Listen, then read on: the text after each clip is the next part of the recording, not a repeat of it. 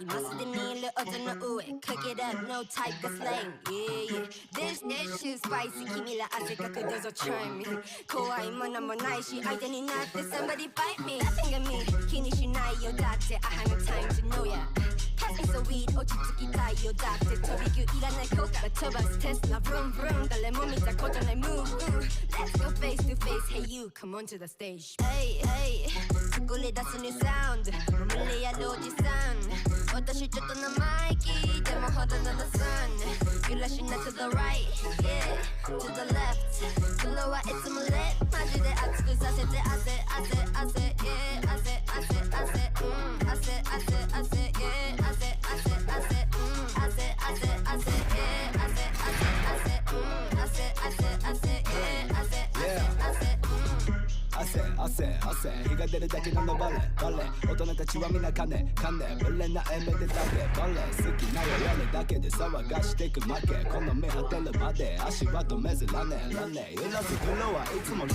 ハンゲルセンスでもダウンあれとは全然違うよく見ろやりすぎ来席飽きよもしかしたらさこれも陰謀俺とビートスピーチとリロ見たく相性も一緒ヘラに言ったべきしょ You know 死ぬまで最先端 like クリスチャンディオ作り出す new sound 無理やるおじさん私ちょっと生意気でもほどの the sun 揺らしな to the right yeah to the left 風呂はいつも lit マジで熱くさせて汗汗汗 yeah 汗汗汗汗汗汗 yeah 汗汗汗マジ半端ね俺マジ半端ね yeah 俺のせい涙目になってるヘイターまだにらめっこおっさんおっさん言うてる俺らも言うてる間におっさん時間がない仕方ないトラウマタイズの結果全部直感 Hey 作り出す new sound 無理やるおじさん私ちょっと生意気でもほどの the sun 揺らしな to the right yeah to the left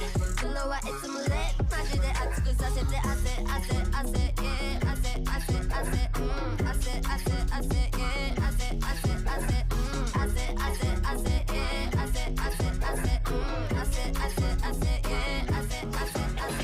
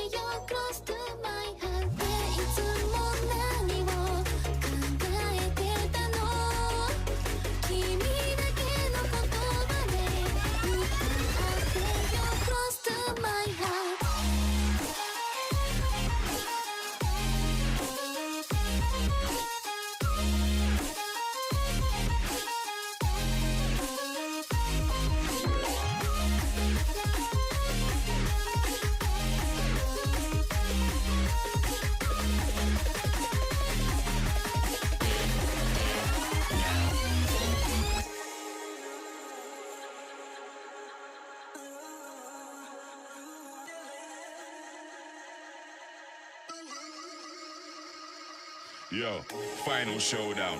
One more throwdown. Smoky when I'm zoned out. Gang all in, I don't fall out. Full house with house money. Bodyguards with a musket. You had one chance, but it's it. So now, yo, fold up, I get folded. Cool off, but don't cool in. Walk out, keep walking. Yep, you've been told to the guy just fall back and get wasted. All black means basic. Face it, it's over.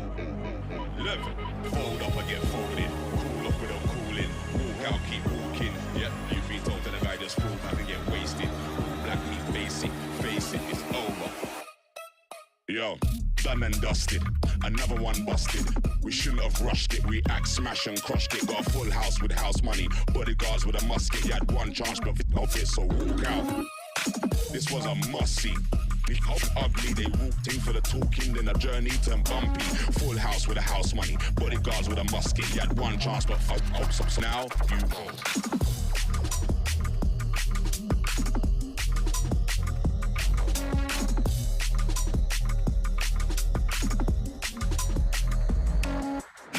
Charged, mad ting, raged up, amping, all out, no ramping. Yep, you've been told that the guy just fall back and get wasted. All black means basic, just face it, it's over.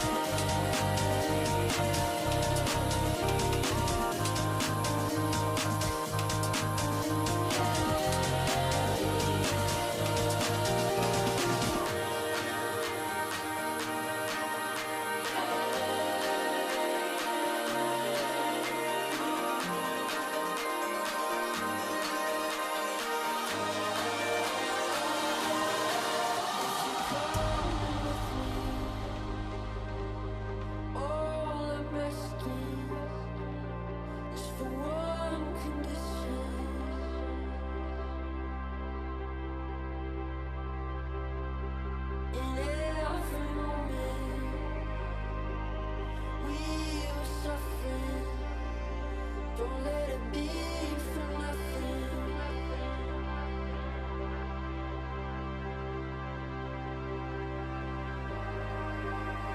Yeah, I walk through fire just to see the world. But in the morning, will you be there?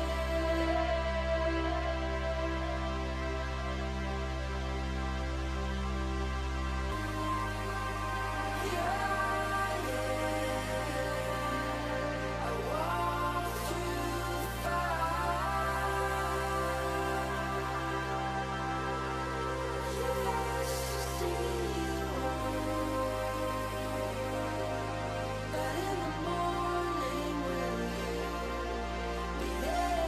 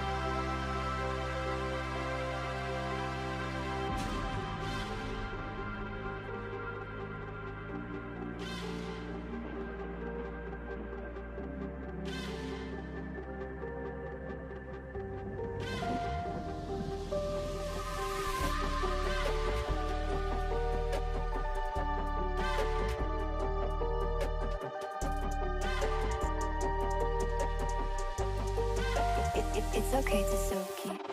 Yeah, my body rock clothes that way too expensive.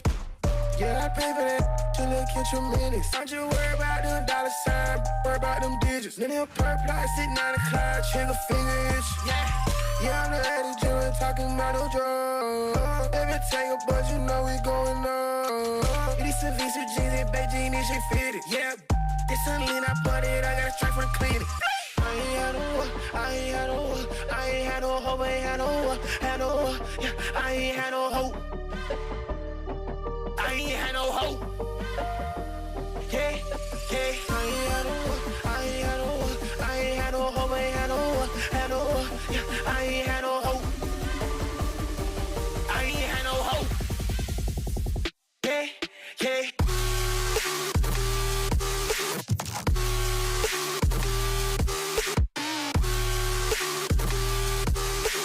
I ain't had no one, I ain't had no one, I ain't had no one.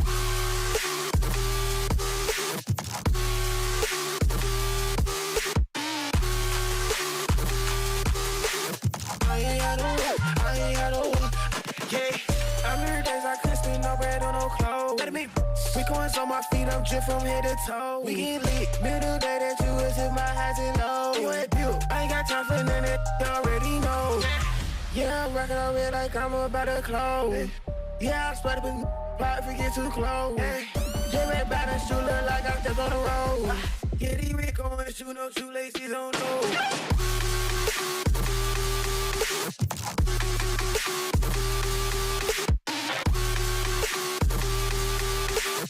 I ain't had no work, I ain't had no work, I ain't.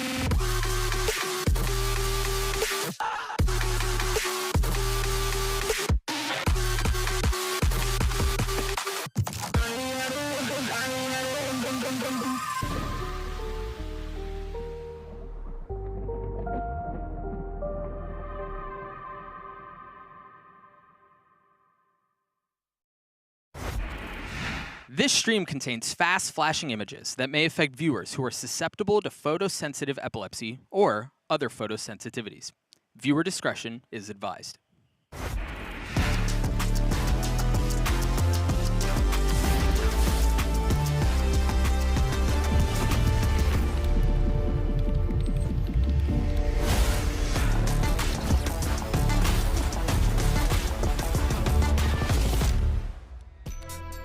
Today, we've got the matchup that's been years in the making. We're finally going to see Boaster go up against Finesse. It is going to be awesome. Hello, everyone, and welcome to Day 6 of Valorant Masters Tokyo, coming at you live from the Tipstar Dome here in Chiba. Of course, I'm Golden Boy, yelling at you currently. And, of course, joined here on the desk by Kukuka and HyperX, one of my favorite people. It's good to see you, buddy. How you doing? I appreciate the intro. Wow. Yeah, what can I say? Good to be here. Oh, and also takeover. birthday boy, by the way. Wow. Not yesterday. Yesterday, birthday. So everyone go on Twitter and say happy We're birthday still to HyperX. celebrating. Technically, I'm just Technically. old today. Yeah. That's just the headline. Yeah, today you're just old, Yeah. you know?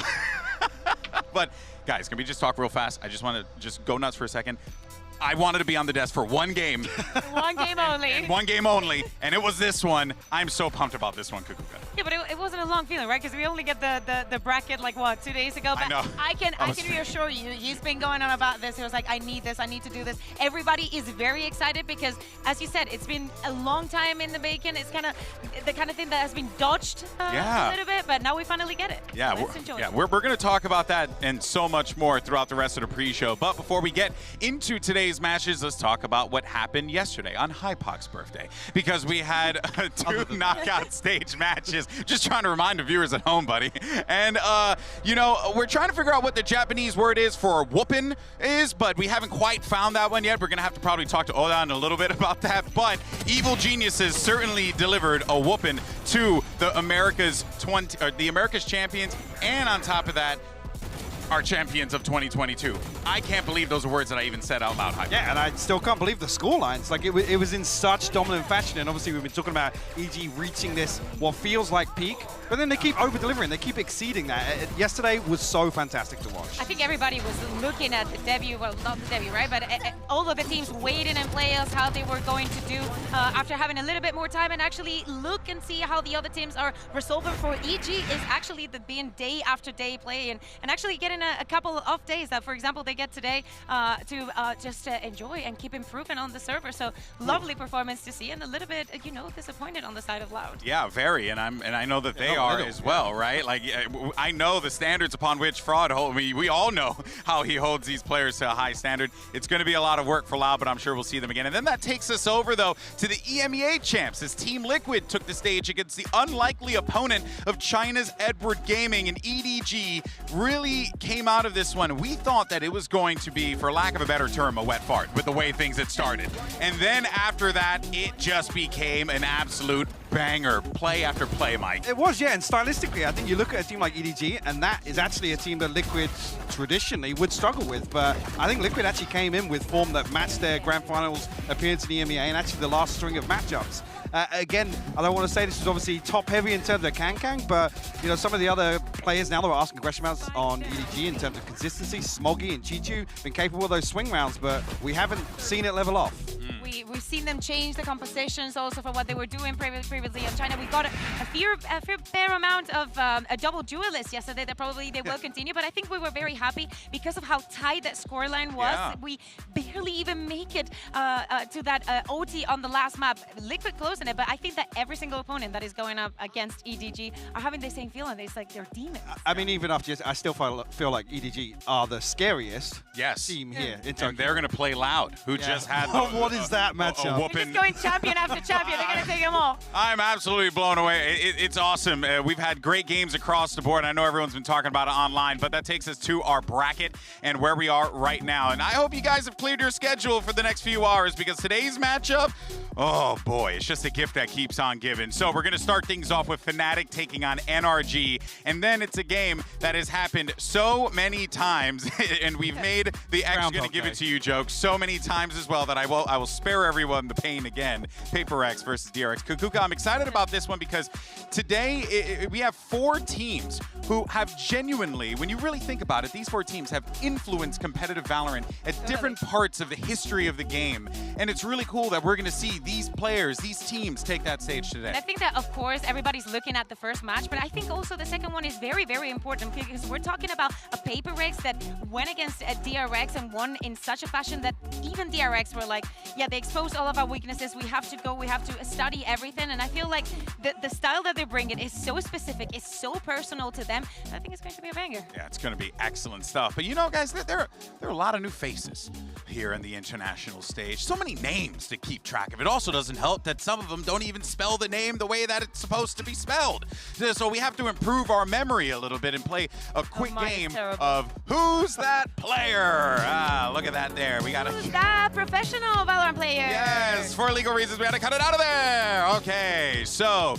right, guys, the game is very simple, all right? You're going to see a silhouette. It's going to be like a player's like dome, I think. I don't know. I haven't seen the graphic. And then we're going to read a clue, and then we're going to guess who the player is. But I want you both to be able to agree on it.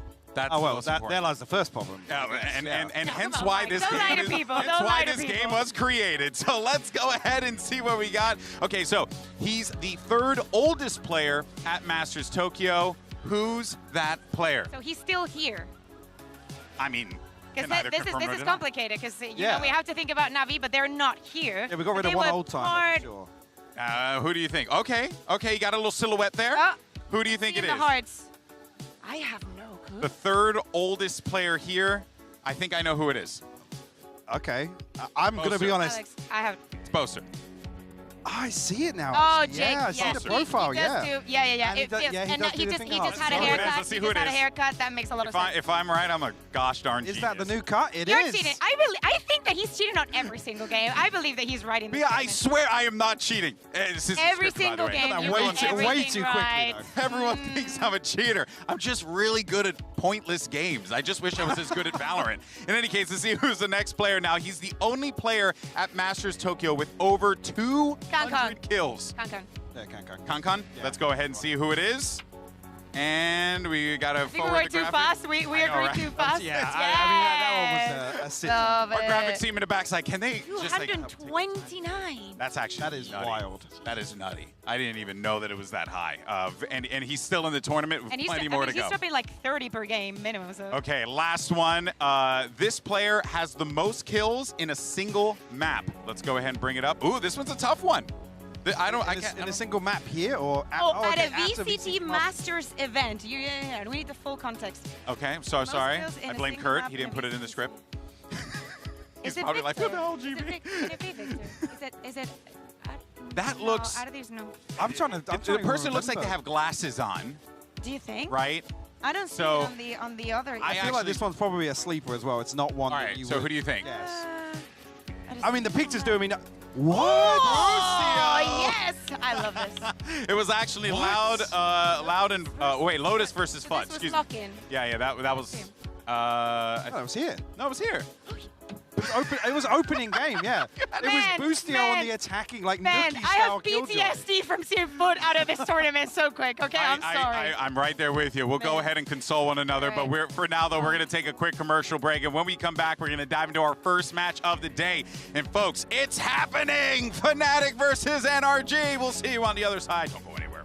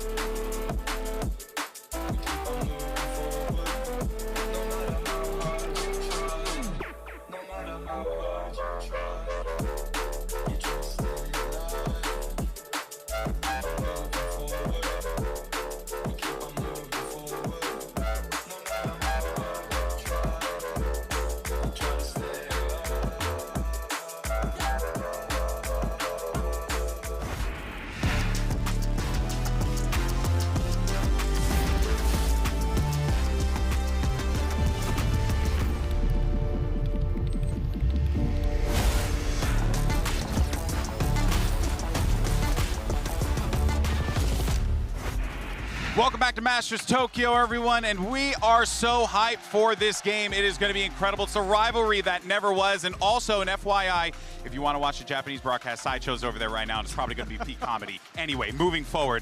Public apology. Yes. Happening right now. I hope they get it. So let's talk about this matchup. We do have some tweets, actually, to flag, because some of the players had been really excited about this game. Durka in particular finally playing against NRG. He says we also had a Boaster with a tweet of his own saying NRG are expected to win this event. This is my favorite. The classic cheeky Boaster. But you know, HyperX, I have to ask you, man, like NRG, they've been getting a lot of reps in this tournament. Fnatic, you know, they've been watching it. This is going to be a closely contested match. They have, yeah. And I think one of the things historically we always talk about is the preparation factor. But a concern for me being throughout the season in EMEA, they coasted, right? They weren't really tested. They weren't forced into, you know, deep into the playbook where, you know, they're forced on this adjusting into that innovation that Fnatic were famed for so early on. So in my eyes, this is one that the prep has a little asterisk next to it. I agree. Totally, and Energy have been on the winning side, on the losing side, and they've been fighting on the mud a little bit. For Fnatic, it was not until the end. It was not against that final in playoffs that they actually found defeat. But we have heard them talk a lot about the protocols that they had for when that finally happened, because this roster was undefeated until then. So I think if they had one game to lose, knowing that in EMEA we got 4 spots and 2 of them were straight into play. Okay. Am I flanking? No, a mindset adjustment. It doesn't change that much because they already were making it out of groups, and it was a tough opponent to lose against. I think it's kind of the best way to finish out the season. Yeah. I mean, of course you want the trophy and all that jazz, but if you have to lose, better be it then than being here, because here, after that, the protocol may be effective or not. I'm going to give the context to the asterisk, though, for me, because historically, I mean, you categorize that finals performance as complacency, right? An off day. And we haven't talked about those sort of things with the super team, right? Since this roster change, we haven't talked about some of the historic concerns with Fnatic. So that's where my mind goes to. Sorry, Poster just dunked on Minion. It was genuinely hilarious. Bullying. It was, but yeah, but that I think is a good example, though, of how that team is kind of just like, they're just an eternal vibe state, right? This is the sort of result that's supposed to be fixed by having this super team. Yeah. That was initially one of the things you come out and you go, yeah, Fnatic's lost that choke factor. They've lost the ability to not perform or maintain consistency. Yeah, and I think that a lot of people are really curious about what's going on in the camp. Thankfully, we have Doug actually standing by as he caught words with Boaster before the match.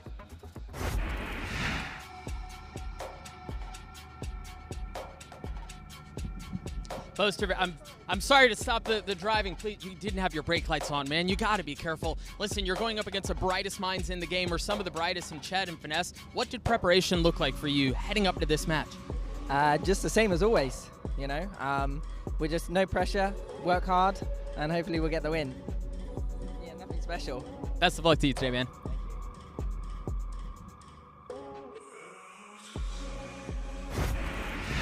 Fun fact, that's how he walks everywhere. And you know, but Fnatic, yes, you guys bring up a great point. They were unstoppable in the EMEA League, but it is concerning that they lost out at the final moments and then turn around and then they act like they're like, you know, we'll just get ready for the international. I don't know, Kukuka, I'm a little concerned about that. Yeah, seeing these images right now is not something that we saw during the season.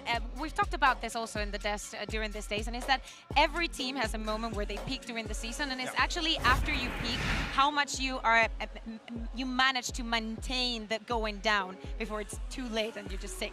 Yeah, and even like Minnie saying, right, that they were happy that they got punished before the international events. Gaps that Phil, does that feel like cope or hope? It literally does, though. It's like I said, it puts an asterisk across that form that we saw them not be tested. It was coasting, honestly. There were so many games where they got away with raw firepower, and again, it's based EMEA take, but our region was top heavy. It's fair to say that, especially. But they have literally best in slots for almost anything. Like it is a super team for a reason. But what also is fascinating about this, though, Mike, is that they didn't show a lot.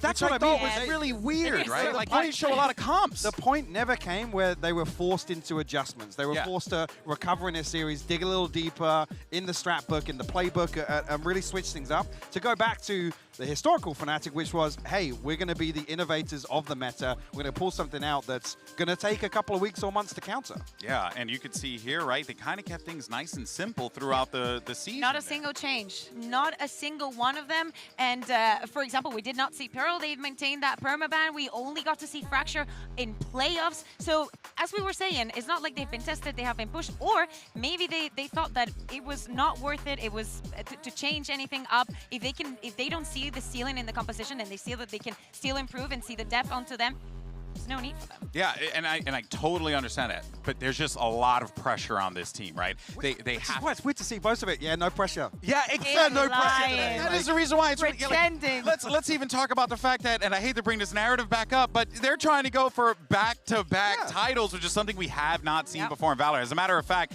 I believe Doug and Bala did get an opportunity to get some words in with the team. I believe with Boaster and Durka to talk about the prep, and of course, getting that back-to-back title. Let's actually go ahead and take a look at that.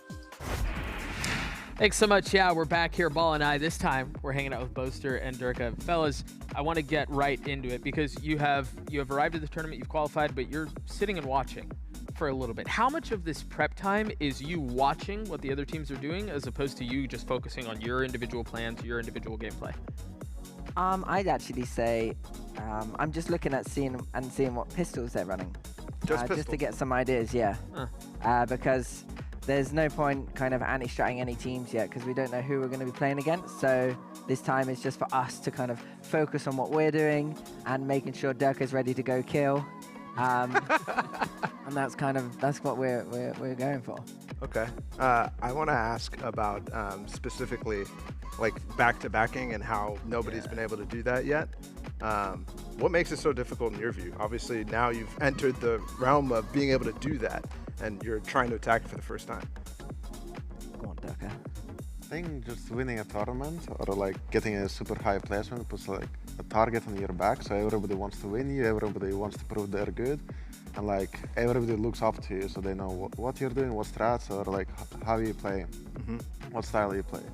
So it's like everyone wants to beat you and you have to come up with new stuff and also like prep and not do the same mistakes as you did before, which is like hard, especially when you're winning. Like we had a long streak and it's like I don't feel like we knew our mistakes as much because we were winning the rounds we shouldn't win, so sometimes like we didn't actually look at the mistakes. Do you feel additional pressure to be the first to pull off a back-to-back international win? Are you even thinking about that right now? You, Durka? No, I mean, it's just like, I think we want it, but it's not like, I don't know how to say it. Like, we want to win this event, like we wanted to win lock-in. I don't feel like it's special, like, oh, we need back-to-back.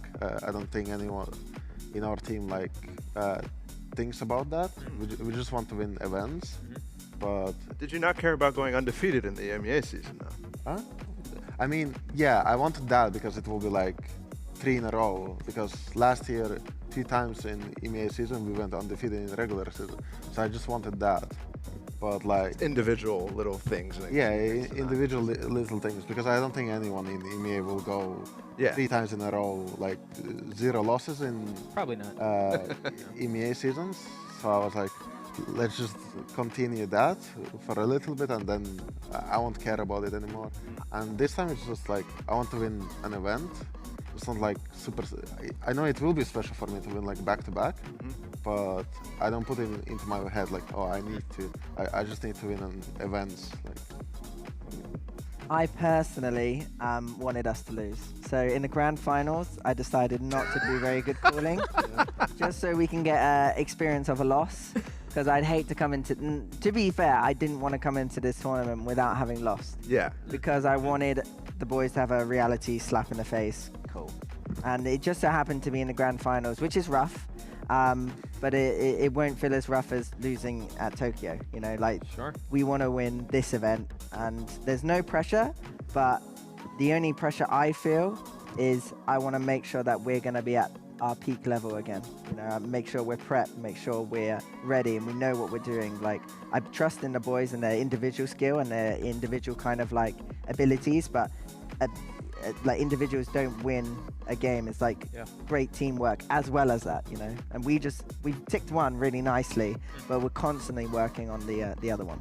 Last question I have for you, and then we'll let you guys go. I need to know about the socks. My man, what is going on with the socks? Yeah, those are there's a lot happening there.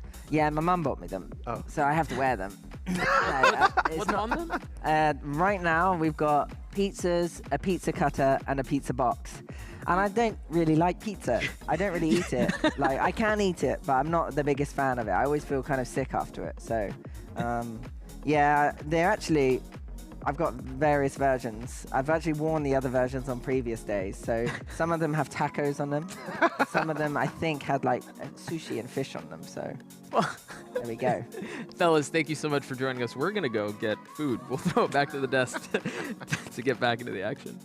I feel like we learn more about his socks than what their mentality is going into the game. Yeah. No, I'm kidding. Honestly more interested in the socks. But, you know, it's very it's very interesting, though, because Durka, you know, the soft-spoken juggernaut of the server. I mean, Kukuka, this guy, a lot of people feel like he is, you know, one of the best, if not the best player in the world. And for good reason, because the man constantly performs. But it's very interesting to hear the expectations that they set for themselves.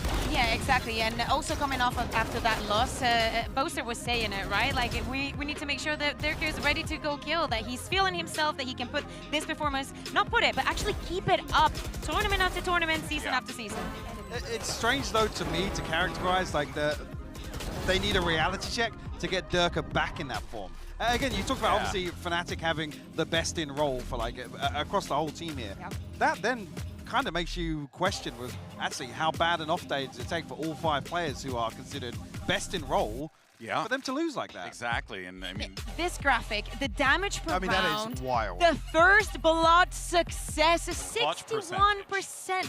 Yeah, I don't think he's been in that many because one thing that we love about Fnatic is how methodical they are, how good they are in fundamentals, and you were very unlikely to see Durka overheating.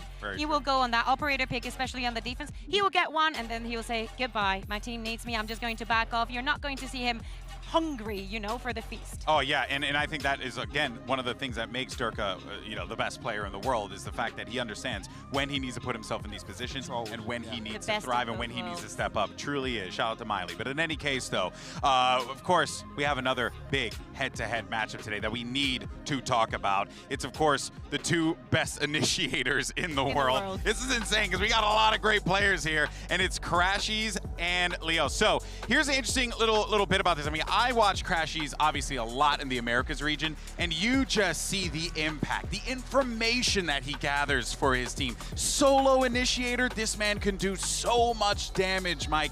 It really feels like this is going to be really a battle to look out for. It is, yeah, and I think when we talk about, you know, like the thinking man's Valorant, this is where the eyes go towards. Yeah, sure, we're going to have the duelist face-off, but again, these 2 players, in terms of the mid-round, in terms of heavy hitting and swinging rounds back in their favor, this is such a fascinating matchup. But we talked about Leo a number of times where it's like, it's never particularly flashy, but it's always consistent. He's always rock solid. So many times in the season, we were like, is he ever going to die first? He doesn't even attempt to get the first kill. He's just like, literally, you go to his side, he will back off being like, okay, let me grab my utility. He just understands his role. Exactly, but that's what makes it so special. For such a long time, we feel like Leo was a little bit misused, and we were saying, such a good player, such a good player. And now that he's in Fnatic, I feel like he's thriving, like he's shining. Yeah, and they are going to need that diamond to shine bright today because NRG is going to be coming at them with a lot of force. That brings us over to the Uncrowned Kings of North America, the Americas region. Now, you know, I think they decided to skip that whole we're going to start slow narrative, which is very nice. I'm glad that this is not the case, but it also puts, I think, a little bit of added pressure, Mike, on this NRG team because typically they're always with the backs against the wall. Now they're kind of in a situation where they're going against Fnatic with maybe not that much. I mean, I'll counter you slightly there. Starting slow, 2-1 results here. And that's fair. You know what? Good point. Na'Vi that looked abysmal. Yeah, to be honest, that's got to be a concern. And then coming in versus T1, where you'd say pound for pound, NRG should have absolutely demolished T1. And yes, we've seen flourishes of success here, but I would actually say that it hasn't been a convincing start here from NRG in Tokyo. But I think that we can cut them some slack because coming into this tournament, like this has been so special just because we come off the regional leagues and the system that has been created where you're literally living through it 3 months. You get very used to what you see in your region. So you going up against and still a little bit of the world. And actually, for example, in EMEA, we do not see Viper Harvard that much. You guys in NA have your thing. So I think that is actually going up. What is it, Mike? No, I was going to come back to GB here. You're talking about slow starts versus the regional season, and I guess then it is polarizing. It's completely different in terms of how much they struggled early on. Yeah, it really is, because they struggled in the beginning, and this is a team that really is trying to lift a trophy again, right? Like, they're trying to get back to those points, and it has been a long time. I mean, I think we have footage of them, and they're wearing a whole different jersey. So, you know, it's been a minute, and with that being said... I miss that logo. I miss you. Yeah, I wish that we see some, you know, for NRG, I'm hopeful, I guess, that we're going to get a team that's going to kind of come out of this one fast, aggressive, with force. Because this is a team that really, you know, they don't have like like top flight players. Like everyone's a top flight player on that team. Does that make sense? Yeah, it does make sense. But I do think that they need those matches to get close. They need to be pushed and actually overcome that, because that builds the confidence and the resilience that you need to go against any kind of opponent. Fnatic is a perfect example of that. Yeah, I actually couldn't agree more. Thankfully, we did manage to get some words with Finesse. Doug is standing by. What you got?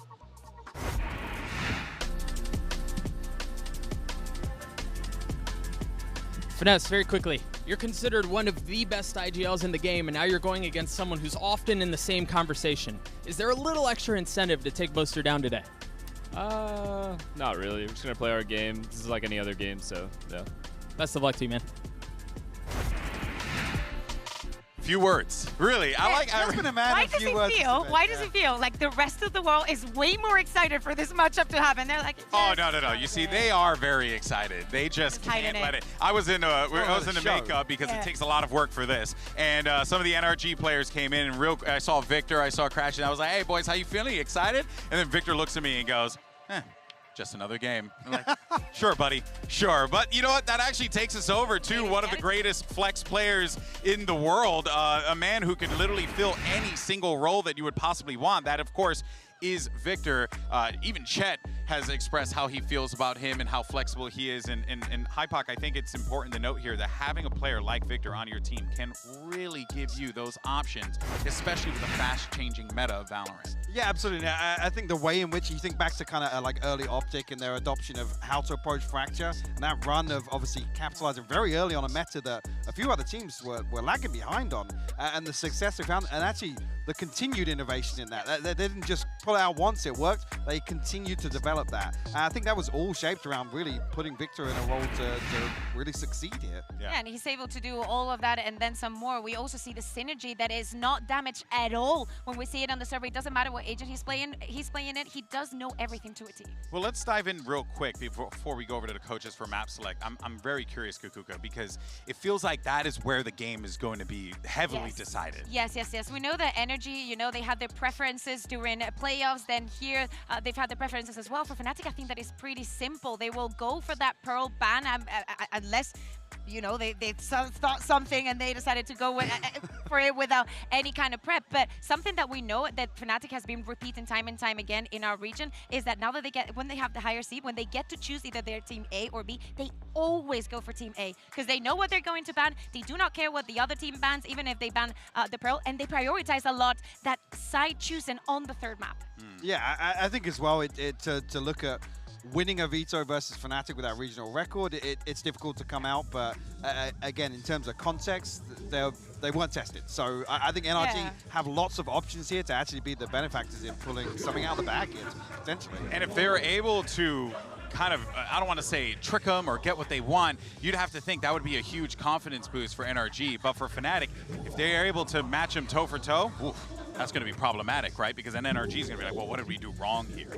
You know, which is, of course, always an option. Now, guys, I know that, you know, we're going to be starting this one up in a minute here. We're going to have the coaches standing by for the map picks and bans. And I think it's safe to say that this is going to be one of the most exciting days here at Masters Tokyo. We have some of the greatest teams that are about to take the stage, of course, as we look to see Fnatic taking on NRG, PRX versus DRX. Folks, Day 6 of VALORANT Masters Tokyo starts right now.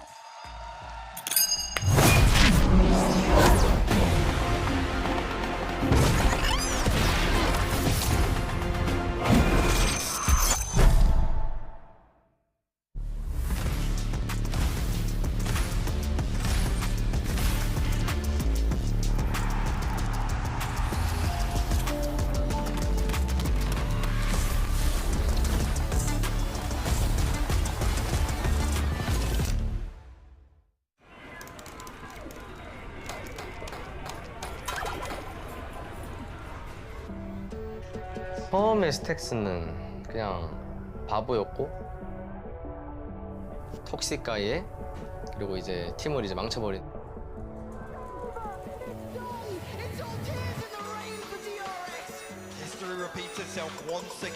조금 더 레거시를 펼칠 수 있는 기회가 되는 것 같아요.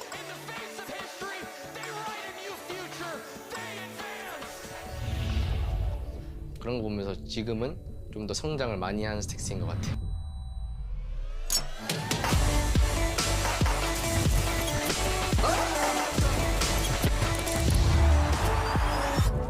다 잘하는 것 같아요.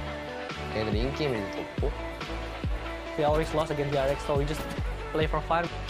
We literally just play right rank and it worked.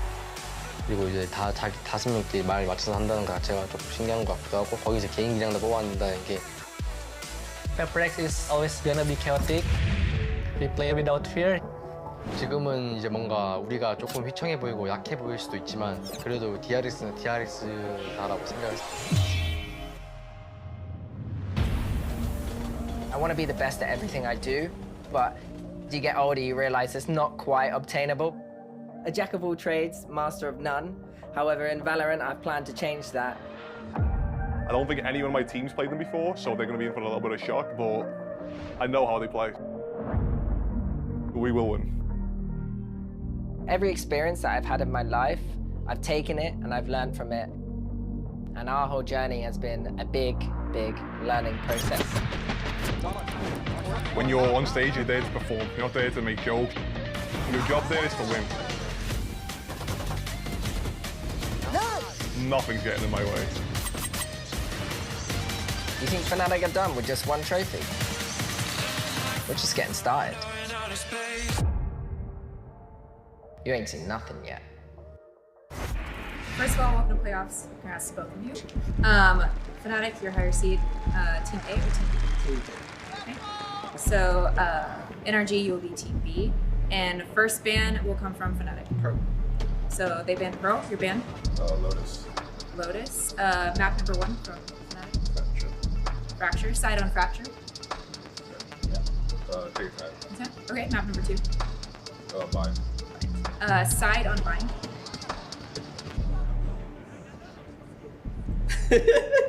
So to you.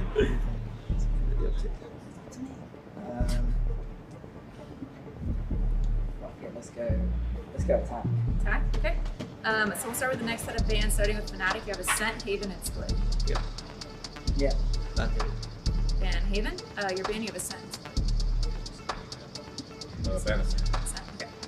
So map number 3 will be Split. Fnatic side on Split. Yeah.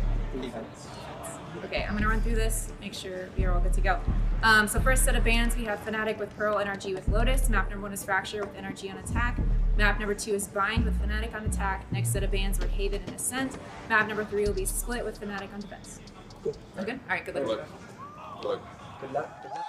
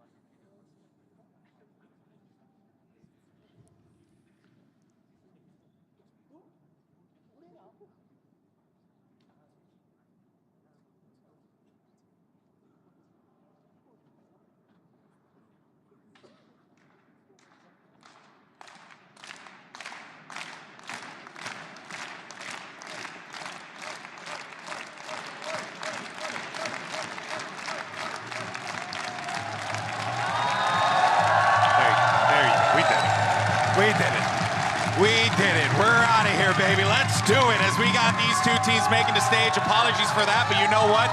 The crowd in Tokyo is bringing the energy, and that is all that matters as Fnatic makes their way to the stage. NRG makes their way to the stage. It's the unstoppable force versus the immovable object. Two teams who have never had their paths crossed before, but they find themselves at a crossroads here in Tokyo as they get ready for what can only be considered one of the greatest matches that we're going to be served. It's NRG, it's Fnatic, it's time. And not only that, we are seeing that these two teams specifically have not faced against each other, but we know that Artis is on energy. We know that the story is definitely there. Also, Chronicle, when he was in Gambit, that win that they got at Masters Berlin was that 3-0 against Envy, right? So yeah. There's history there. I feel like Leo, when he was on Gil, they also played up in Copenhagen, if I'm not mistaken. Yeah, Copenhagen, where they Optic lost, right? Yeah. Actually, I mean, if I'm correct, you know, it's funny because my brain doesn't work right now given the situation.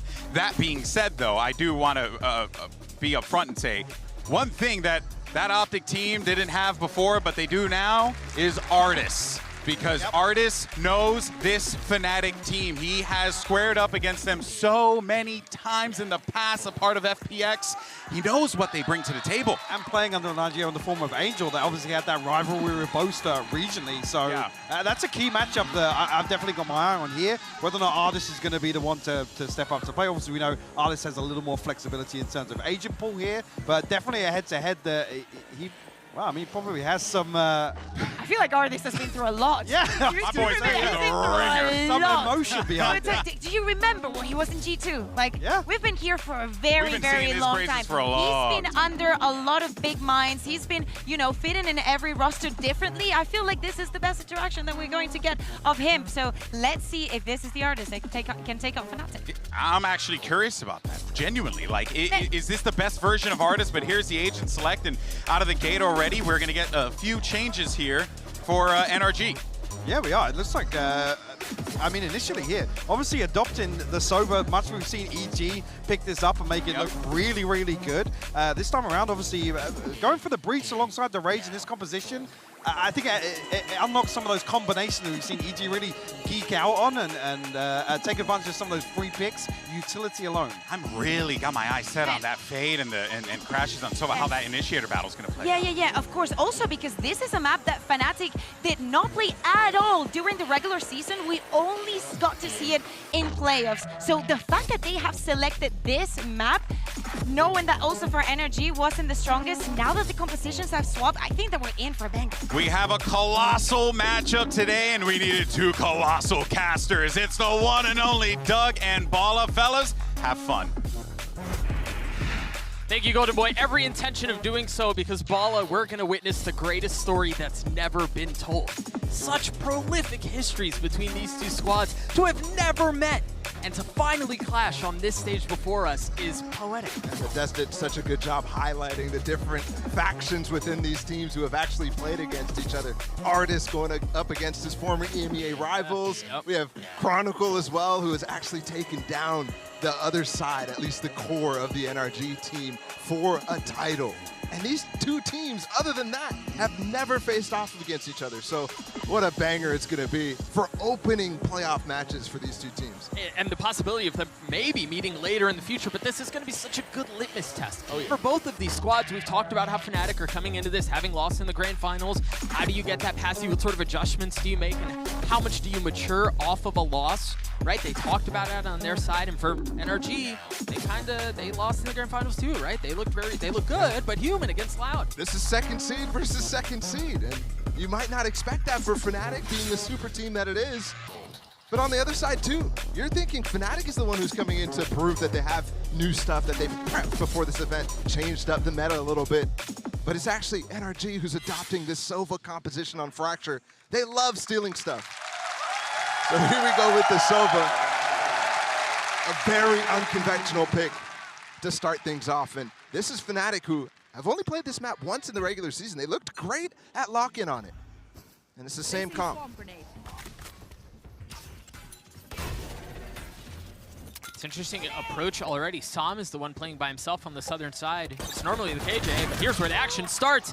It's Artis who gets the first kill. Oh, Crashes doesn't follow up. That does Oh, he's getting the orb. That's a free kill. I thought he was going to let him go all the way. But look at Victor, all the way up, too. Position was never shown, and they're a bit split here because the spike is going to the opposite side of the map. You've got Moser who's going to swing around. He finds the first. That's a spike. He's getting peppered. A little trouble as he's overwhelmed. Swarmed by some. I mean, great crossfire right there. Chaos in the middle of this A site. Vic is still on B. Yeah. And remember, he broke that turret, so Alfir is looking for him, struggling to find him, which means Leo's left in a 1v2 on the other side of the map, but Energy's still not committing. Giving him a little bit of room and a little time to find a bit more damage. Oh my goodness, Victor's really lost about where Alfir could be too. He thinks he's following him up in tower. As is Alfir, lost on where NRG are, really. At least Fnatic is regrouped. NRG's trying to do the same, but they're doing it by clearing more map space, which is a bigger risk, but they're gonna have a bigger reward here. This site is going to be free. Take a quick glance at the health bars. Leo's down to 75 HP, Alfir is healthy. Dude, the mind games being played on the opening pistol is insane. We're in for a good time. You hear the fault line go off. Leo spotting the first. Finesse gets one. It's traded back, leaving Alfir alone. 13 HP. In desperate need of a miracle, and he's not going to get one. NRG take the first. And while that end of the round might look ridiculously complicated, the beginning of it was too. Yep. Right off the bat, you're seeing NRG fake off of an EG strat.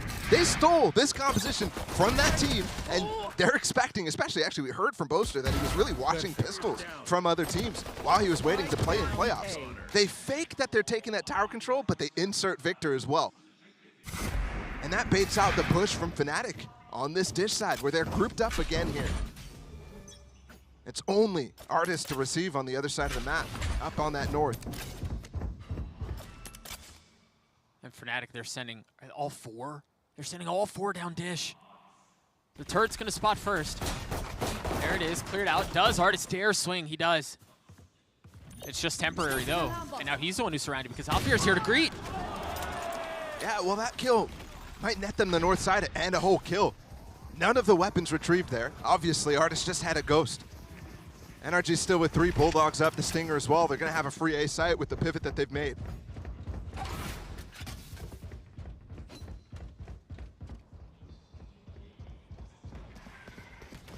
Fnatic with 3 players coming down from the south side though. I'm looking to see if Psalm, who's up close, can find the information or hear the information about what's coming in spawn. Here's a Bulldog. Victor does too. He's gonna be the first to take contact. In the fault line, he drops a nade, tucks away. And you mentioned Psalm, surely he heard that. Knows where Boaster is. Jumps out to his death. Yeah, big gamble from Boaster there. Couldn't really do many things to clear all the angles that Psalm could be in. Like butter, baby. Now the rest of this information is known. Very, very nice anti-eco after what could have been dangerous, but could have NRG to keep Artist alone with only the ghost. Losing weapons, this is not good. Goes from clean to very, very poor. Should be able to recover one more. No, Finesse. Where's that Bulldog? He's not going to get it. No. Oh, just a Stinger. Yeah, no, he didn't. He ran all the way up halls. Nothing laid on the ground for him. And that goes to show how quick these situations can change. That was a clean anti-eco. And then all of a sudden, you lose 2 of your biggest rifles.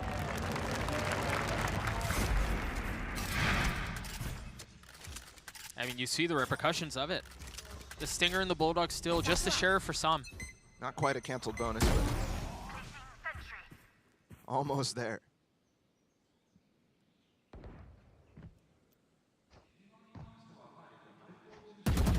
Artist taking ropes and joining up with the rest of NRG on the southern side. No early push. And the spike is heading all the way back under past the arcade to clear the space that Artist had to leave. That's part of the protocols there for NRG. But look at the setup from Fnatic and Halls. How advanced is Alpha here setup? Got the turret to swing off this off angle, got the stun as well, hiding from the drone now. Leo does a great job canceling. They can fall back into that setup. But now look at NRG's reaction off of that. Beating out the stun, breaking that drone. That's enough information for them not to want to play with it, and seeing Leo as well to be the guy. They have some defenses here. Victor getting up top. And you see Fnatic, if given some of the space up, they're going to try to play back, play safe towards spawn wisely. While the rest of Fnatic is rotating on the southern side, Crashies will be the first to take contact. good nade. No, it hits the stairs. Just a little short. Not enough oomph behind that one. Crash, he's on the swing. He's dead. Remember, Som just has a Sheriff here. He has ult, though. But the rest of the members are crumbling. They're falling all over the place. This looks like an unwinnable situation for NRG. Last player standing. And it's just Artist. Manages to take one with him. A second follows. 45 HP. Dropping the nano on the spike. Had to swing and take a fight. And it's just too much. Put some damage into that 1v5 opportunity. Just not quite enough. All his teammates fell before that Som. Had to push in because of the tree pressure that was coming in into Canteen. But is not confident enough to go enough. All his teammates fell before. With Artist staying alive up in tower there. But like I said, not a completely canceled bonus, so it's not the worst outcome here for NRG. They still have this as an opportunity.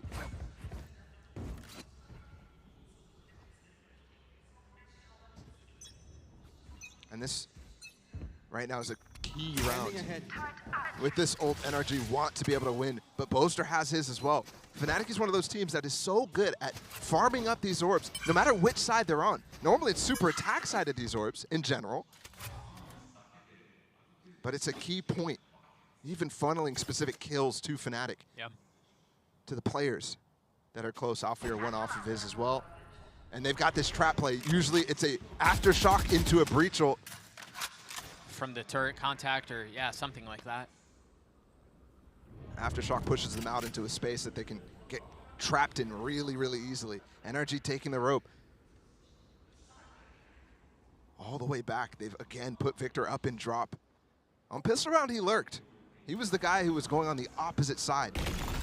Let's see this trap. This should be known from NRG if they're prepared. They should just fall off of the Aftershock space, but I don't think it looks like they will. Launching smoke. Aftershock, that's the other one. Yeah, it's Finesse's. Chronicle still has his. He backed off, way off because of Victor, applying some pressure. 30 seconds left. Vixel has a satchel here. If they want to commit to this pulse crunch, they can, but there's no one there. You hear the Rolling Thunder, and that's going to push them up and over. Oh, Alfir, he's stuck. There's nowhere for him to go. The Molly intends to delay for just a moment. But with 13 seconds left, they've got to get a move on. And Boaster still has a tool that can secure the round. He got his ult. Art is dead. The round and is there over. it is, yeah. Unless they can frag out. It's just Som Leo 1v1, but there's not enough time. They're not going to get the fight. What a battle of ults. And NRG did a good job concealing the fact that they were getting that breach ult late in the round, inside of halls as well. But you could see people scratching their heads right now because everybody understood that with 20 seconds was not enough time to make that play. Yes, they meld Alfir, put him in the microwave. With the breach stun in combination with it too. But not considering Boaster's ult late in the round too, and he goes in a position where he can't even bait it out. That's a big mistake there from NRG, and it will force them to save now. Tied it to a piece. The only rifle in the hands of the attacking side is in Som's. And for Fnatic, they have much more to work with. Chronicle, the only exception, as he has a stinger. Shock Dart intended to clear some utility from the KJ, and that alarm bot's still up. Yeah, I wouldn't even say that Shock Dart was super prepared or anything like that. He just kind of threw it out willy-nilly. Crashes is definitely the goat at improvising shocks, but we'll see how that continues to play out throughout this series. And they're so interested in just using util and dry peeking. Not placing their smokes, not committing to any of this fight. And that would cause them problems in the last round. Remember, Som's the only one with a rifle and was not able to convert on the opening engagement. Pivots back and forth. Finesse really trying to heat up and think about how Boaster's calling is going to be. We're already only in round 5. 30 seconds left. We're seeing the indecision. They're going to make their way through. It's a good plan. They just don't have tools. Well, they got Crash's ult with that plant, with this lockdown too, in underpass. Boaster, remember, he used this ult last round. Artist has his, Crashy so too. This would be a massive steal if they could pull this off. Look how deep that lockdown is, too. It's not in the regular space. Because it's used for post-plant, they have to fall all the way to the other half of the map. And fall right back in with the stimmy from Boaster. And look how far Crashes is playing, too. Finesse on the alert, that's not going to find anything, but Artist has mollies, Crashes has ult. This looks like a one round. It's just insane to consider, too, given what they came into the round with. But what a conversion. I'm starting to doubt whether that little hesitation while walking back towards Halls is indecision at all. Whether there's some sort of information that I'm missing. Because that was a brilliant call. Coming back into A. Remember, they started poking that baited out a smoke, that baited out some of the util from Fnatic. It's not like they put too much out, but then they pop through with these smokes, and it's free sights. And you noticed, actually, on the pistol and the anti-eco, Fnatic has been playing off-site on this A side. And remember, the KJ is constantly playing, sorry, on the B side is what I mentioned that last round. The KJ is constantly playing on the other side, the A. Always has his util over there. NRG managed to steal the round, and they still have the Hunter Fury that they can use into this one. And again, aggression towards Dish. Prowler in the face as Victor goes forward with the satchel in hand. He's sent to the next round. A deep push as well, forcing these players to commit to this Dish push. Some has to find both. Not able to, but so close. And Finesse tries to swing around and apply some pressure from the opposite side, but what a beautiful call from Fnatic. Dude, I feel like these two rounds, barring a 1v4 from Artist, which he's certainly capable of, but these last two rounds, 48 HP now, he's dead. These last two rounds are a perfect textbook indication of why people were so excited for this matchup. Oh, absolutely. The calling between Finesse and Boaster already has been insane. Strategically, it's been every single round. There's been some very, very five-head outplays attempted. And even in the mid-round, too, Finesse and the other player coming through halls with him try to dive and punish that attack that Fnatic provided on the north side. It's really, really nice stuff. Not necessarily cutting edge or anything like that, but just incredibly deep prep. I'm looking forward to the rest of this game so hard. And again there, Fnatic recognizing that NRG is often going for these 1-4 defaults where they're committing to taking map control, especially when they go Dish. And they're leaving the other side of that half of the map open. In that case, nobody in Arcade allows for that breach ult, which, if there was anybody, is getting ulted while the rest of the players can't even help because they're getting crunched through Dish. I mean, you compare it to some of the very basic Northside crunches, and you can tell the delay alone is enough to not make that work most of the time. You have to be really, really aware of how the underpass and tree control might affect it. You have to be really confident that NRG is doing what they're doing to make that call. And to have a read like that this early is just outrageously impressive. On the other side of this timeout called by NRG, we're tied at 3 apiece. So light buy for the attacking side, but still 2 ults to their name, while the defense has the same. Dark has already pushed off in the face of the fault line. They want to go aggressive with the showstopper, but he doesn't get as far. Yeah, but it does force them to run away from the showstopper. And again, there's prep there. You saw as soon as Durka goes out, as soon as they get a stun, there's a counter stun out from Finesse. Spam out from Durka, gets a kill onto the leader. And Durka in the last round, they min-maxed his orb while there was only one player up. That means he has a showstopper now. Traded, Victor still healthy. Stays alive, I'm not really sure how. Close battle, 2 players ready to swing through the smoke.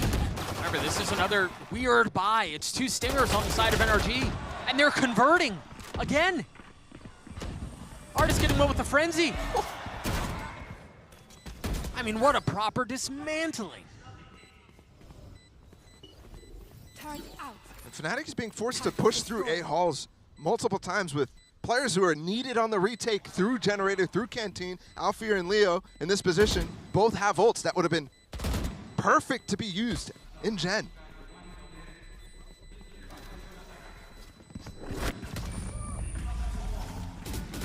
so I'm surprised out of that timeout. You saw a little bit of aggression attempted. Maybe that's why they continue to have that setup over towards Halls for those two players, specifically for the Sentinel. Now the KJ of Alpha here. But you can see how easy it is for them to start maintaining this push here. And they're collecting the guns as well. Remember when I mentioned that they could push through that smoke? Those are two players with only frenzies. And the seconds. Light by win for NRG now. right there. Crashes, by the way, in that first one, we thought he was a big key point of why they might win that. But he hasn't used his ult yet. The one real opportunity he had, they secured the round before it was fired off.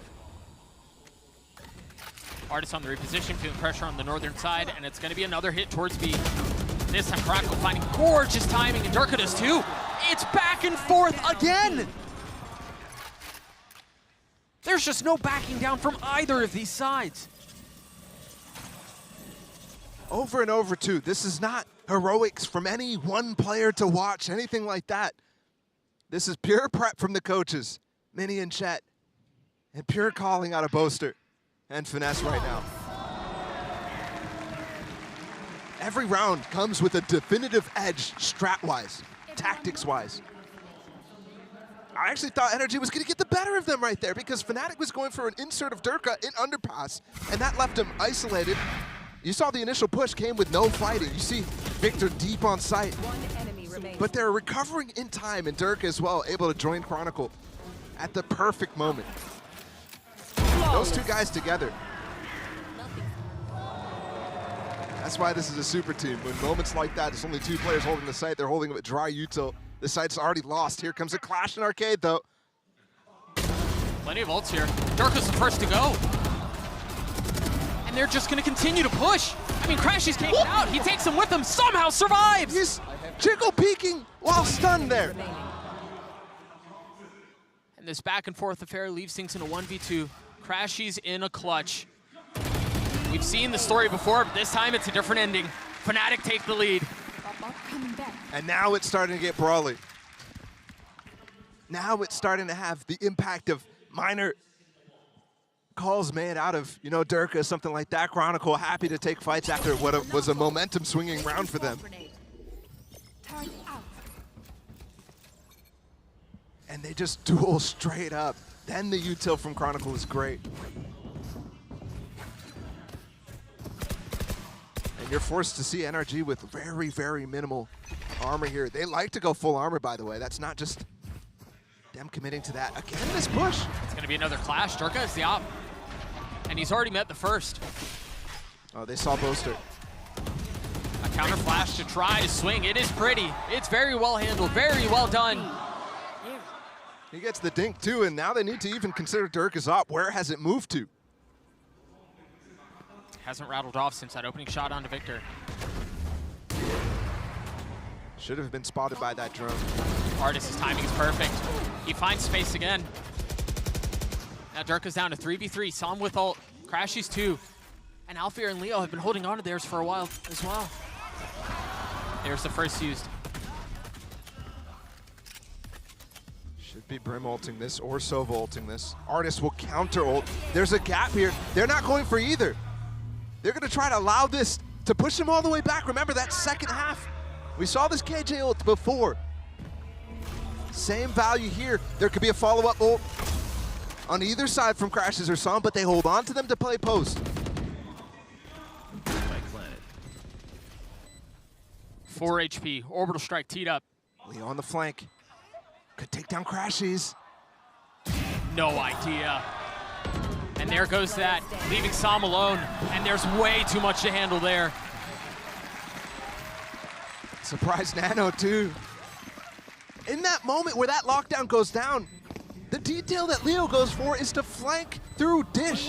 He's actually re-clearing to make sure that they're not running back towards that A side.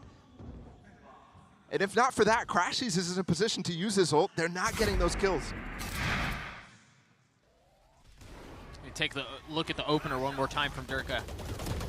Seems like that was forever ago, but that was actually in this round. And you're right, the timing and the space that Leo was able to find there and secured the round, really. Yeah, he went on like a neon sprint line across the north side. Beautiful stuff out of Leo. Fnatic's timeout. And I think they still want to try to lean into some of these early engagements that Dirk has been doing very well at, that Chronicle's been doing very well at assisting, whether it's finding extra kills with a flash or a stun, or being able to help his players get out of that situation. It's been a key factor right now to this lead, but it's narrow margins for Fnatic. And don't forget, that's a round win just coming right before this. They want to close out this half with 2 more. And economically, they're set to get at least 1. There's no saving here for the rest of the half for Fnatic. Meanwhile, NRG is still looking for scraps.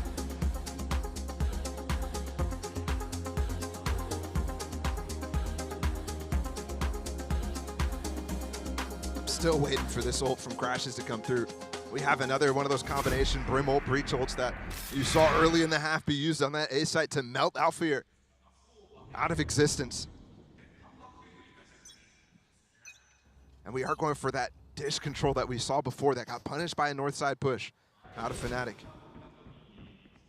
They really haven't explored A a ton. They've moved this up onto A though. Remember, it was just seen last round, multiple rounds in a row in Arcade. Holding the line. Waiting for the first. Did they hear the door? I think they were there at the beginning. But if they didn't, they don't know that this is open. They don't know this is an angle for Durka. Oh, he's in a lot of trouble. Oh my, he's going to satchel his way out. But Victor's gone in right behind him.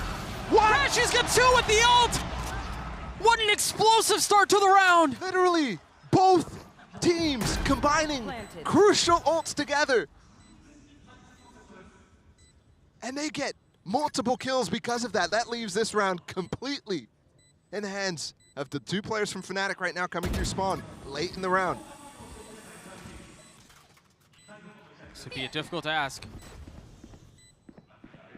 You're outnumbered here in a meaningful way. There is plenty of money to go around though. So you figure you take a chance, you go for it. And it's meticulous. Alfear creeping forward. The Han on the other side of smoke cleared out, not finding any value. Leo goes up top and somehow just destroys Crashies. They've gotten it back to it, but Victor shuts the door. No time for that situation. They're just trying to get the guns down from NRG. What a round that was. Crash's ult from Dish, by the way. So he's already in the perfect elevation for these 2 players. Either coming from spawn or up on top of that rope. It's beautiful. You see the Breach ult coming through, pushing these players off of sand, and then also the Brim ult coming on top of where he's getting tags with that ult. And as we saw in the round, Victor following up as Zerka was trying to satchel out and get to safety. He's just hot to trot right on his tail, right back into the action. And Fnatic's not the team that's supposed to be getting comboed with ults. That's Fnatic's bread and butter. Here comes the push for them, using the same type of theory to push Durka deep here. Oh, Crash has got him! I thought he saw him! Victor with the second, Leo dancing around, somehow avoiding death and finding a second. A 3v3 as the dust settles and Sam gets a spike down. And Boaster's going for that same push that Leo did late in the round. Both the turret and alarm bot might be up, and they've taken gen control right now. So it's not going to have the same sort of impact. Boaster rotating from the northern side, last round of the half. And much like we've past seen the turret, but won't get past the alarm bot here. Cleared out. Still a molly for Sam here. Idea where he is. You see Victor trying to go up top as Sam gets a kill, and there it is, rewarded for the advantage in height. Sam gets 2, and we're tied at 6. Remember, Fnatic was the one who called the timeout after one of their round wins to get to 6 in the first place. You thought a major win condition here was to get those last 2 rounds. Instead, NRG get both. This was insane because you even see it on the screen. Durka was looking and then turned away. He just doubted that there was ever going to be somebody there. Yeah. Down you go. So you see him checking the corner, but you saw no confidence in the fact that there could be a possibility. A 6-6 half in this opening map, and we wouldn't have it any other way. We'll throw it back down to the desk to break down the first half. Thank you so much, fellas. I'll tell you one thing, TikTok analysts are going to have a field day with that one. Am I right, people? What a half, 6-6 tied up. A really Kakuka, it felt like just what these players have been cooking up, the set pieces with these ultimates have been nothing short of extraordinary. Time after time, all the ultimates used in the game were so specific, so well prepared. We saw it from the first round in this round 4, then after, it doesn't matter what it is. There was so much preparation coming onto this and onto those set plays that made the difference into the game for both of the teams. Yeah, absolutely. It felt tailor-made in some of these rounds, bespoke to kind of target an individual. One thing I will credit though, NLG started this so cautiously, and I thought they were going to execute this composition almost how you feel it should be played, right? They were feeling out the Fnatic trap plays very efficiently, but then Fnatic, they cast the advantage in terms of the adjustment. This was absolutely beautiful, by the way. The pathing here on the Hunter's Fury to actually catch both, and it's Durka that gets pinged by the recon bolt. He satchels away, and then there's 3 teammates that just tank all of these ultimates in the choke. Chronicle is touching the Hunter's Fury because the Orbiter strike is like, man, I'm dead. I don't know what to, but I'm dead. But the adaptation was also coming into play. Like, we saw Fnatic not being aggressive at the beginning, and then until they didn't have that Rolling Thunder, they wanted to take a little bit more space, but also Energy reads onto that, and they're like, okay, let's just run onto them. They're not going to be opposing. 2 rounds after, things change. I think it also has to do with the composition. Well, again, just take this with a pinch of salt, but I think actually coming out here 6-6, NLG were that 1 execute away from an A4 half, so this is a huge win for them. Oh yeah, without a doubt. But this is truly the gift that keeps on giving, and we knew it was going to happen this way as well. We're going to send it back over to Doug and Balla, and I am officially jealous that you get to commentate this game. Amen. Thanks, man. I'm glad you're here to enjoy it with us, though, because it has been a gift. We saw so many minor instances at the very first half that were just fun. Dude, I'm jealous of myself. I feel like I'm in an out-of-body experience right now. Watching these 2 teams. Good breakdowns on the ult usage. And that's going to continue. I mean, they're just swapping halves, but you know that sort of prep is exactly what's coming in the second half, too. Ball line there, and look, they're pinching. They're all heading towards the northern side or Fnatic. I mean, Durka's counting his lucky stars that he doesn't get hit by that stun by Finesse. Otherwise, he's dead to that nade for sure. 5 players here from Fnatic. Look at the reclear going on right now, the dart from Crashies. But this is... While they're going to find nothing in halls, they might find everybody on site behind them. Utility dumped out onto the site, and the space is filled. NRG happy to give the site up, so they're going to fight for a retake. Spike planted. First shock dart through a smoke is the only thing keeping them apart from each other. Leo's pushed his way into it. He's behind him, and he gets both. Chronicle with the 3rd. Victor with just a shred of health. But can Artist snatch this thing back? It's much more aggressive than you're normally used to with Leo. Oh! Artist! How is he snatched this thing back? It's fallen down to 1. Victor weak! Alphier with the kills, and the Red Bull clutch for Fnatic. This is what it's like to witness these 2 teams play. Yeah, we've gotten all the strats, we've gotten the tactics, that's first half. Now we're in playoff mode. Playmaking mode from both artists. 1 enemy remaining. And then Alphier as well to bring this back. That's a dink, full HP on Artist too against the Sheriff from long range. In that instance, Victor being low definitely hurts. His chances, Alphier, what a clutch.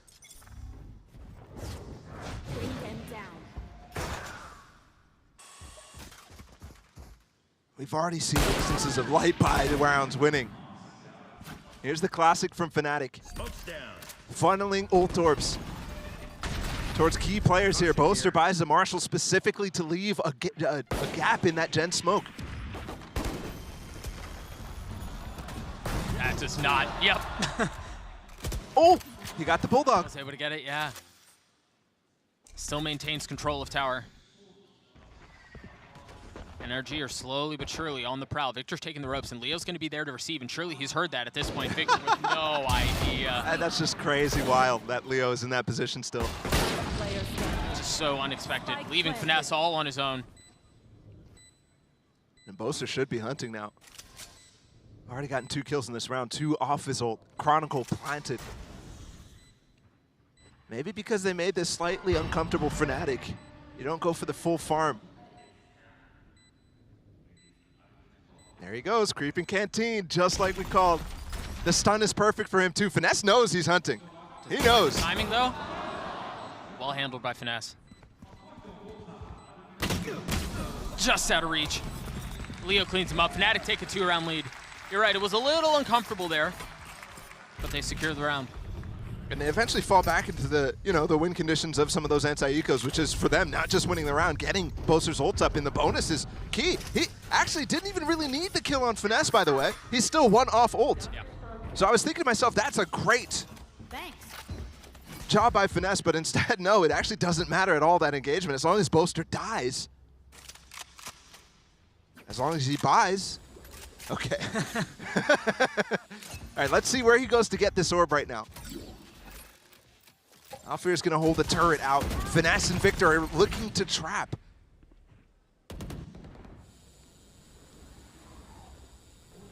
On this map, Fnatic is known for going for bonus ults. And you could use that to your advantage here if you're Fnatic. You could just completely ignore that possibility. It's hard to do so when it's such a powerful tool, and yeah, now Victor knows. And they should be considering. There's the orb that you were just mentioning, now Orbital Strike online, and the question is, where do Fnatic go off of this? Isn't it ridiculous that Energy was already trying to play anti-orb on the perfect choice? There's 4 orbs on this map. They could have guessed any other one of them. And either way, it doesn't matter because Fnatic is just patient enough to wait for their setup to fizzle out. You see the pings on the minimap. The intentions are clear. They want to go towards B, perhaps do tower. And they've quietly made their way over. First the Prowler, then the Flash. Space not filled yet. They want to go down low. But Dirk is met with a nano. He's going to try to satchel across it, and he does. That's a good haunt. It cleared the entirety of the site right now. They just have to avoid Crashes' dart, and then they'll get this plant down with 24 seconds. I mean, they're so close to Oh, it's tagged up! All separating them, and Psalm's the first to fall. Now Dirk is satcheling back out. Alfie are holding a line on the other side. It's a 1-for-1. But the numbers for Energy continue to crumble. It's just Finesse left alone in the 1v4. He's not able to get away. It's another round for Fnatic. And the mind games begin again, by the way. No ult used from Boaster there. In fact, he never had intentions. He's the guy who planted. Maybe used as a failsafe using the post plant, but NRG was prepared and playing offsite specifically to avoid getting caught in positions where he'll get ulted. That's the moment where I lost my mind. Crashes' dart does end up scanning Boaster. Maybe it's a drone. That first hits. And that's a bonus converted from Fnatic right now. We started at a tie up half. Oh, Brimwell possible if the C's catches. Doesn't catch anybody. But there was 3 players possible. And off of the pace of Fnatic are showing, Energy is going to try to fill with some of their own on the southern side. But they've got to be able to hold them back for now. On the site, in the sand, Durka drawing all over the place and getting the kills that he needs. It's another dominant round for Fnatic, but an opportunity, albeit slight, to make something out of this. Finesse has found himself in these positions so many times, and the outcome's the same. Tough game from the IGL, but you know his mental right now is being stressed. Yeah. How can you prepare for all the possibilities from Fnatic on this map? Right there, you already saw Energy again backing off of that C's. In some instances, you have to just start to ignore some of those possibilities and bring the fight towards them.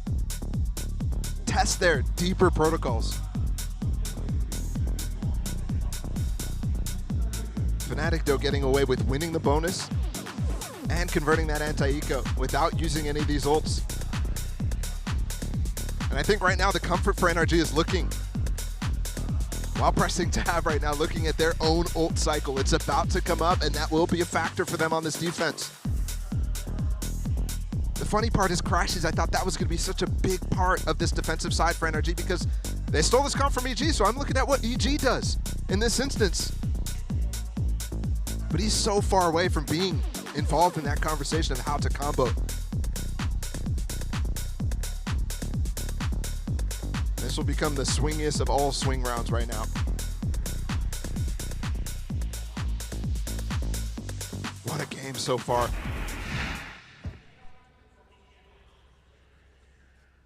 You see the ults that you're just referring to on your screen now. 4 members away from having their ult online, just by 1 pip. This is crazy. This is the first time these two teams have played each other, and it feels like they've played each other like a million times. It feels like they're scrim partners with the amount of anti-stratting that is going on. It's ridiculous.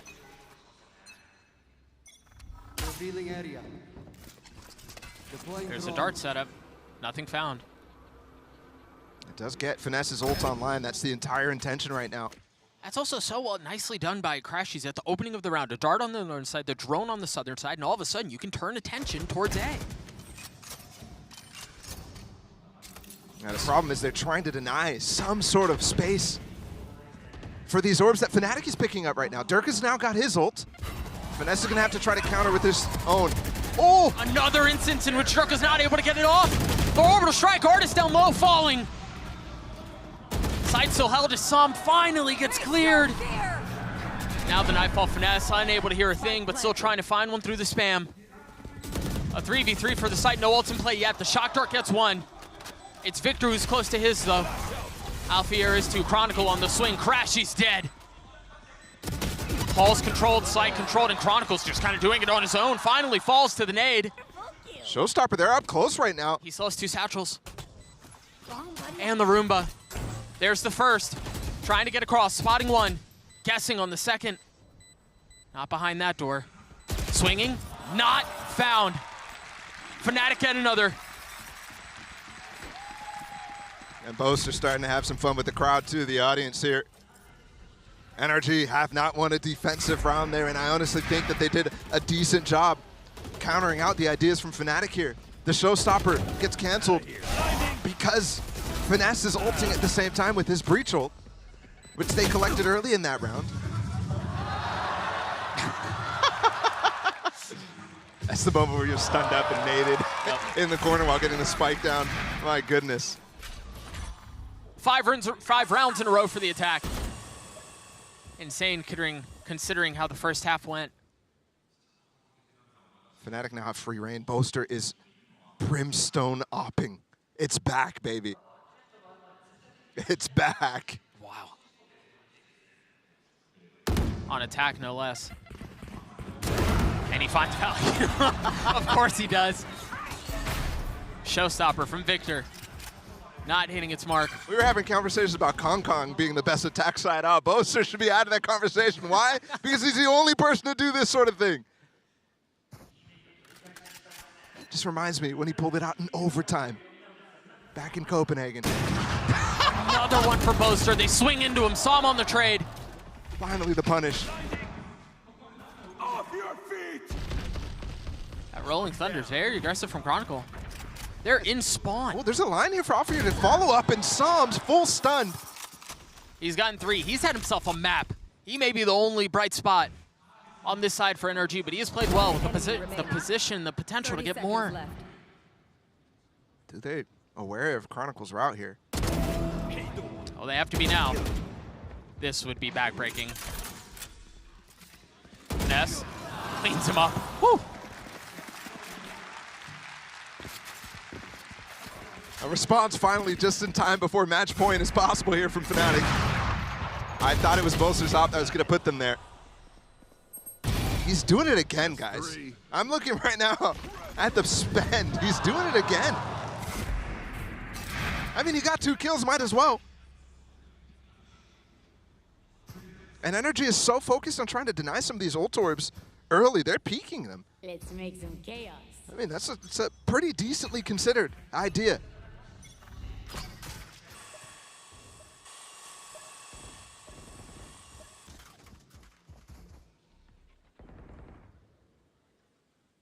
What a 1-2 punch as well. Dirk just following really, really close by afterwards.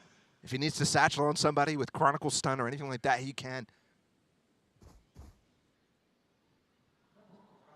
They can be so decisive in their engagements. And then have Boaster again with the op right behind them.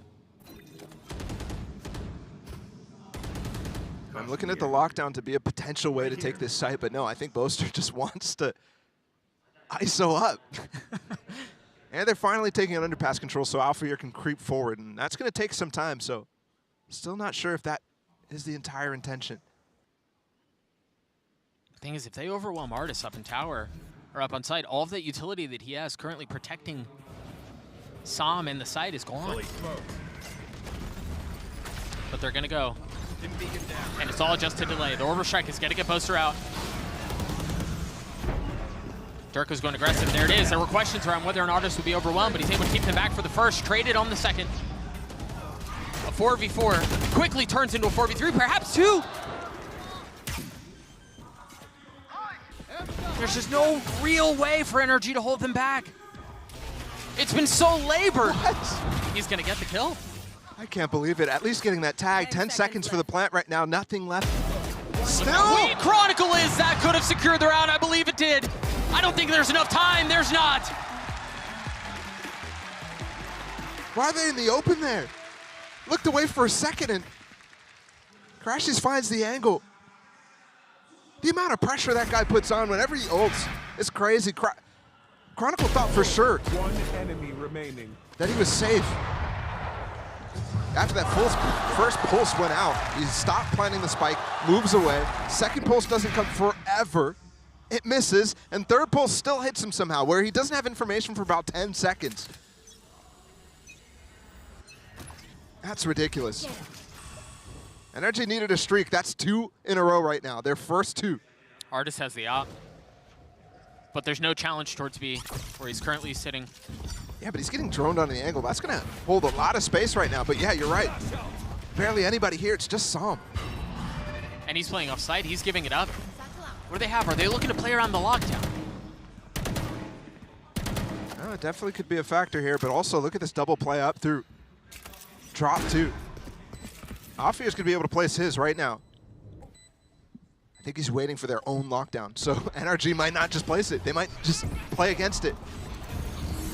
There it is. There's the attacker one. Still held on to by Artis. Maybe they go for a sand one. No, it gets broken by a nade. And Chronicle goes down. And now they put theirs through.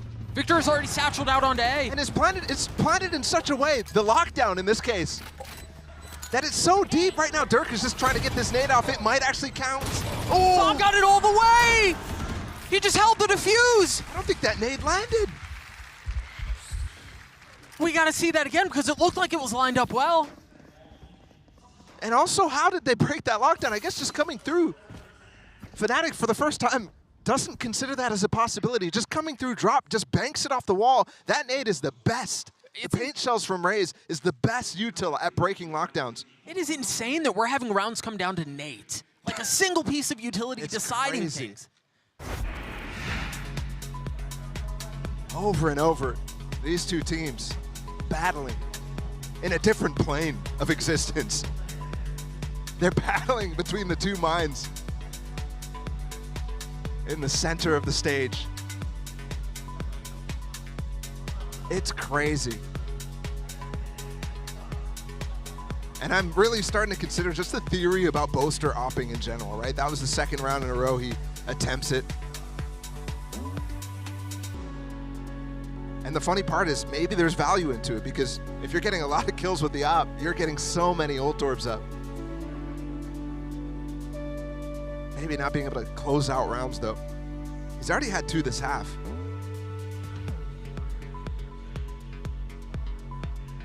I mean, he doesn't look entirely happy with the situation. I think maybe even just a little bit of trolling going on. All right, There's that nade. Yeah, we take a look at the first nade that cleared the lockdown and gets a kill on Chronicle. Oh, he was spammed up too, just not able to get out. Well, that's right there. That's Victor. You saw him spam that little angle. The place where he might run away from. That is beautiful stuff from Victor. Gets the tag, slows him down, and eventually the frag. Back in the swing of things. Artis still with the op, and he's already being pushed. Are they just going to continue to brute force their way into him? Off of the Prowler, they realize he's not holding halls anymore, and they're going to simmy their way into sand. Artis is in trouble. He's not in a position to be able to get out. He's got to hold him back by himself. He gets the first. Looking to provide some resistance, and that's all it was. Just lost his place right there while flashed up. Orbital strike straight into spawn, or excuse me, Rolling Thunder. They push them back. And they've left Boaster in a cheeky position. It may not matter though, as the rest of the team is getting the kills. It's Chronicle and Alfie are leaving Crashies alone. A 1v3. Some utility, but not much. It's tough to use here. got the dart, he's got the shock, and he has no health. Fnatic gets him at point. Has to try to approach silently, can't use any util. His position not known yet. But it doesn't allow him to break up those crossfires. He's just hoping that there's a gap, a timing window where he can walk into it. Very, very nicely done from Fnatic. One enemy The remaining. breach ult to maintain all this control of sand while the plant continues to go through, while they take down Artis. Artis could have gotten a second shot off, but that flash delayed him for so long and he lost his position and exposed himself to the players pushing sand. No up this time for the Killjoy. It's just rifles for the defensive side as they try to make their last stand. I mean, they're funneling, they're pushing, there's no crunch. It's all just a fight from one side! And it's turned in favor of Fnatic. This might be the end here. NRG, they go for that drone, re-clear. But you had such a deep satchel from Victor. Nobody's able to follow up on it, and the rest of the Fnatic players just group up.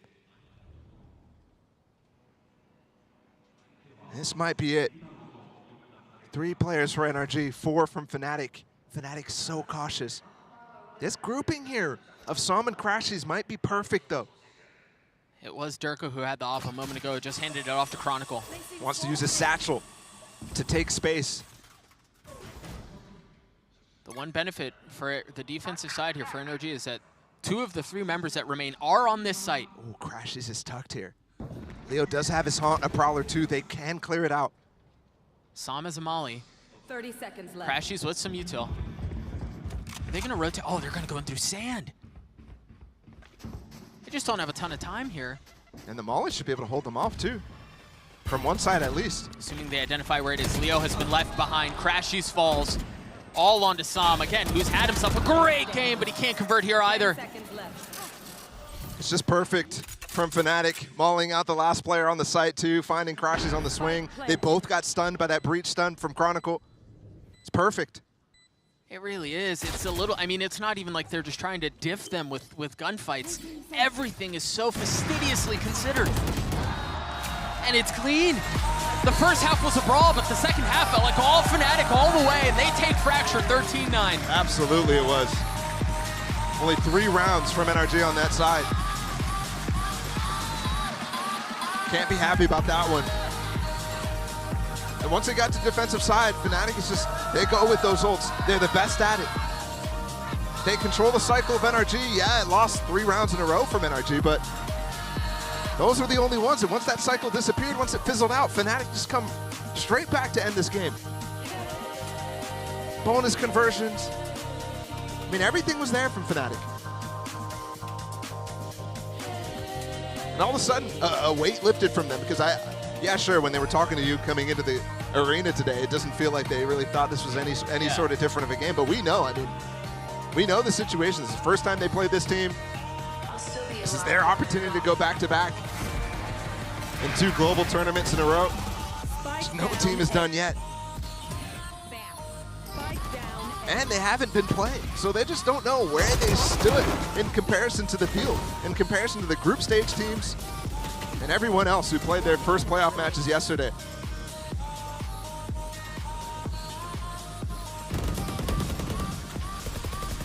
I mean, this, dude, honestly, even for as dominant, excuse me, as the second half was, and it was. There were just so many little nuanced things that we were able to nerd out about and identify in that map that was just so much fun to watch. Well, the fact that they're handling as well. This Sova from Crashies, this Sova from NRG. Clearly prepared for it too. Already from the first round. Happy with that instance. Yeah. And that's the sort of thing that you want to see for Fnatic when they start to run. And start to try to make another run here. In a global tournament. But that was their home ground. I mean, that was Fracture. Yes, they haven't been playing it that much. It's been 3rd maps that they never get to ever. But that was their home ground, and now we go to NRG's on Vine. They've been so dominant historically on that map, and they'll have an opportunity to equalize the series on Vine. We'll see you guys on the other side of this break.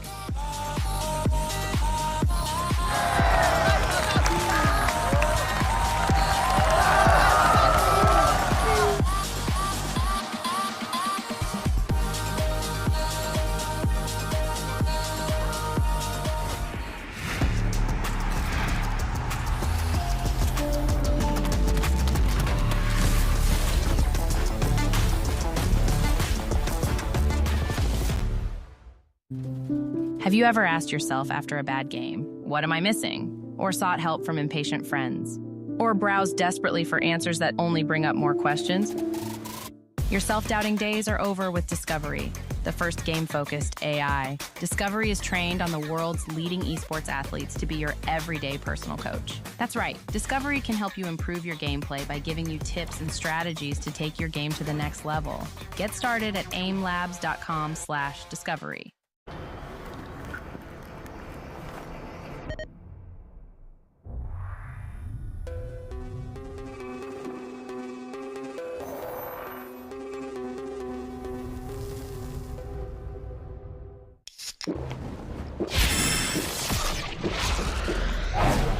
Red Bull gives you wings.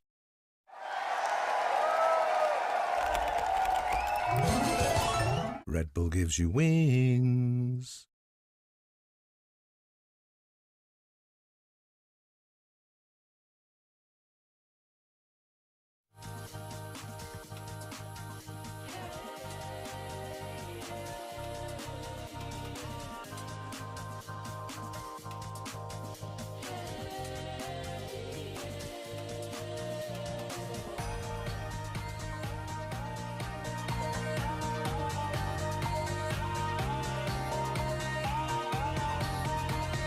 I'll still be alive when I'm gone.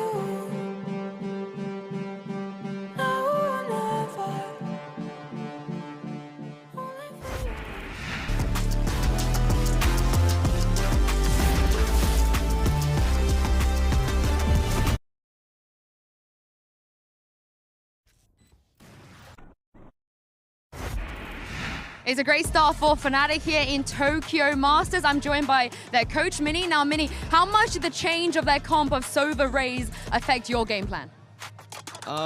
It kind of messed up quite a bit of the things we'd prepared, but we just took it, like I've watched a lot of the EG comp before, because I think the Sova's really strong on the map, so I kind of understood what they could do on their defense. The attack, we were a bit like, I've not really watched too much of that. As you could see by their ult combos, it was kind of like we didn't know where to stand, so we got caught out twice by that. But generally, I was just really proud of Leo this game. Like, he was fragging really well, but like there are a lot of calls he made that won us rounds basically, so he was really supportive this game. Well, you guys have done a great job so far. Let's see what you can do on Bind. I'm going to pass this over to the desk. Thank you so much for that, Yinsu. And yeah, you can clearly tell a lot of those ultimates were coming in. They were throwing people off, and I don't blame them. No, absolutely. I want to go down and just shake Minnie's hand as well, because I'm thinking the same thing here. Yep. Fnatic have watched the EG application of this composition, and the adjustment is perfect. We talked about, obviously, early on in the first half, NRG starting cautiously. They want to use the strength of this, which is around the drone, for Crashies to obviously set up and feel out any trap plays. But in the second half in particular, Fnatic just take a step back. We're talking about this being a chess match, and I think the pace actually matched that. Yeah, this round actually illustrates that perfectly, Kakuka, because it was really just about like them trying to outplay one another with the micro and macro moments, and that is what Minnie was talking about in that interview. Yeah, totally. I think that we see it all throughout the entire game. I feel like also Chronicle was having a very tough time. We saw it in the replay, and we saw him struggling a lot. Dying to that utility, he felt strapped in so many occasions. I think that's also something that Minnie was spot on. Yeah, but he did make a point to praise Leo for his contributions in that game, and it definitely, no surprise there. I mean, the initiator for the team definitely stepped up, was a top fragger in the server, but Kakuka on top of that as well was really helping out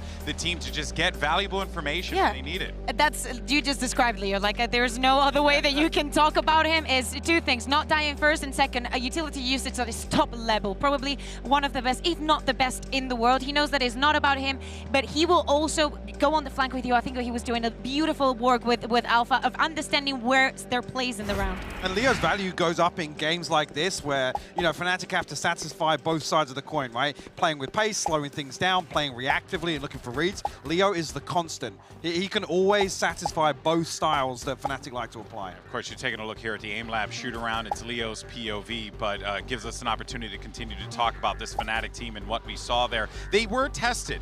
There was a point where we were like, oh, maybe they're not going to be too tested in the second half. It was looking rather dominant HyperX, but I was very glad to see NRG implement some of those set pieces and really put Fnatic on the back foot in some of those rounds. Yeah, I think actually when NRG started looking at later on in the round as opposed to finding value early on, denying space to Fnatic, because like we said, Fnatic are happy to sit back and play reactively until you show something. But there was a couple of rounds there where you're thinking, yeah, Fnatic probably feeling like they haven't had to dig too deep in the strat book here, and Bose is busting out the operator, and things are feeling like they might slip into madness. Hear me out. You said it like that. I think that they were just very happy to have solutions to a lot of things. But we're seeing Durka being shut down time and time again every time that he was using the ultimate, and that was not enough to make Fnatic feel like they were under pressure. You bring up a fantastic point as well. As we get ready for map 2 and we go to Bind there, I think it's important to note, right? Like, you can shut down Durka, but then you got to worry about Chronicle.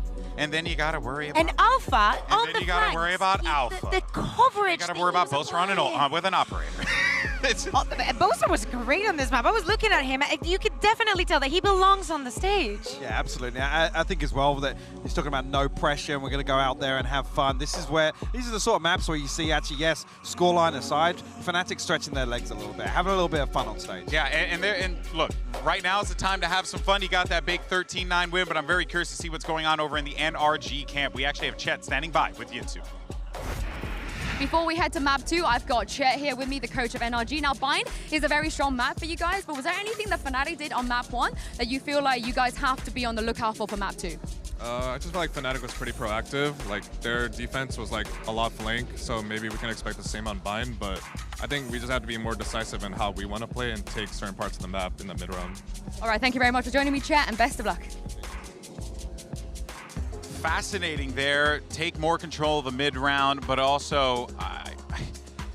HyperX, you seem to be a little perplexed by what Chet said. Yeah, I'm a little confused, actually. I mean, if NRG have done their homework here with the composition they like to run, and if Fnatic stick to the Cypher pick on Bind, because that's something that enables Fnatic so much on their defensive half to obviously confirm or deny absence behind those lurk walls that we like to see invested. And yeah, we're going to see Alpha pull it out here. Yep. It's one of the few times that actually you talk about Cypher really guaranteeing value. Prime Gaming agent select as we get ready and see how this is going to play out. But Kakuka, we got the Cypher. We'll see how this plays out. But on the other side, the Harper Viper. Yeah, exactly. That is something that we do not get to see a lot in EMEA. And of course, I think that the Cypher is going to be very important. We know that those setups needs to be a little bit reinvented, knowing and adapted to what Energy is going to put on the table. I'm not surprised by the rest. They like Fnatic were ready for this, right? 1,000%, of course. I think they're feeling comfortable in this composition. Oh, yes. Even versus the Harbor Viper. All right, well, we'll see how this one plays out. We're ready for map number 2. So much to break down as we get ready for Bind. Let's send it over to Doug and Bala yet again. Thank you, Golden Boy Ball. It always feels like a privilege to see NRG play Bind because they're so freaking good at it. But now we get this matchup with Fnatic on the other side, and you know they're ready for this triple wall comp. Oh, absolutely. The thing is, though, Fnatic has barely played against some of this Harbor Viper stuff. It's not really run in EMEA ever, and they barely played against it at Lock-In, only against that Furia game, and then a little bit in the grand finals against Loud, which, you know how that game went. But for this, it's a new map where it's running that, right? It's Bind, of course. Fnatic's very comfortable. That was a historically good map for them way back when, last year even. But now, Harbor Viper on this one. A little bit of Sage added in for flavor. It's the new mix of this Ascent comp that ended up being the downfall of Fnatic's fantastic Bind at the beginning of this game. An opportunity to reinvigorate and refresh their success on the map. They find themselves on the attacking side. Oh, they're not ready for this hookah play. Whoa! So many people through, and you're right, Energy had no idea. Now throwing the brakes on the rotate. The cascade as he goes straight to the skies, and he takes Som down. Player standing. What a start from Fnatic. Catching them completely unaware. I wonder if there's a flash that gave them misinformation there, if Fnatic dodged it somehow to get a timing up through. But you can tell Energy really interested in getting that orb. And then falling back towards that A side, hoping that they can stack the correct side. Instead, now, they leave Artis alone. You're right. I would love to see the opening round, the opening of that round again, to see what it was that led to a false sense of security. I mean, it might just be that there was nothing, and they just had some sort of false sense of security for no reason. That's not the way you want to start off here if you're Energy. Remember, they're down a map. They could already be facing an 0-2 here. They were gone, man. They were out. They were fully convinced that the play was A. I still like how Energy was able to actually react and put down the cascade on top of Hookah. Even though they lost one player, they still reacted fairly well. It's just the fact that there's so much explosiveness from Fnatic there. Again, Boaster with that Marshall on this anti-eco. It's consistent. Masters of the economy right now in the game. They're the best at it. Everybody else is trying to copy them. And for Energy, actually, it's been a story for them where they, after lock-in, they copy Fnatic. They start playing some light armor stuff, but they give up on it. Yeah. At some point during Americas. And you can tell already in this game, too, they've given up on it on Fracture.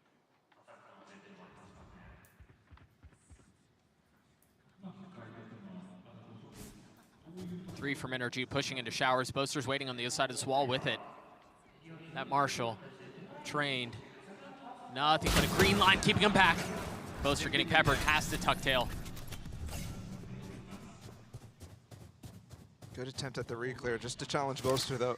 Is it going to be enough? And that tells them that they're in deep anti-eco position still. And they have plenty of time to catch up. Nice cam in for Alfredo to spot Finesse.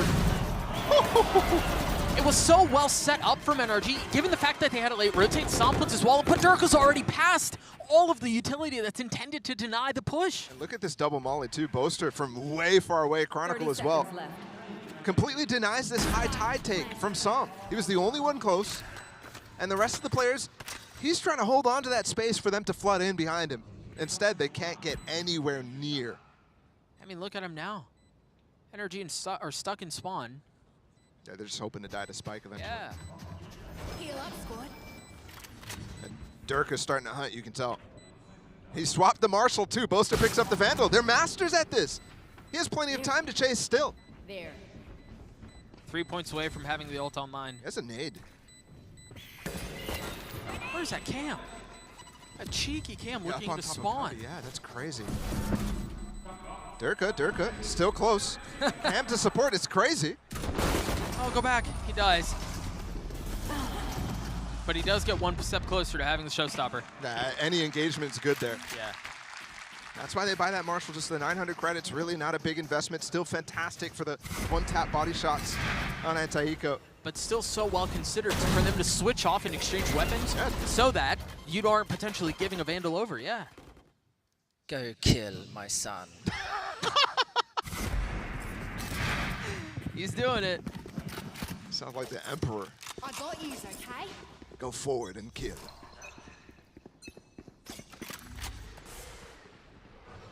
See that cascade out from Som towards short. Making it so difficult for the attacking side to push through. Yeah, Victor close by too. But Dirk is just gonna satchel forward. It's just complete disrespect with the judge. Som stops him. And they still have Showers control too. Well, Fnatic does gain control of lamps. They've lost 2 now. And the trades coming from Alpha, yes. Pinpoint, accuracy, top of the box. Pops 2. Finesse is still playing on the other side. He's still towards B. Cage triggered. And this pause from Fnatic, just instilling a little bit of doubt. It's cunning. Eventually, NRG are going to want to try to re-clear, try to get some information. It should just be off of a Crashy's flash. And they're here. They're ready for it. There's a flash that you mentioned off the swing, but he was just a little ahead of it. And Crashy's falls. It's too staggered. Artist taking one back. Spike short. Finesse still Finesse in. has not left. 30 seconds left. Come on, man. Those are Spidey senses. Indicator that he should not go forward. And the fact that Alfir doesn't even TP, he holds on to this space right now. Artist reposition! Are you kidding me? You mentioned Pinpoint before. That might have been the best of the 3 we've seen. 10 seconds It's just left. a needle for a pixel. Finesse in a 1v2. He's healthy. He's got a Phantom Boaster. Alfir not nearly as lucky. He gets one. He gets both. Avoiding disaster, avoiding another bonus, and getting NRG on the board. What a fun round. And they go for a little double swing. It's almost well timed, but just a slight misstep. And Finesse able to convert a 1v2. That's happening more and more often. All right, never mind. The first one might have been the best. Nah. One enemy remaining. That's nasty. But here, the double peak. Slight gap in the timing between the two. It's a good idea, but it allows Finesse to easily convert it. You can't be letting Finesse win that. Especially, I mean, Finesse getting going here. Okay, they're going to dodge the flash. No info given. Crashy's not committing to picking up the orb. Could have been a massive mistake and a great counter from Fnatic instead. He manages to get info off the jump peak too, doesn't take any damage. Understands there are at least 2 guns that were fired. Very clear coming in. Cam from Alfir spots them. It's the cue for them to bring up, make sure there's nobody punishing. And the wall is well timed for the players on NRG to receive these players on B side from Fnatic. Dirker will eventually go for this orb.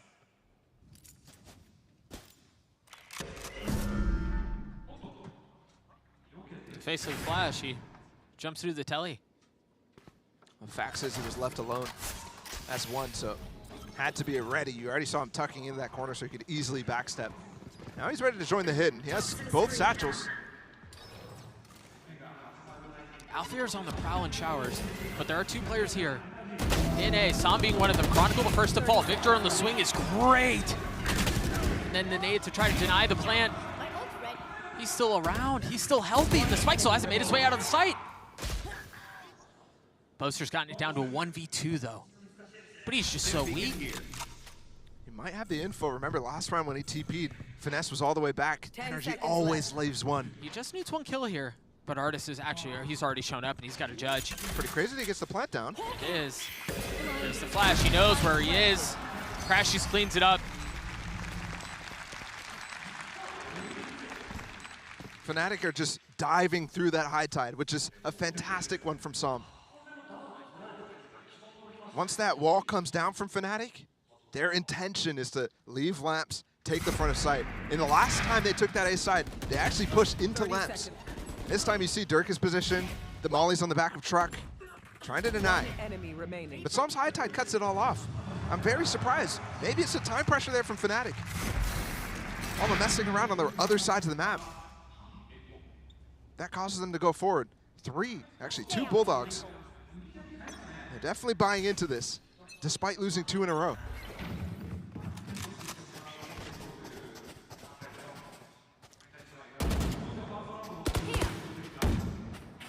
That harbor wall from Psalm is through teleporter and then roping back in to help control A short. That's the most extreme wiggly wall of all time. Yeah. And there are plenty of setups that you can do from A without having to go through teleporter to control that area. I wonder if that's intended to make them think he's playing B. This is a crazy deep B hold from NRG though, as well. Might not matter at all. And double trip to hold the flank here from Alfear. Are they going to be able to take the space and fill before they get into trouble? You hear the showstopper gone off. You've got the Seekers pushing them back into spawn. Showers control still there. Alfear starting to re-explore. I think they just jumped one of the trips. Wait, can you get past 2? The Trailblazer is going to clear the second. And you see it. I mean, they're here. Leo's waiting. Alfear is too. The flash is well considered by Crashy, so Victor going aggressive. He's going for the flank, and it never goes off. He never shoots it. He was too close. These Razors are having such trouble placing these showstoppers. Chronicle has gotten behind him. Crashy's had no idea. He had no chance. It's falling down onto 3. Finesse continues to frag. And the cascade. Sam has to tug right back out. Durka doing well to keep him back. He's gotten 2. He gets 3.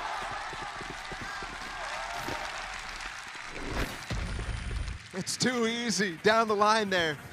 And what a difference that round could have been if Leo doesn't barrel stuff Victor on the flank there. It's just crazy. Maybe a mistimed showstopper as well. Getting the proper timing for that animation to not cause problems is so difficult. Good job there. Nice! And it is finally a response here from Fnatic. It's 2 in a row for NRG. Off that 1v2 from Finesse.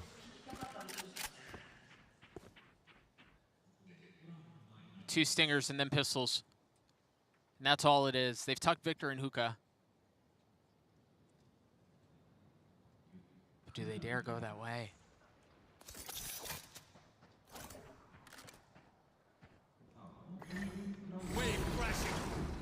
The late orb as well here from Chronicle. Hey, that was a cue for Sam to put the cascade down. There. Tries to re-clear in front. You saw actually they put down the wall and the orb immediately to try to catch somebody re-clearing. Ooh, that's a shot. It's pretty. Clears the Trailblazer, and of course Durka's followed all the way right behind it.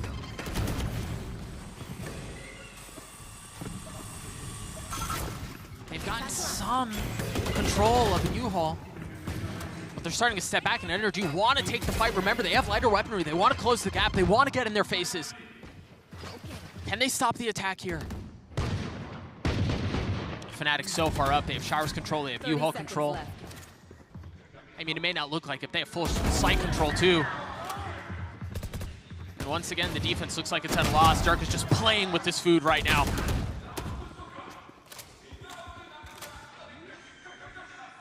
It's too easy to contain here from Durka, especially with that shorty. And the constant threat from Fnatic to go through that TP keeps Finesse anchored on that B side until it's all over.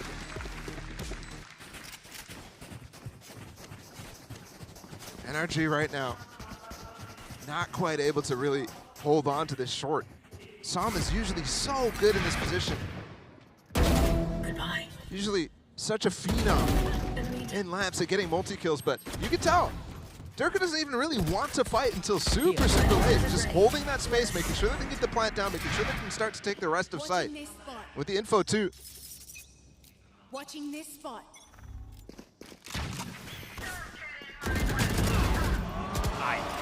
That's ridiculous. Yep. There's just not much more to say, is there? And the idea from NRG is really good there too. Leo's swinging onto the stairs where the old TP was. So he's not even in that fight from Alfear. Alfear goes in front of the Viper Wall, does not get flashed, which is key. Maybe the execution could be improved. This Showers hold was so important too because Finesse invested the pit on B. They invested a lot towards holding this site. And so far they've failed, but perhaps they can reconsider, perhaps they can reestablish as the Psalm falls one more time. I mean, they have so many different variations of holding this A side too. They're just abusing this at this point. Yeah, they are. Durka can sometimes be on boxes, they can be playing post, they can be holding short. You're not limboing your way through that.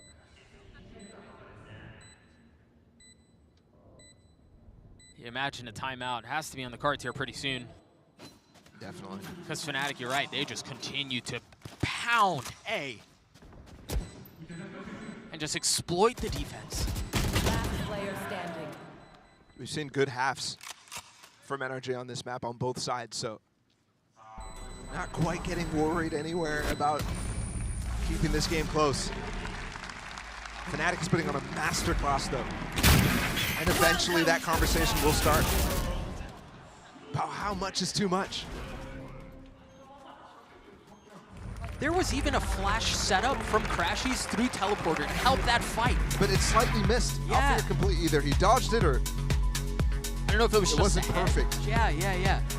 Because he just swings on those two players. That's what I was talking about. The wall's put up immediately, the flash through the TP. It's a really good setup, and it does its job. I mean, at least it makes that a 2v1. Alfear is just currently better. And that's where, you know, we talk so much about these nuanced setups, right? And the timings on flashes and where the wall's going and when you're toggling it up and down. But then, yeah, sometimes it just comes down to Alfear just diffed you, bro. Like, that's just all there is to it. Yeah. It's funny. It reminds me of a conversation the desk was having where every single player on this team, if you shut down one of them, another one's going to step up. But the other aspect of it, too, is strategically. You start to, you know, do good things against their strats. We saw a lot of this on Fracture. That's not even enough.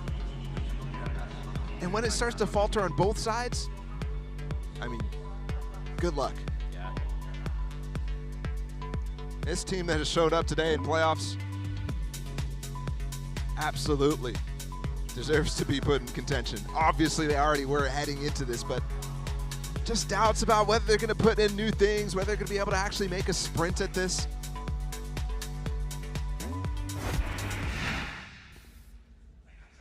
By the end of this, it might be a resounding yes. Absolutely. Stinger buy in for NRG. One Phantom.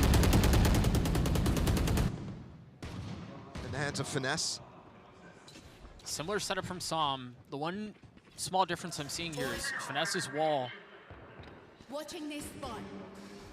It's just a little different. This time set up from A. There. Yeah, that's the old bathroom wall, essentially. Completely ignoring the possibility of that, or the fact that the new Showers TP is there. Spike dropped. Got the spike. We're thinking right now, NRG, they only got 3 rounds on that defensive Fracture. Victor's got a lot to deal with, but Crashies is close by. He has one flash and Seekers. Pushed off the angle, and it's just a trap. Do they check him? No, they don't. It's just one, though. And the Singer's just not enough in that scenario. That's too tough to follow up on, too. A good idea again from NRG, just not quite enough. Fnatic controlling every part of this game right now. Psalm's going to try to flood out to help Finesse. Wow. You see the pre-fire and the spam expecting a second. The flash cleans him up. Oh, and that cascade actually gave them room to swing out to the left before Psalm can even challenge.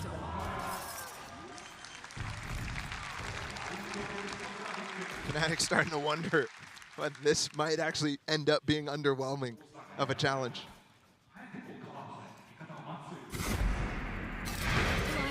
At least on Bind. It does look that way. I'm concerned if they start to find ways to punish this B side. In most of these, they've been ending up A, trying to abuse specific factors of that A hit. Getting early kills on Showers, that sort of thing. So 4-man push here from NRG towards B, and it looks like it's set up to get Psalm the Orb. He is 1 point away from having his ult online. Moster's been pushed off. Okay, we saw this last, another round where they did push deep, down B. but they end up all flanking. And this time, there's going to be a Showers TP with the Trailblazer to follow up on. Victor's stuck here, though. And Fnatic is not committed, so they're happy to wait this out and challenge. Did he bite off more than he could chew? Stuck in teleporter. Everyone from Fnatic is here to handle him. But he bought They just used a Reckoning to try to clear him out, and yes, it will get him out, but leaves a lot of gaps and loses a lot of tools. Such a heavy investment to preserve his life, and then he eventually falls. Alfier once again getting a 2K from what looks like the same spot. And right now, these Seekers might all get destroyed. Yes, Artist is going to get the rest, but Chronicle's inserted in such a good position. Alfier's punishing. He's so smart. Crashies, can you hold the line? Durka falls. They're just going to TP now. It doesn't matter what Crashies can do. Yeah, there's just so much room that Chronicle's taking A. It's crazy. They could have crossed there, but they're just a little concerned about where Crashies' position is, and they're just going to use that space. Don't even bother TPing. Take all the time that you need. That's discipline right there from Fnatic. You know it's a tantalizing prospect. You know where he is. You know that you have numbers on him. 10 seconds left. But you're right, they make the safe play. They end A, spike down.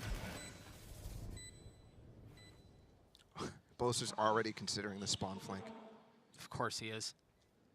He's had such a good read on the game. Oh. Well, I may have jinxed him. Timing was bad, but still read able was to get so around. Forgot where that corner was. And that, as soon as he's spotted, he doesn't get the kill. Crashes is going to save. Fnatic up to 7. A chance for a 10-2 half with 3 rounds remaining. After Fracture, I didn't think that was in the cards, but I didn't think that this defensive side issue right now for NRG was deeper than it looked at first. Yeah, they got a streak of rounds on that defensive side, mainly due to the ult cycle. And I don't think, especially now with the wasted Reckoning, the tools in this comp were not as major. In fact, they used a Resurrection from Sage too. That's a lot of ults into that, you're right. And so those tools dwindling.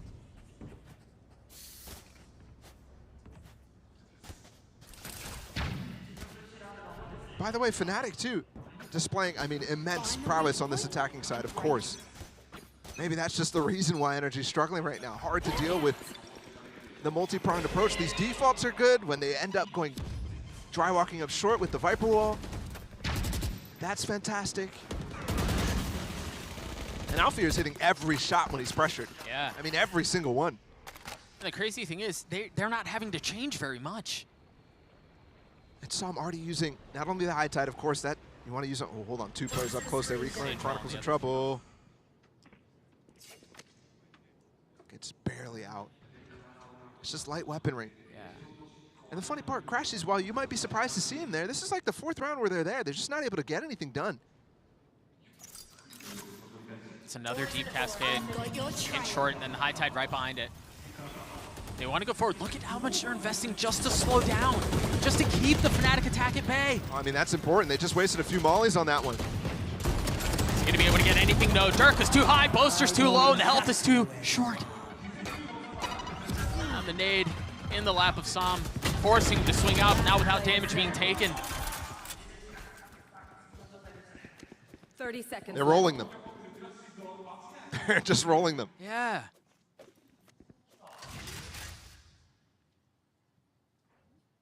Chronicles hunting. Crashes can't save the gun that he saved in the previous. It's a Prime Gaming flawless at that. And that scoreline that I posited, 10-2, is very much within reach. 2 rounds left in this first half.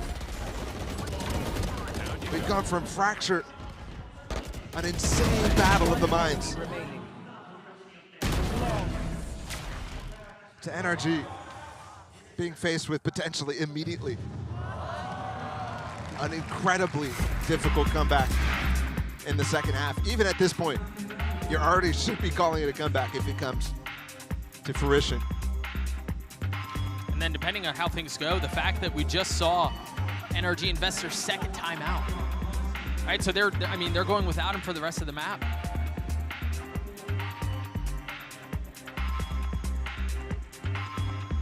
An understandable call, though, given the circumstances, given the scenes. They find themselves down 6 on their map pick. On not just their map pick, but a map that has been so prolific for them. And you're right, you mentioned it at the beginning of the map. Balla, this has historically been a very good map for Fnatic too. They have made their mark on this map. But that was a bit ago. Yeah, I mean, but despite people, you know, doubting this comp a little bit, having a few struggles in EMEA, this is looking very good. Some of those doubts start to creep away. It wasn't perfect during the regular season from them, but it was good still. And they're challenging. You're right, NRG, who has a historic bind. That might start to slip by the wayside when you see results like this, when you see some of the domestic results on this map as well. Fnatic not struggling at all to deal with this defensive side Viper Harbor. What is Artis doing here? Waiting for an early flash. Deep flash from Crash. He's down long, zigzagging its way through. Oh no. So dead, bro. That is beautiful. And one moment difference there. Artis gets that wall down, and they don't break it for the dog to get that stun. He doesn't get punished. That's crazy. Boaster's got to have the highest kill rate with his orbital strike. I mean, every single time he uses it, it's considered. And it's always set up with something. That's what makes him so good with it. Durka was jumping, and now the showstopper out, clearing the site. Crashies has managed to slip the net and tuck back into elbow. Oh no. Of course. Showing off the tech. That's so hard to land, because you know 99% of the time, people are hitting a wall on that. NRG once again forced to save. A high tide fadeaway. This is crazy. Right out of the timeout too. And they hit with an ult combination that they just can't consider at this point. No. There's way too many things that they're dealing with. Finesse's brain's got to be overheating.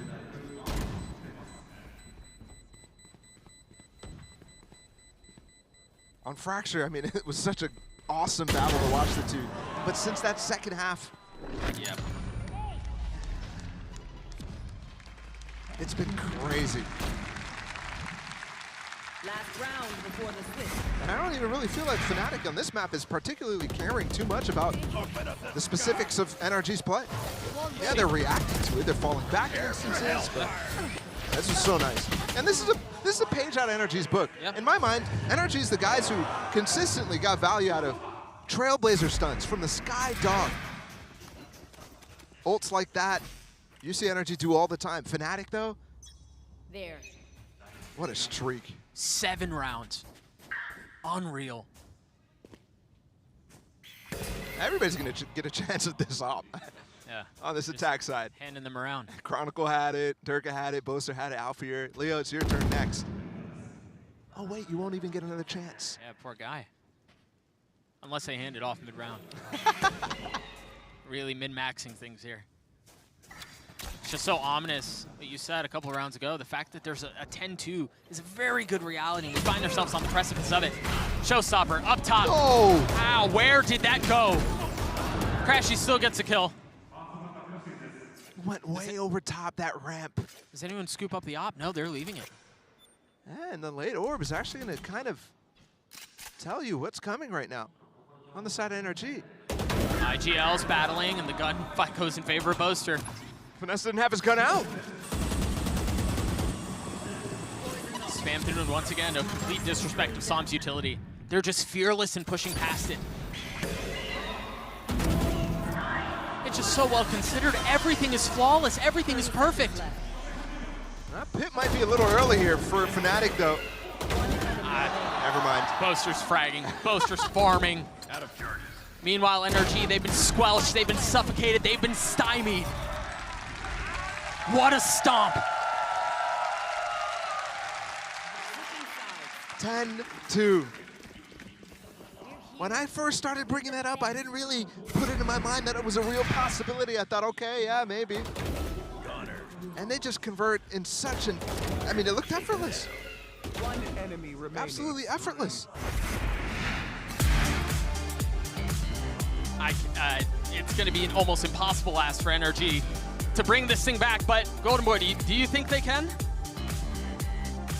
I don't know about you guys, but that looked like a good old-fashioned butt whooping. I'm just going to call a spade. NRG getting completely outclassed on Bind, and genuinely, you know, it's not even to me, it's not even a composition thing. Fnatic are just out-aiming them. I think really. It has to do with maybe not expecting this kind of preparation, this kind of level coming from Fnatic. And actually, the 2 rounds that they get, to me, had a lot to do with the Harbor, had to do with Som, with the utility that he was using towards A, and how that was affecting Fnatic. The problem is that was good for, like, what, 2 rounds? The moment that Fnatic learned how to work around the timing of the high tie, of how Som was using the cascades, I think that he's the one that needs to step up maybe a little bit when it comes to the next half, because I feel that is a little bit what happened on Fracture. Yeah. Sure, but I think NRG's strength lies in playing this composition tailored more towards the retake on the defense. I mean, correct me if I'm wrong, I'm glad Baller actually noted it. The only time that NRG have lost a defensive half was versus Now, and it was a 7-5. Yeah. Time and time again, Fnatic are being rewarded for this default by an overswing, an over-challenge on one of the extremity. They were lacking value from artists once again on the stage, and that's not even individually. Yeah. Just as an agent, they're not able to secure anything. I mean, the round that the Viper's pick comes down on B long, there's a double swing in showers from Artist and Victor. There's nothing to set that in motion. Yeah, it feels like it's a lot of, for a team that we praise for being so good, for the individuals coming together and be role players, it feels like the individuals are trying to make individual plays right now, Kukuka, which is a problem. Yeah, exactly. And now in the second half, also the mental, the things not working out, you not getting to the place in the round where you want to be, is going to be very tough, but maybe this is going to be a tool. Yeah, it could very well be the case. Let's send it back over to Doug and Balla to send us home. We talked, Ball, at the beginning of the map that it felt like the greatest story that had not been told in Valorant's history, and it's been nothing but a fairy tale for Fnatic up until this point. What did you say? The 8 rounds in a row. Now NRG are on attack. You lose this pistol. I mean, wrap it up, bro. Might already be there. We'll see if that story includes a comeback. Here comes the hit, sectioning off the site. The dog does clear a lot. They should get the plant, which the wall allows. And whoa, he has a lot of movement on top of this box, a lot of freedom there. You can almost see the pathing. They're not even hitting the site though right now, and you actually do still have Chronicle here. They're still here. They don't bite on this at all! With a classic too. I thought it was a ghost at first when he first took down the first player. Artist left wondering, where did everybody go? Like John Travolta.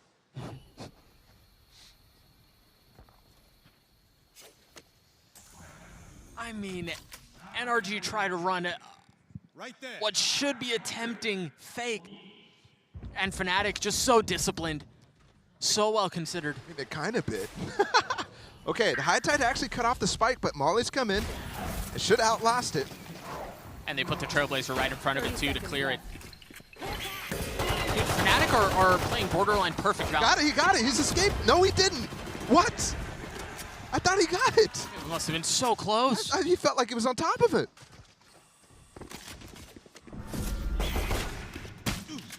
Artist now joins the fray with 10 seconds left, and Utility on the other side. They have to dump out Flood, and they do so into their deaths. A prime gaming flawless for Fnatic. Yeah, I'm betting he thought the same thing I thought. Because Artist stood on that A site the entire time, holding that space so that they could fall back into it. And then once he jumped up in the window, he was like, we gotta just try to jump out, I guess. Yeah, I'd love to see again his attempt to get it. Obviously, this essentially secured the round, but he's so he was standing right next to it. One enemy remaining. To be so close yet so far. Well, you know what's coming right now. NRG has to force. Absolutely got to get something going right now. And it's straight down into Lamps. It's a good start. It looks like Alfir was just, ooh. Dude, this is what I mean. What a good trip. The trip was great. Alfir said it was actually a little late. Yeah, exactly. But the trip was great. Even in the face of the Cascade, Chronicle just goes. An attempt at flipping the map from the attacking side. They take the teleporter, they leave Finesse behind. See if he can cut off any rotates. But anchor, because it looks like they want to rotate back towards him. Yeah, it's the same thing. Victor just stays in lamps, holds that space. Derek is going to be able to return just in time for them to start taking that front of sight. And look at this, Fnatic just barely fight, but you're right. Dirk is back. There's only one player here right now. They still thought that there might have been a double step back. But Boaster will now have this flank. Victor in spawn. Can he take down Leo? Coming around the corner right now. Crucial fight. Victor on it. Damage done. Still has a stinger though. As Durka repositions. Last player Can he pick it up? Boaster's down.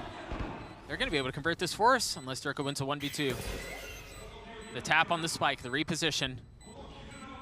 Victor showing a little leg, giving him a little bait. Crashies one time. I mean, they're just like gnats. They're just annoying him. They're being pests. And they're securing the round.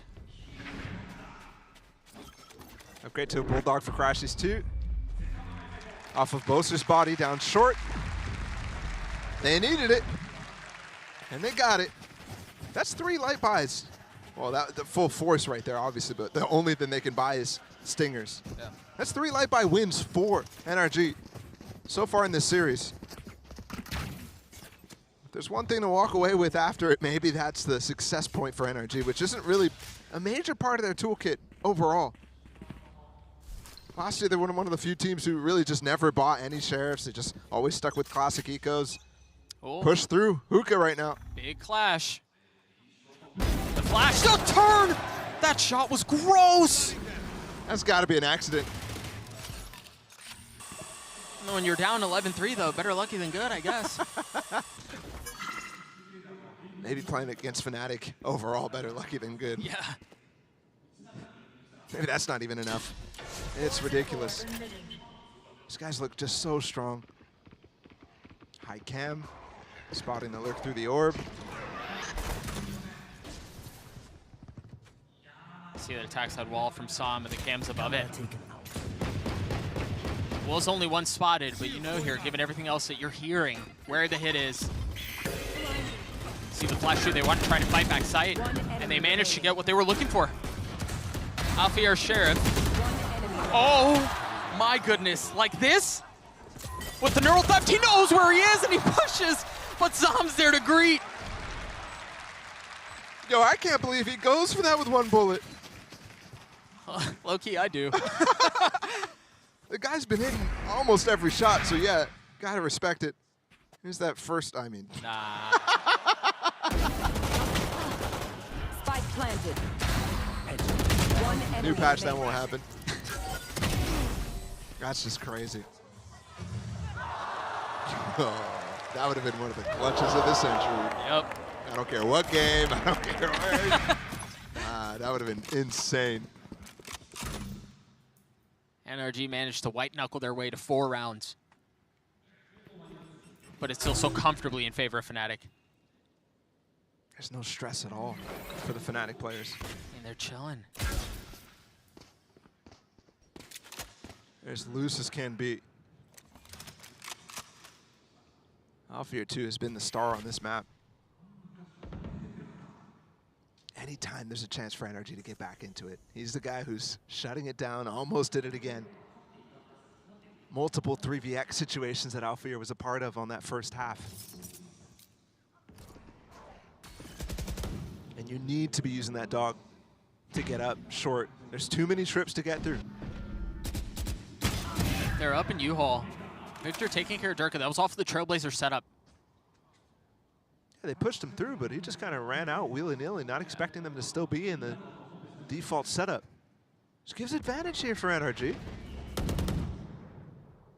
They're really working the map. You've seen multiple times now where it's late fakes.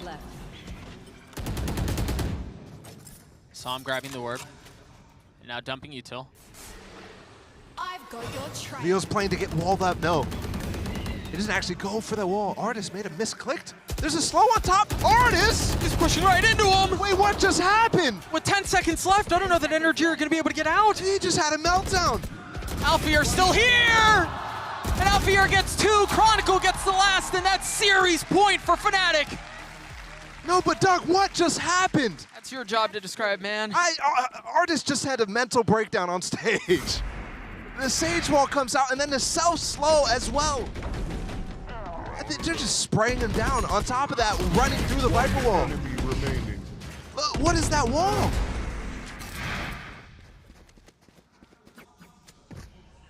The game is over when a mistake like that is made, not in playoffs. I wouldn't be surprised if he's getting an earful right now from Finesse.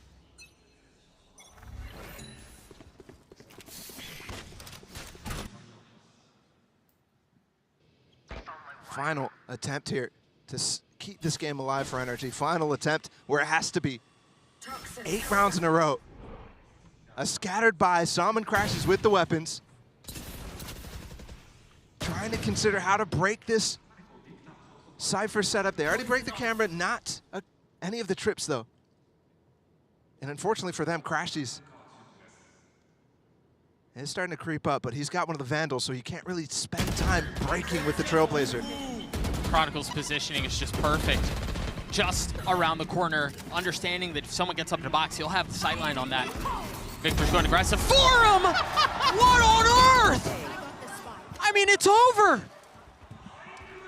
It's just 2 left for NRG. Oh, Artis has gotten on the site. Meanwhile, all of that. Which means there's not much more util coming in from the side of Fnatic. They just started the retake. He's pushing Spawn with the Spectre. The potential to leave Crashies alone is exactly what takes place. He has a rifle, so it'd have to be a 1v4 to pull this thing off, to keep the series going. And that just seems impossible. And it exactly is. Durka with 3, and on the graves of the fallen, Fnatic raise their flag.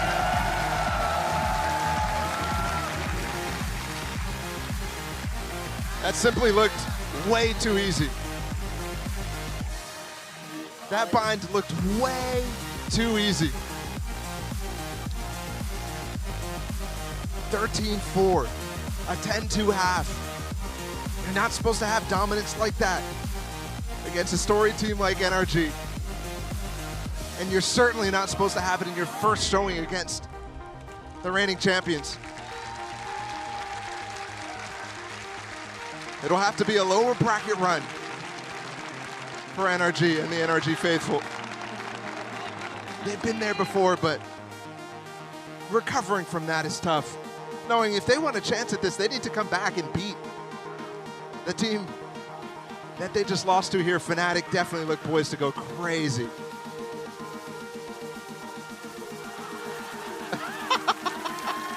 Simba! There's so many different adjectives you can use to describe this Fnatic roster, man. Is that the flag they're raising on the Fallen? You can call them meticulous, you can call them aggressive, you can call them prepared, you can call them disciplined. I mean, the list just keeps going. You could write an acrostic about them. It's crazy. And they come into this as favorites. Maybe doubts about what their form is going to look like, yada, yada, yada. They leave this series in their first playoff games absolutely again as favorites, with big challengers still. But one thing I know for sure, the winner of this tournament is going to have to beat this team. One enemy remaining. It is the team to beat. And if NRG can't even come close. Cloud have lost, NRG have lost. This might just be Fnatic's tournament to win with how good they looked.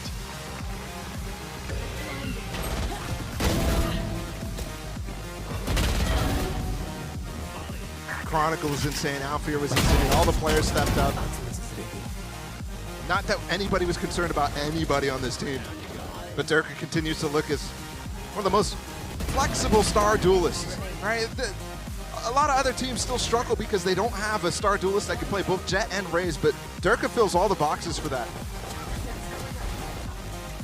Dude, things like this. Chronicles hold with the classic. That double swing into short where Durka was up high and Boaster drops down low. All of those little things They just do it. They do it. There are a couple things here because not only do they do it perfectly, but they do it regularly. And I'm left watching these highlights. Wonder if I could forget about Bind somehow, erase my memory because the Fracture battle was insane. But why would you want to forget this when Fnatic looks so insane? This moment definitely ended the comeback for NRG possibility, at least. What a game. What a series. 13-4, a 2-0 win for Fnatic as they absolutely obliterate NRG. We'll see you guys on the other side of this break.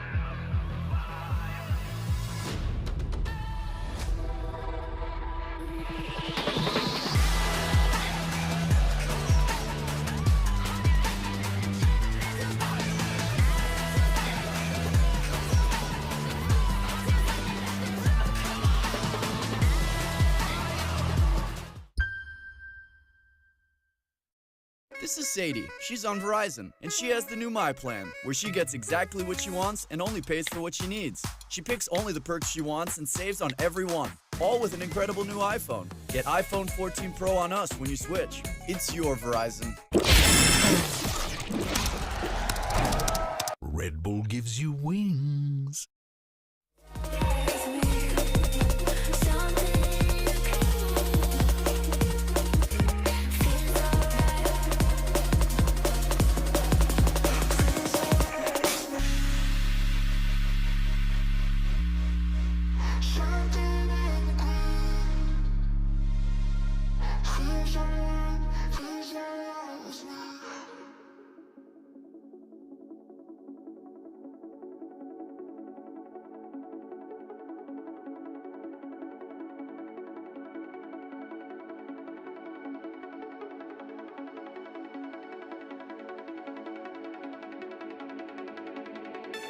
Thinking you got the last laugh. Your love is a man to doubt.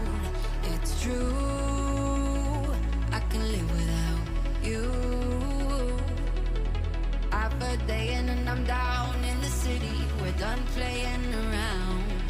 It's true, better off as two. I will never run away.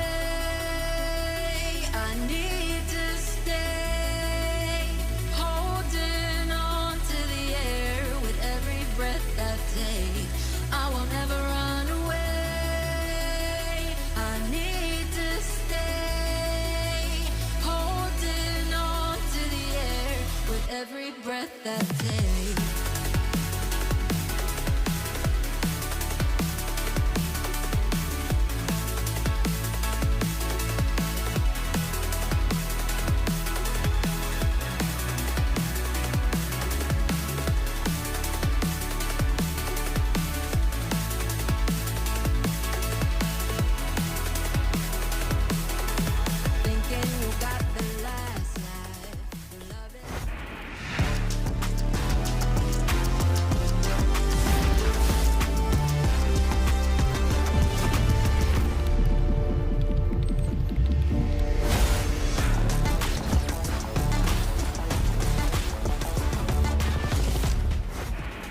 Fnatic makes a statement against one of North America's finest in NRG. a shattering 2-0 victory that continues the reign of terror of the EMEA top squad. What a matchup that was for Fnatic. Of course, Golden Boy here with HyperX and Kukuka. And, you know, I mean, just jumping straight into it, out of the gate, look, I ain't gonna sugarcoat it. I have a lot of respect for the Energy Boys. They're friends of mine, awesome people, but they genuinely got mollywopped. They got absolutely dominated. Sometimes you speak in English, I don't understand. Hey, I make up words as well. I can't really help it. But that being said, one of the reasons why was because of our HyperX reflex moment, which came from Alfier. This kid, HyperX, just was nasty this game. Yeah, I mean, he was just on point. This is one of the cleanest 3-tap clips I think you'll see. Again, a little bit of space in between, but it's so crucial as well here with Boaster planting the seed of doubt. Obviously, that fake, I mean, I believe it was Finesse was still over there, right? Yeah. And then Alpha finds this kill. Again, it's the Sage. Of course he loves. Sage Of course he hair top loves. moment once again. That kid is just out of this world. But it also just goes to show too, right? Fnatic, not only did they do their homework, Kukuka, Yeah. but they knew that it was really dependent on the individuals executing, and they have 5 individuals who could do Yeah. that to a T. Yeah. Exactly. They just need to show up today and actually, you know, shut up a little bit of those pros on, well, not only pros, but these kind of people that think that they know everything.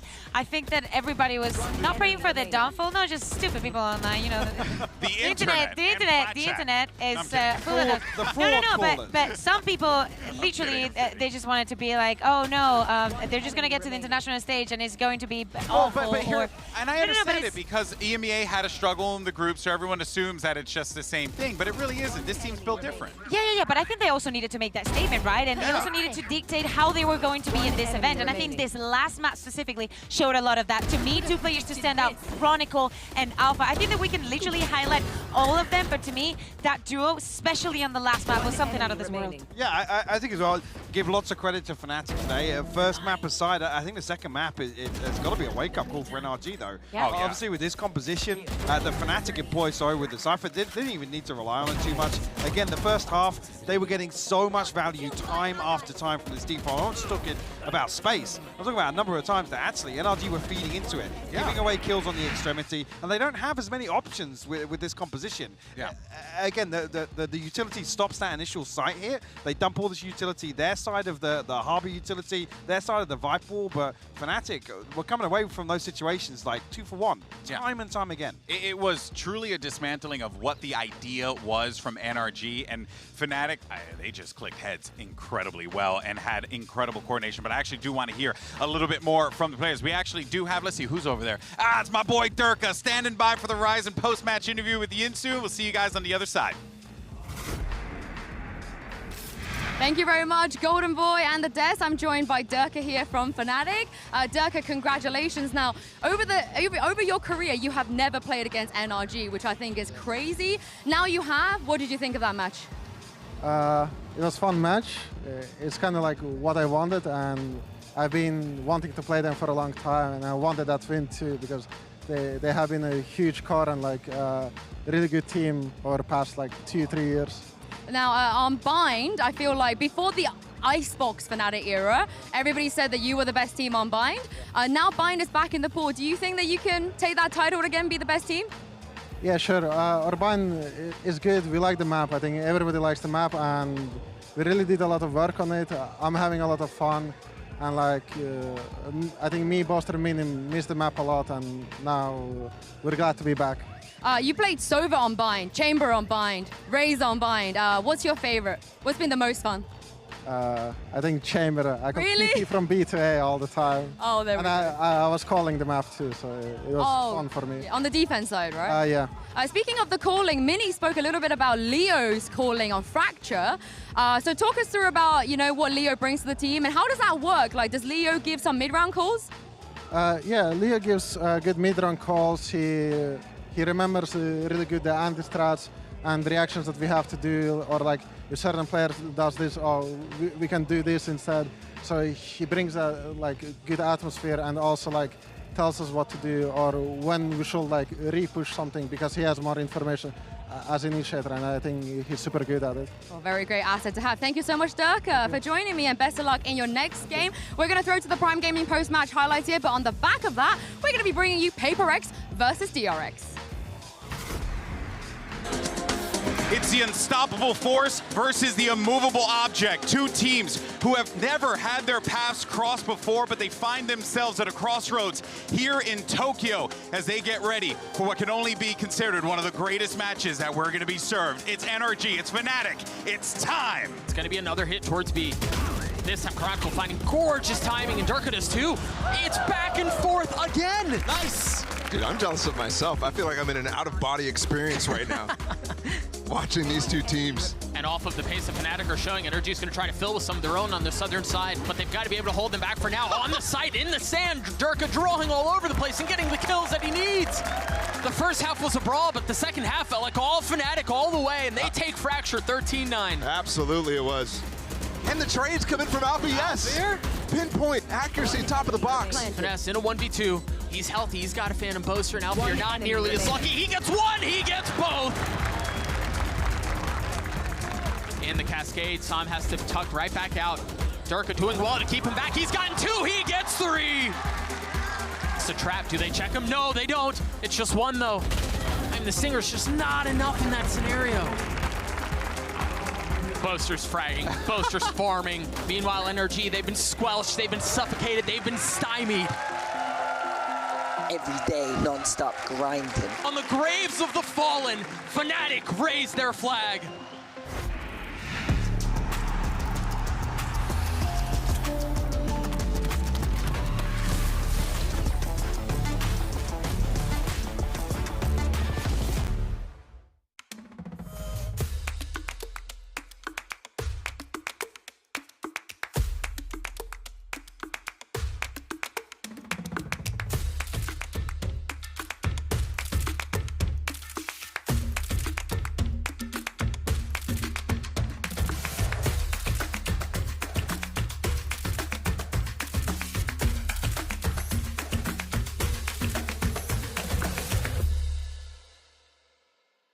This is Sadie. She's on Verizon, and she has the new My Plan, where she gets exactly what she wants and only pays for what she needs. She picks only the perks she wants and saves on every one, all with an incredible new iPhone. Get iPhone 14 Pro on us when you switch. It's your Verizon.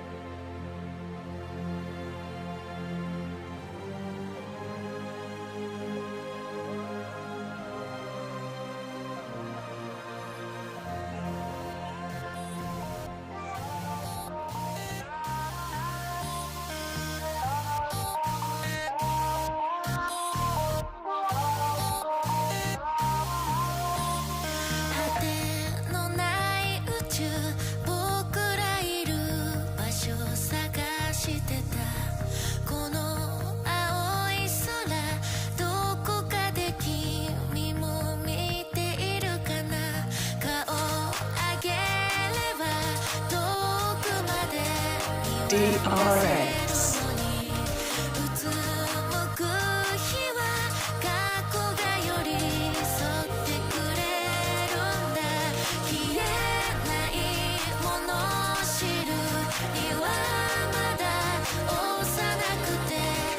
HyperX.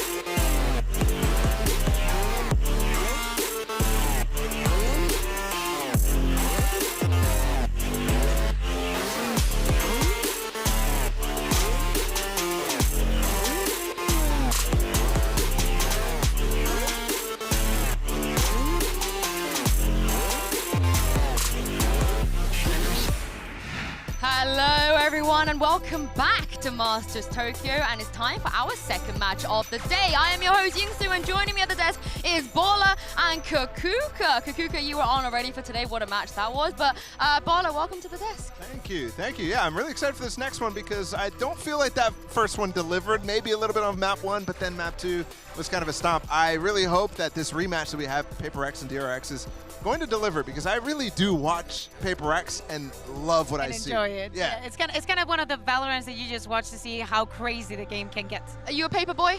Absolutely. Yes, oh, Baller, absolutely. let's go. I used to not be, but I think they convinced me during Pacific to become a paper boy. Yeah, all right, let's have a look at this history of DRX versus PRX because they always play against each other once a year at an international tournament. As you guys can see, Berlin and Reykjavik as well. But Kakuka, the funny thing is, for PRX, since like May 20th, they have only played against DRX for like a whole month. Yeah, exactly. So playoffs, of course, it was about them too. But I think the most important bit is that now they are winning. Now they're on the winning end, especially during those finals where they actually have to reverse sweep into getting that win. Being on the losing foot and being like, okay, this is not going to be like the rest of the times. It's not going to happen again. We're going to win it, and we're going to do it in the fashion in which we're doing. Yeah, it was a really interesting story to follow PRX throughout Pacifically because to me, they were struggling at the beginning of the league. They were struggling in the beginning of the season, even back to lock-in, having a disappointing finish there. But then they revitalized themselves. I think we all know why. Of course, there's one player who comes in as the name of something, but they really doubled down on the style that made them good in the first place, that made them those matchups really interesting between these two teams in prior iterations of them, because it's just a lot of micro plays, a lot of really fast aggression, and DRX is very controlled. Yeah, and let's talk about the comms as well. I am so jealous of the talent in VCT Pacifics. I get to cast and watch PRX play every single week because Kakuka would die. We don't get comms like this, and we don't get the agents that they play. Yeah, exactly. I think that I completely agree with you, Bala, when I was about reviewing this team, and when I was watching throughout the season, in so many instances, I was like, is this for real? Like, did I tune in at the wrong time? What am I watching here? Yeah. But it is actually the fact that even they're playing weird compositions, the micros, the combos that they do with Sky, with Reyna, I'm like mind blown, because it's the kind of thing that I think happened to DRX and probably happens again right now. It's the kind of thing that is very weird to be prepared for,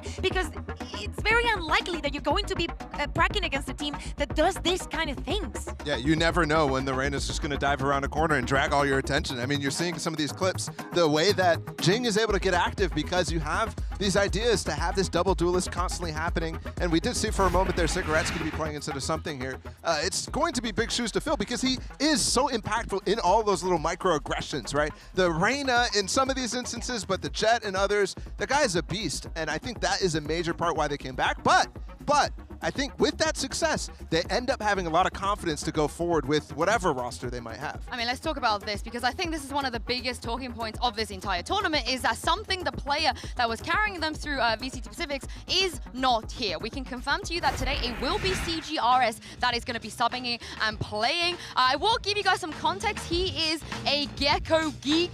He is a Gecko main. My guy loves that agent, but Kakuka, how big of a difference is this going to be for them? I mean, I think Bala was hitting the nail in the head there. I think that something has been very, very important and determinant for this team's success. Now, knowing that a player that has only played one official with them, in fact, I believe that only one map and then one show match, the fact that we know that also it was an Icebox, that is not even available now, that is going to be most likely on Gecko, and that PRX has relied so much on those crazy compositions and actually being a surprise on the server. Now that they're going up not only on an international stage but also against a familiar opponent, it feels like in one way I think that this is the easier it's going to get for them because it's an opponent that they know. But on the other side, DRX is going to have an easier time finding the weaknesses on them. Well, I'm as a paper girl, and now you're a paper boy. You've been a paper girl for a while. We are very, very excited to see PRX here in the building. So let's send it to Sideshow. Who's with the team? Coach Alex, can I grab you for a quick word? Swoop on in here. All right, so you've been put in a difficult situation for this tournament, but how's the preparation been going with CGRS? I think we had about like 10 days of practice with him over here in Tokyo. Could have gone better, obviously, but it is what it is. We'll try our best, pretty much. All right, thank you very much. Good luck for the game. That is the calmest I've ever seen Alex, and it's not going to stay that way, you guys know. But I think as a result of something not being here, I think one of the players we have to talk about is Forsaken, because Bala, during the regular season, he took up the brunt of being that flex player. I can't help but feel, though, surely something not being here, he's going to go back to more of a duelist role, you think? Yeah, I think that maybe is one of the easy solutions. I don't think that's the one that you should go for. I think you should start going for some harder solutions, because for me, Forsaken, while he maybe didn't have to play that duelist role, he wasn't the focus of the team, he was somebody who also reinvented himself, right? Became really flexible, able to play the Killjoy, able to play one of the most unique Harbors out of any Harbor player in a way that really enables PRX to continue to do just wacky things. Here he is on Neon enabling them. It's just so important that he stays flexible in my mind. Yeah, and here we can see the comparison between 2022 and 2023. We know that is a very extensive list, but I think that also something that he was saying during the promo video that we had at the beginning of the day is like, we just play like this is a ranked. And of course in ranked, I play a lot of different things, so anything can work. Of course, I think that also coming here into international stage, when you have so many people that are succeeding and excelling at their roles and the agents that they play, I think that keeping up the level is going to be a little bit complicated, but Forsaken is the only one that will make it look easy. It's funny because I look at the list, the comparison between the two sides there, 2022 and 2023, and I'm like, wow, he's played the same amount of agents, but because PRX is just so troll. They just do anything. It doesn't matter. So low key, it doesn't really matter what we think about what CGRS is going to play, whether it's going to be Gecko. He grinds ranked a lot with Gecko. They're going to throw whatever. It's crazy. Yeah, and I just think that Forsaken is such a key player for them, because he not only changed his role and played those new agents he didn't play last year, Kukuka, he was incredible at the agents that he didn't play last year. Yeah, exactly. So that is why the reason why we understand that if something changes on the team, I feel weird every single time that I say something knowing that something is not here. But if something changes on the team, he has to be one of the ones that steps up, that not only keeps up that performance, but also everybody feels like the eyes are on him, being like, okay, so what are you going to do now that CGRS is playing here? And the IGLing issue as well, Bala, because we know that Jing, what IGLing? Well, exactly. I mean, we know that Jing, Forsaken, and Divide kind of split those responsibilities across them, which is just giving Forsaken even more stuff to do. Yeah, it's interesting though, because something was a key part when you heard them talking about like coming up with some ideas. So yeah, I think everybody adds a little bit of their flavor, and it's been working really well. So I'm not thinking that's a major issue here. But there is a lot more pressure put on Forsaken, put on Jing, those types of guys. Well, you guys heard from us already. Let's hear from the players themselves. Here is Forsaken and Mindfreak.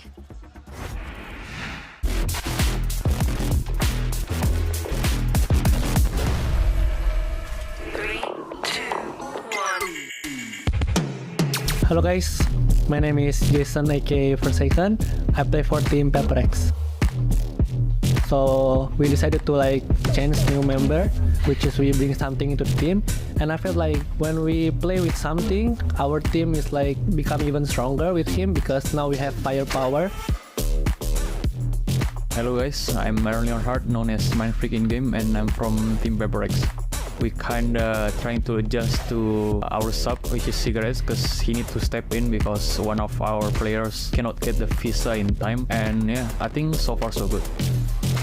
So I think from the qualify into the playoff, it's been a long journey and it's been tough for PRX. I think having something on the team is really benefit for the team because he play without fear. He plays so confident with his aim. I'm the flexible role now and it's also new for me, and I think I have to like learn more about flexible role, and I hope I can do better as well. When I was playing duelist, I just shoot people around, but now I play on flexible role like Sentinel or like Initiator. With the flexible role, you cannot push like crazy because utility support is important for the team. So I think that's the like biggest difference. So I have to be more disciplined and play with the team as well.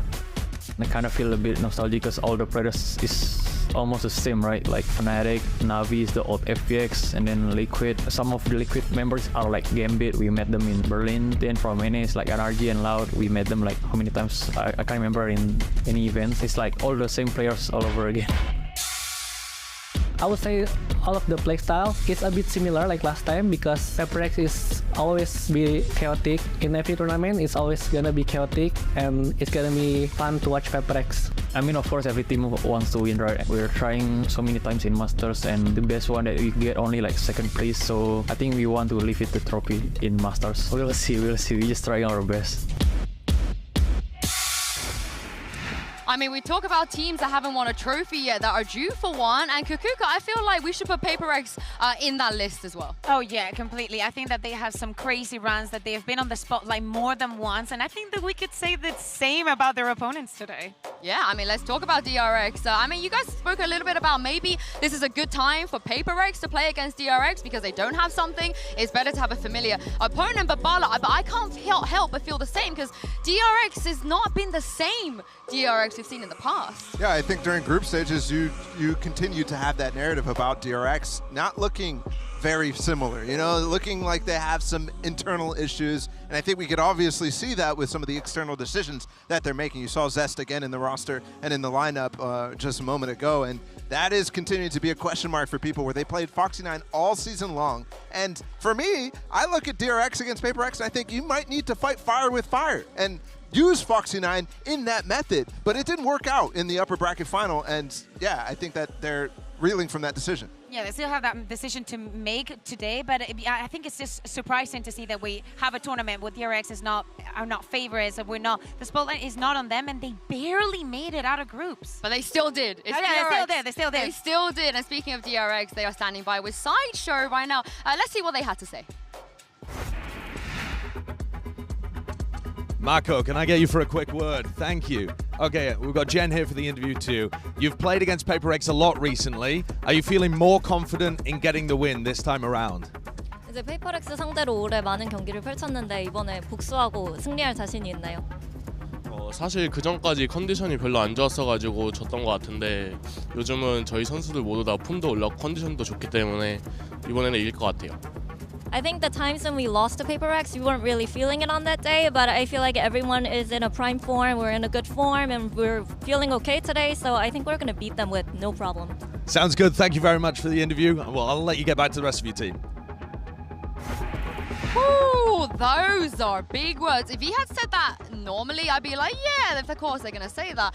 But Bali, you know, you mentioned Zest versus Foxy9. It is going to be Zest today. Mako seems to think that that's, I guess, is working out for them. They're very, very confident. He says they feel good. Yeah. And if they feel good, I guess that means DRX is going to be good. Not like the entire group stage, it was just constant struggles for them. And slow starts, which you don't see from DRX over and over. I mean, every single group stage, they come out with fire, with heat. Even in games against PRX to open things up, they always look good. So you can't be confident if you're Mako, in my mind, heading into this game. I feel like so many teams in the other regions have had their testing period of trying things out. To me, DRX have still this question of when is actually better to play one, what to do with the other. We saw rosters like Futbolist moving completely away from having 6 players to just focus on 5 and trying to make the best out of that version. It feels like DRX still has that pending issue, that pending homework coming into this tournament. It is going to be said, but obviously that affects the rest of the team. Now, is it going to be, is what they have prepared going to be ready for today?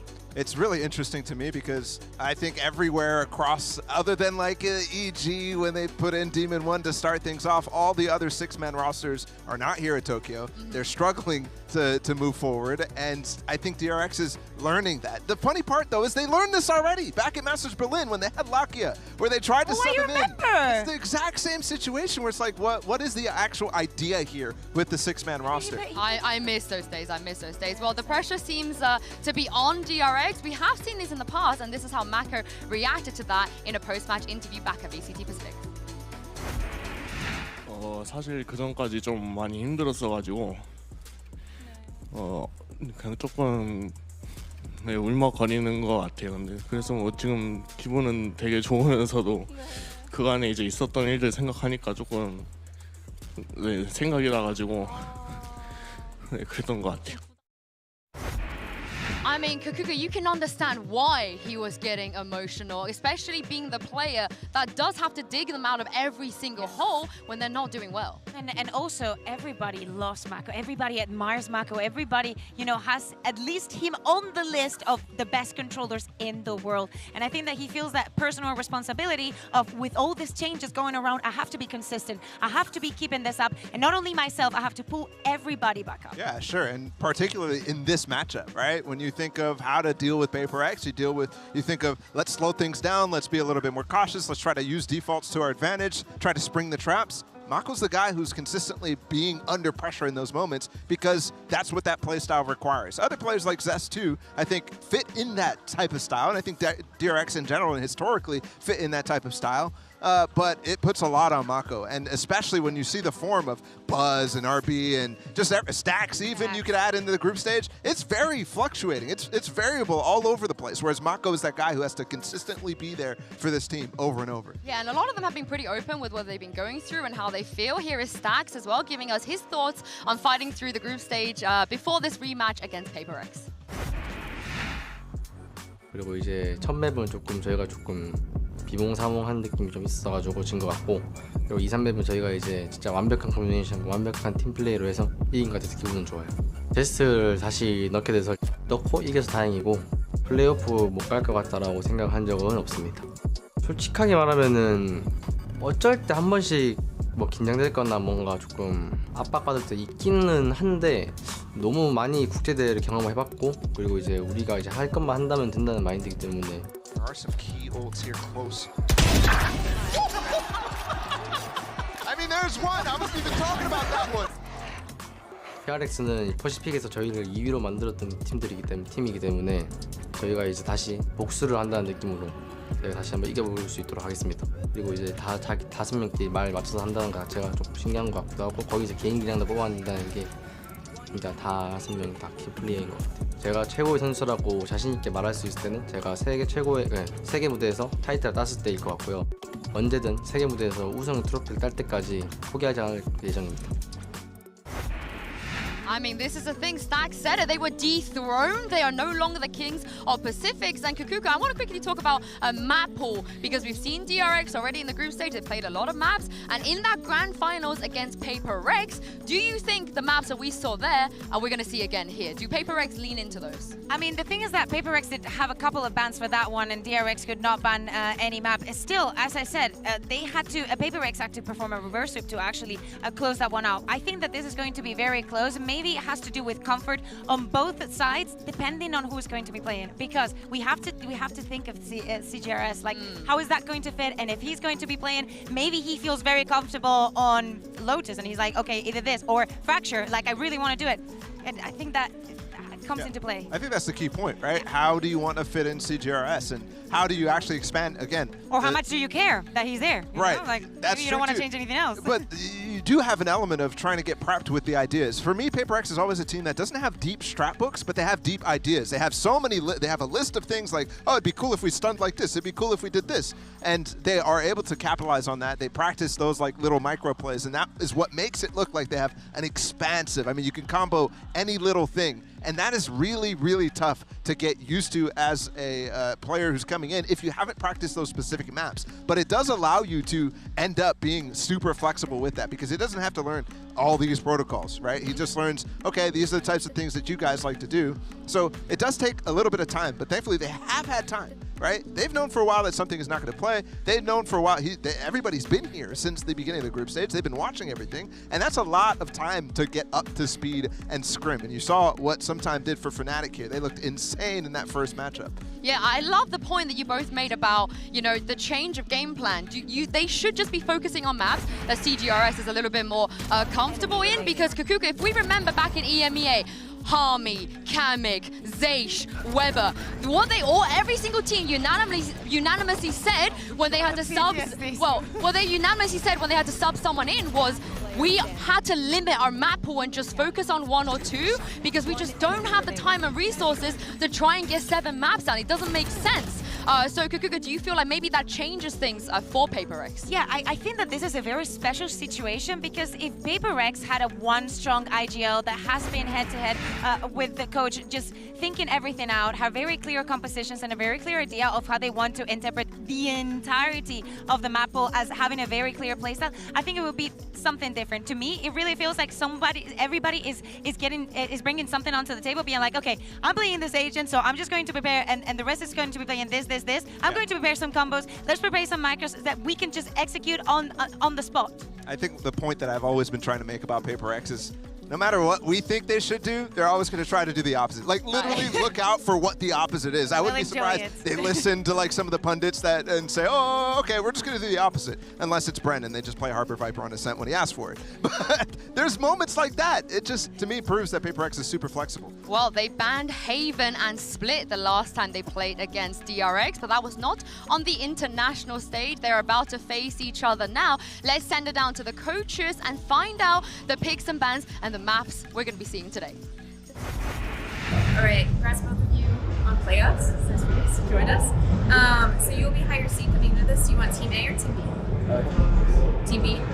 Okay, so DRX, you will be Team A, and we'll start with your first ban. Lotus, your ban. And so map number 1 from DRX. Split, side on split. Map number 2. Big bind. Bind, side on bind.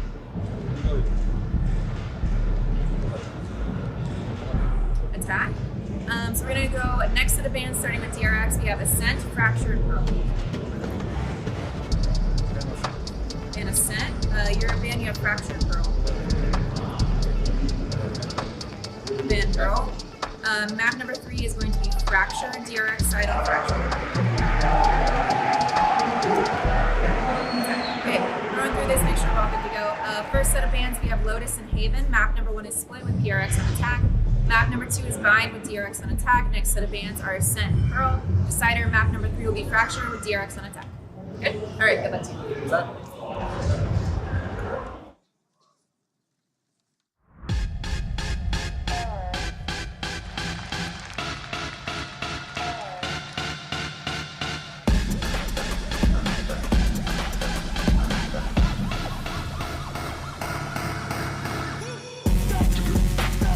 DRX.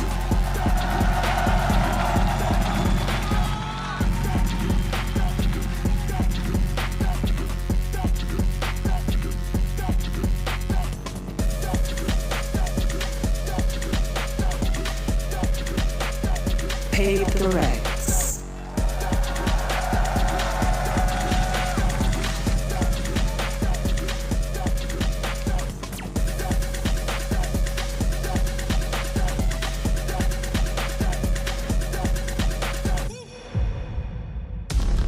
It's the two Goliaths of Pacific, but both weakened in their own ways. One without their star player, the other not in peak form. Bala and Kukuka. Who takes it though? Which one has the bigger disadvantage, do you think? This is such a crazy rematch to have in the quarterfinals.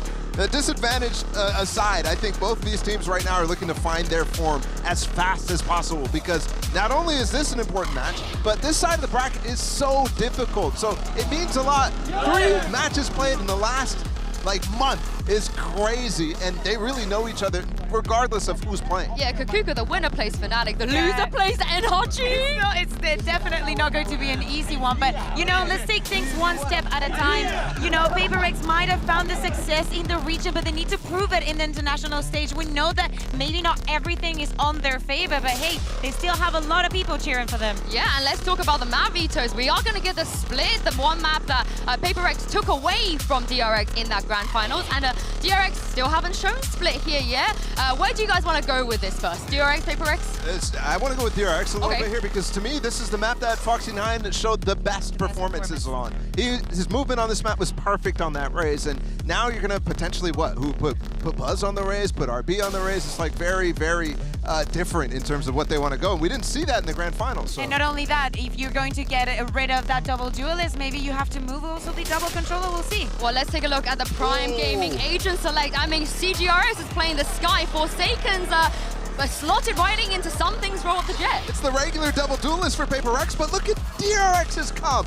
This is like the old like mech ideas with the neon, the old optic ideas. We haven't seen this for a long time, so they've been cooking, and I'm really excited to watch. I'm excited to see that Sky on the side of PaperX. We were talking about the Gecko. We needed some initiating power. I love the fact that he's just slotting in on the Sky. I think that both compositions are very, very strong. Of course, the main difference is going to be between that neon and the Jet, but there's going to be a lot of walls, a lot of smokes, and I am just praying for our servers. Yeah, but Forsaken's Sky has been exceptional this season. I don't know how I feel about taking him off of that, but then again, could CGRS play the Jet, though, in this situation? It had to be Forsaken. Yeah, it had to be Forsaken, but again, that's the kind of thing that they're trying to go away from. Like, he was limiting them when he was not flexible because of how passive he was playing as the Jet. So it's good to see, you know, the OG duo back together in terms of the Jet Rays for Jing and Forsaken, but that's not necessarily the direction that I want to see PaperX, especially in the long term. Well, this is going to be a crazy split. I can't believe the comms we've just gotten as well. Let's send this down to your casters and see what they think. Here is Sideshow and Brent. Up your ball, guys. I'm sorry. I didn't mean to. This time. What? Oh, come on. This is a Pacific rematch, but at a global event. Oh. Yeah, but we're the guys. Okay, you chumps. Get Oh, off. okay, You all guys right. suck. Get off. Get out of here. Oh, Okay. they just want to take every DRX PaperX game. DRX PaperX game. It's unbelievable. Time. I mean, they just shoved us off. We have to just come in here and kick them out. I know. Anyway, It's let's unreal. get into this. I want to have some fun with it as well. This is going to be a game, It's Brad. going to be This a is game. going to be a game. You could go into this with some nuance. You could go into this with some critical thinking. And The like, chess well, match. you know, the chess match, the revenge for DRX, blah, blah, blah, whatever else. Listen, mate, something's not here. They're playing with a sub. DRX have got roster problems. There's inconsistency with it. There's so many questions, but it's going to be a brawl. We've seen the agents select double duelist, a new comp for DRX. Yep. I just want to get into this. I hope it's going to be explosive. Yeah, DRX should really be the favorites here to take revenge with something gone. And also the composition that they're running, it's not that different to the traditional Jet Rays double duelist situation. They've also had a lot of history in the past of running RB on Neon, on Split even too, but never as part of a double duelist setup. I think it makes a lot of sense. I think the Neon stuns should be able to get huge amounts of value on this map. Well, you can do the thinking. I'll just watch the game and talk over it, I think, Josh. About the theory of it all. It's a deep push down mid here with a flash to re-clear. Forsaken also taking a couple of shots off. He's still got the dash active. Does he want to make another go of it? Just the once and backs away. Yeah, but he's the only person over there. Instead, the rest of this is coming into Marco. Yeah, who's sat with just a classic, has to give the sight. By the way, Devi's got a sheriff in this round, so why not? I mean, I love it. Fast plays around. RB's trying to catch, again, just the backhead ahead of Forsaken when he's rotating back. The plant's already down. What's the post-plant position? It looks like they want to refight up a ramp already. It's going to be 5 players stacked up towards main, and they're trying to fight for control of this one. Nobody is left onto the site. Look at one pull. That stun is quite nice. Yeah, one pull for the spikes, so they still have a bit of time pressure as No well. one from PaperX on the site. Yeah, no one from PaperX at all on the side. They do only have the one pull. They have to clear this. RB is gone down. Buzz, though, has to stand his ground, has to spray them down. He does claim the one. Already, players are weak, sticking onto the diffusers. Yes, but they don't have control of main. This Mind Freak to clean it up. Absolute chaos. Wonderful. Absolutely brilliant. I mean, PaperX are always going to have moves like this. They love dynamic post plants, which means that they don't just go into these same positions at the end, you know, one in elbow, one at ramp, that kind of thing, creating crossfires. They like to move around in post plant situations and put pressure on the retakers. It's one of their biggest strengths and something that I think a lot of other teams in the world need to catch up with, DRX included. But what a start there as Mind Freak picks up 3. Yeah, what a beginning. I mean, by all of our expectations, you know, Something was doing so much for this team. There we go. Bit of an aggressive play on the eco round here for DRX as they try and clear through, but they have just been very clean. Turned into mincemeat, haven't they? But yeah, all expectations, you know, just to finish the point that I started. really should be that DRX are taking this series, but a strong start for PRX. They've only had 10 days of practice. Josh, you asked Alex earlier. Yeah. Yep, and, you know, Alex likes to be humble. He likes to underplay things, but he did say could have gone better. Now, CGRS is coming in here to play Initiator. You heard from the desk earlier a little bit of a breakdown of this player, and he is mostly a Gecko main, but he has been known to play some of the other Initiators, and obviously picking up the Sky here as Forsaken moves over to fill in something's role. Forsaken, too, is going to be probably the most important person, in my opinion, because he's replacing something on a jet role that he started to struggle with towards the end of when he was playing that primary duelist. And he's talked about how sometimes when he picks up duelist, his brain turns off. He said he plays brain dead when he plays duelist, and he's actually quite liked playing the flex role because it forces him to think and call more, and he thinks he plays better like that. It's part of the reason why he was taking up the mantle as well of being almost, you know, primary caller, not quite. It is evenly spread as a satchel with the flash as well. It's all combined together, and yeah, they're not wasting time. Stars have to be activated. Buzz seeks to again reinforce it up. That boombot was again just drifting around the corner. There's nades sailing this way, that way. He's in the right city for it, that boombot. Absolutely. The snake bites at the feet though will slow this one down. PaperX get a bit bogged in the choke. And this would be a nice round for one of the PaperX players to have started over at A and get a lurk off. You see, RB and Stacks considering it because the rotate was extremely fast from DRX. Devi, I mean, he's heading in that direction, but he's going to take a long time to create any pressure over on the A side. About 50 seconds in a round, though. CGRS sends in the flash, which means he doesn't have one now for another 30 seconds, I think. That was the timer. That takes away a big tool and doesn't really tell him too much. But it looks like Devi's going to be the player that's supposed to open this site up for them. Yeah. The spike is just so far away. The goal is, what it seems at least, PaperX make noise towards B, send in the flash of a spam there. Mindfreak was trying to drag over the rotations, which is quite successful. You can see the DRX players. It's very dangerous crossing RB here. I mean, he might just jiggle and back up. Now he's going to stun and refight, and that's going to make it hard for Mindfreak to cross with the spike. Yeah, that's a really great decision. Recrossing up onto the angle. There's 12 seconds remaining. The spike is dropped down. It's an unwinnable situation for Devi. Keep the rifle going. You've just got to save it. So a successful bonus round for DRX. You know, the aggression at the beginning towards B main doesn't quite pay off. They couldn't grab the openings like they were hoping for. And PaperX will throw in these kind of ideas where, you know, you don't know whether they're going to explode instantly or whether it's just a play for B main control. Well, I feel like most teams in the tournament, Brent, run a lot of slow rounds, and then they'll use that to occasionally throw in a fast one to throw you off. It is the opposite with PaperX. The opposite with PaperX. They will throw fast round after fast round and then throw in a slow one, and suddenly you're like, wait, where'd they go? Exactly. Where'd they go? The crazy thing about PaperX is I thought they were going to trend away from this play style. Playing fast 80% of the time after, you know, after Copenhagen. Yes, yeah. When they lost in the finals. But, they lent into it. They lent into it more. They just went further in. The all-in aggressive play style. And picked up one of the most cracked prospects you could possibly find. Gutting that he hasn't been able to make it here for their first match, but PaperX will be looking to try and do what FPX did at Copenhagen, in fact, since you bring up the tournament. So this one is slow. This one's slower. Yeah, really just put the pace down to a bit of a crawl. RB playing that common heaven position as well. Normally you see, you know, Jet and Sky players, they will play here with the double duelist comps. But we were talking about it even before we went into the game, Josh. You know, the idea behind it, the stuns are quite good at delaying. Now you start to see them taking a significant amount of space towards ramp. Yeah, and they're stacking a heaven here because Buzz is on the monster lurk. Oh yeah, he's got the timing for sewers. I mean, he's going to be able to surely get a kill.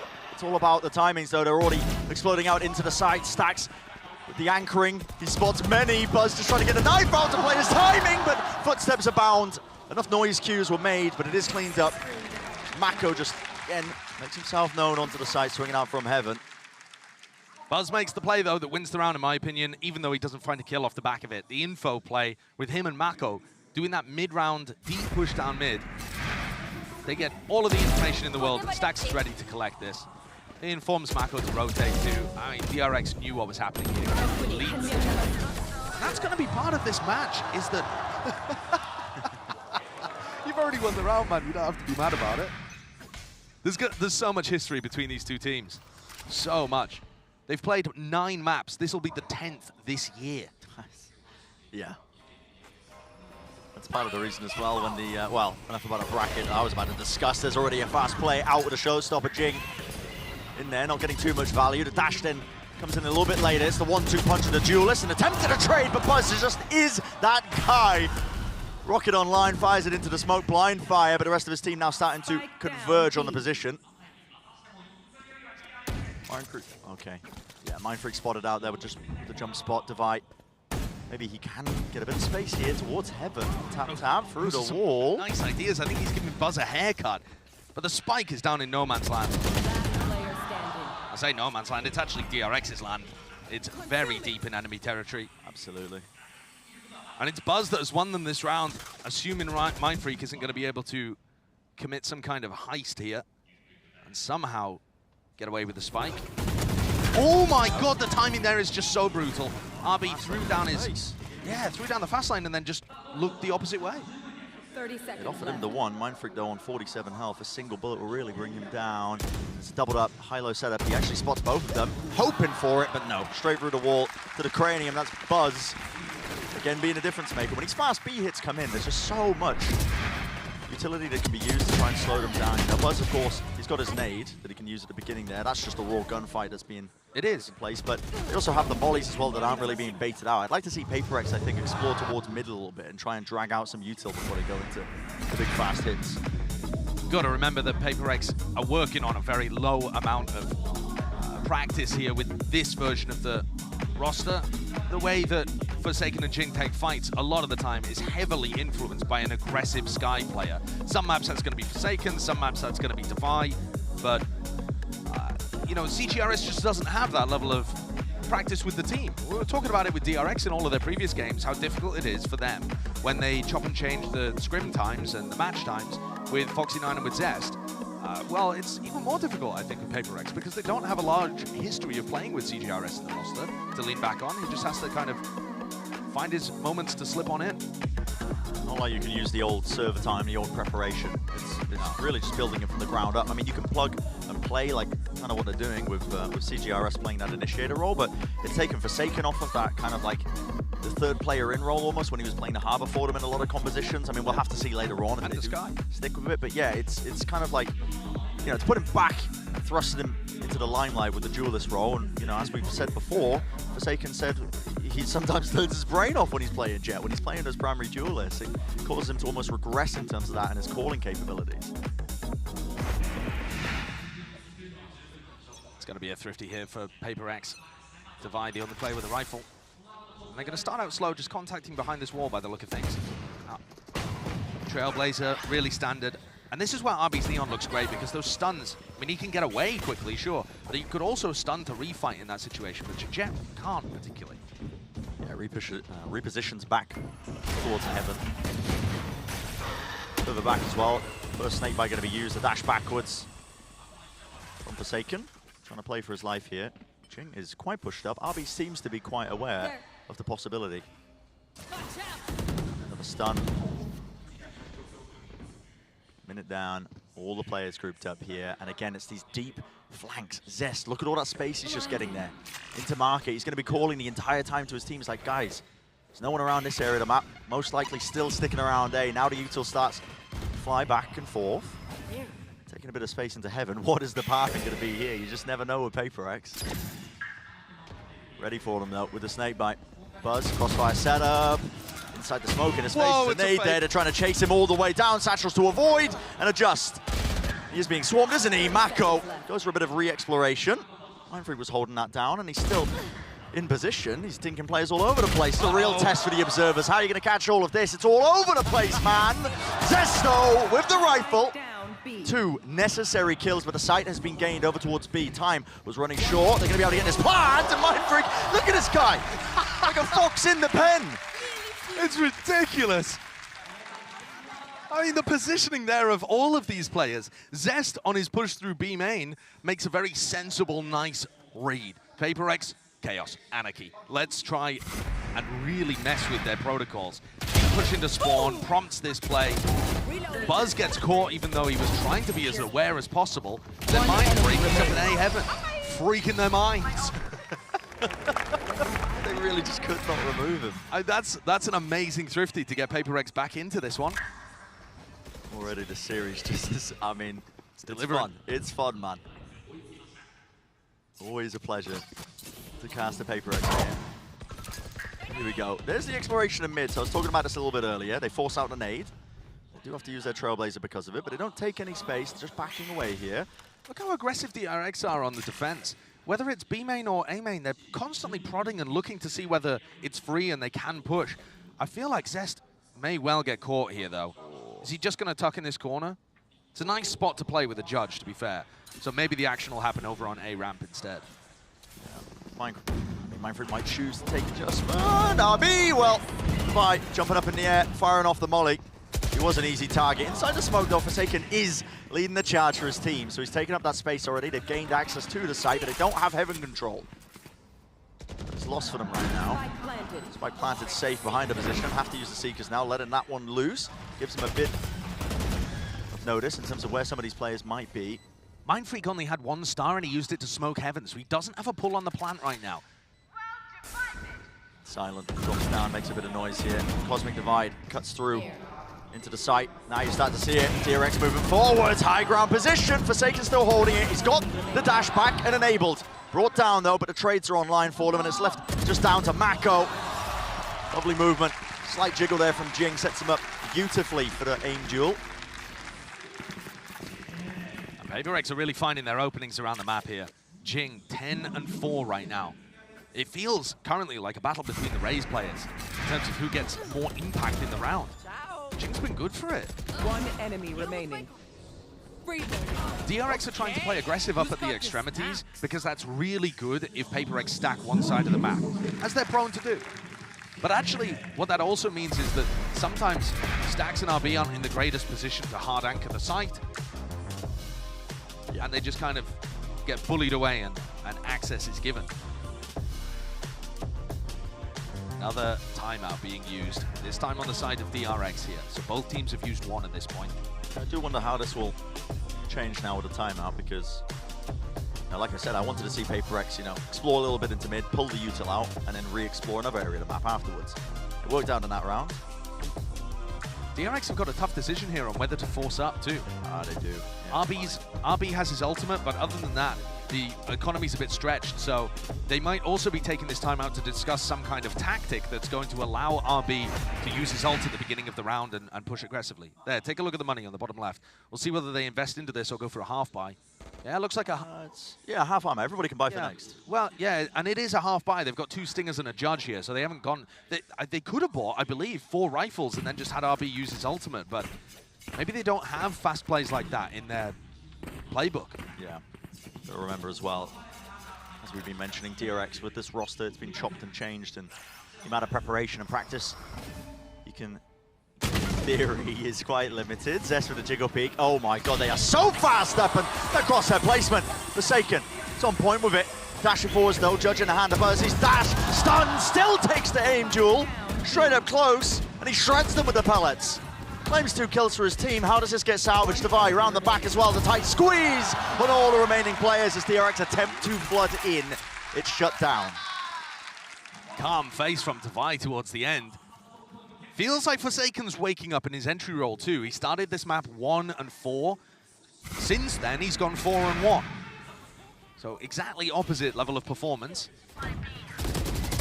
Another round where Buzz has outsized impact, but DRX still not able to close it out. But we're going to head into a rifle round after this. Remember, that was just a half buy for DRX, despite the fact that they had some dangerous weaponry on board.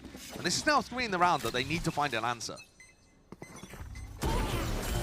Flash misses, I think, actually. I went towards the left instead of through the main choke.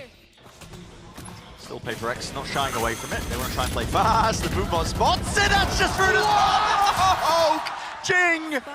Can't be getting away with that, man. Get out of here. The showstopper. It's an easy one. 3 kills in the round. That's unholy. What is he doing? Running and gunning with the Vandal, a mockery. Well, that's that round over. You got no chance if Jing's doing that through a Viper wall. Yeah, we'll see if 6.11 fixes it. I mean, that's off the boombot as well. He does have an idea that there's somebody there. It's a good read, too, to realize that people are playing that close by. But, yeah, when the bullets are going perfectly like that, it's PRX's day, I guess. And I do feel for the DRX guys. I really do, because they're in this kind of situation. And a lot of people are looking at it thinking, there's actually a little gun barrel that pokes through there, too. So a lot of people are looking at DRX thinking, well, I mean, they've got a great setup here. They get to play against PRX with one of their best players, if not their best player, missing. This should be a nice path through to have a banger match against Fnatic. But actually, I think all of the pressure is on them here. If they win, it doesn't really prove anything. It's not a full strength versus full strength matchup. It's great for them to be able to advance through the bracket, but it doesn't really feel as sweet, I would imagine, the revenge. But also, if they lose, it's a disaster. It's a very tough position. It's kind of a lose-lose. Yeah, going down to that lower bracket. I mean, the competition has never been higher at any international tournament. In terms of the caliber and quality of these teams, just a lower bracket. I mean, you've got Loud waiting down there, man. I mean, it's crazy. So another half buy for DRX. Do still have the danger. They kept the 2 rifles going. That dog does connect right around the side. Stax is spotted. Still maintains his control. They want to try and refight this. That's the old overdrive. Ripped out in the hands. RB going to try and open it up with a bit of galvanizing. Still, it's Forsaken on the high ground position. A flash play. Smoke at his feet. There's danger in it. Everybody's running out of bullets. And it's just silly. I mean, that's amazing stuff. I really respect the discipline there from PRX too. They had an opportunity to dive into the site and try and punish Stax, who got tagged by the Trailblazer, and instead they knew that there was a reactive play happening over towards ARAM. And they paused for a moment and made sure they fully dealt with it. Just feeling like he has to make a play. Only so many rounds left in the half with that rifle as well. He will fall. And so far, PRX are winning almost all of their rounds by just battering A. It's just A ramp pressure, A main pressure. And DRX can't figure out a way to hold on. I thought that Neon here would be extremely useful to land some deep stuns in and be able to just take fights. And instead, they can't find the right timings to be able to do that kind of stuff. Just the mid-game love heart. That's a new one instead of the fist bump. I like it. Coordination. A change up here, though, in terms of the default. And almost pays dividends instantly. Yeah, Forsaken trying to punish it. I imagine getting a read as well, knowing that Zest has been jump spotting that early on. Swaps it out, though. That was just Operator to his side. Still has the rifle as well. And this is quite slow and spread out. Making noise in almost every area of the map. It's only Devi who's really playing quite slowly, trying to creep up towards A main. Took a timing there, actually. Devi's going to be calling that the Trailblazer was just used. If he dodges this flash, he doesn't. Okay. Could be problematic. He gets caught. But he did call that the dog didn't see. They forced out the Seekers. Yeah, I mean, this is pretty much the entirety of the util being used by Stax. Do they still want to go off of this? RB seeks to reposition as well. Closer, trying to anchor onto the side. The knives out now with the dog. Satchels forwards. Over the top. Up in the air. The right click with the regen. Still damage is done. And it is 2 for it. Forsaken's there. Buzz right back at it. But 3 for Forsaken on for the ace. What more can he do? There's the trade. Where's the 5th? He wants it. He can feel it. Zest shuts it down. So the 1v3, the pit. Drop down, doesn't know what a crossfire position is. Isolate one of the fight. Here's just Devi. 1 versus 1. Devi low on a 4 HP. A bit of spam will do it, Zest. What a moment to come alive. Denying the ace and potentially grabbing the round. Just needs a bit of luck. There's no shot. With the Phantom, the spam. 20 bullets left inside. Time running so damn short now with the decay kicking in. Devi. Blessed by Lady Luck, hasn't he? Really getting away with that. Any one of those bullets could have landed, and it would have been an absolutely miraculous round from Zest. But if you want proof that God is a PRX fan, contrast that round to where Jing got 2 up in A heaven by spamming through the Viper wall. Some days, it just ain't working for you. And Zest, I think he played that as well as he really could, spamming reasonable positions. Just couldn't quite catch Devi. And again, fast towards A. Satchel laid down ahead of time. There's a stun actually used to push this back, but there was a flash on top of that. So towards main, both the stuns actually being used now. Again, updraft. Ground position here. Jing eager to take a fight. It's RB who swings into him actually. What timing! Rips out the gun in time. How's he managed that? And Buzz falls. Is he going to be that difference maker? Stack's close position where he's anchoring, not winning the aim duel, not against Forsaken. This guy is popping off right now. Any attempt. Forsaken's individual turn-up has absolutely flipped my expectations for this team without something on its head. How dangerous this duo looks. 15 kills apiece for Forsaken and Jing. They're feeling it. Wow. 9-2-3. I mean, it's just sheer domination on the half. DRX unable to withstand any of that A main pressure that was going at them. Multiple rounds in a row. Meanwhile, CGRS is getting put in the backpack by bottom fragging king sub. Don't worry. It's like, no, your util's good, your util's good. Don't worry, you're helping well. Exactly. That's the first half of Split. What a strange series of events. Is this really how we're expecting things to go? I'm not too sure, but DRX is going to be definitely scrambling for an answer. Let's send it down to the desk to break it down so far. Thank you very much, Sideshow and Bran. We were worried about something not being here, but Bala, did we all just forget that Forsaken exists? That's a good question, because this guy dominated 2 4Ks, in the last 2 rounds? Just insane stuff from him. It's the type of level that you remember from back in the day when Forsaken was that guy on this team. He's still that guy, but let's take a look at Verizon high-speed moment from that half. Round 8, Kakuka, talk me through this. Yeah, exactly. I believe this is one of the executes that we're going to get for PRX. I thought that there was a lot of them. Of course, Forsaken is going to be the first one in, but he's not the only force. Buzz is going to find a couple of kills here, but everything happens in the gist of what, like 30 seconds, an entire round. Everybody is rotating.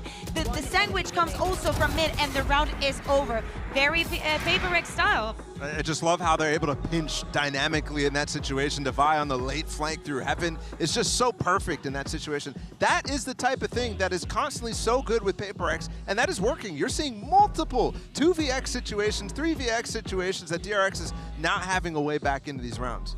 We have seen the score line before. I think that things can change now on the attack. We were talking about the Neon and how probably that is going to have an impact. We need to see the same that we saw from Forsaken and Jing, now translated to Buzz and RB. I think the RB had a better idea at the beginning of the map, but as it was moving forward, I feel like the intention that he had on A, he wasn't really accomplishing, and Stax was burning utility way too fast to actually last for the entirety of the round. I mean, you're asking a lot here on this 9-3 half for this comp from DRX. I think it's just a worse version of the Jet Raze that actually works out here on this attack. It's a very tough task. I mean, we got to see what they can do, right? Let's see as we send this back to Sideshow and Bran.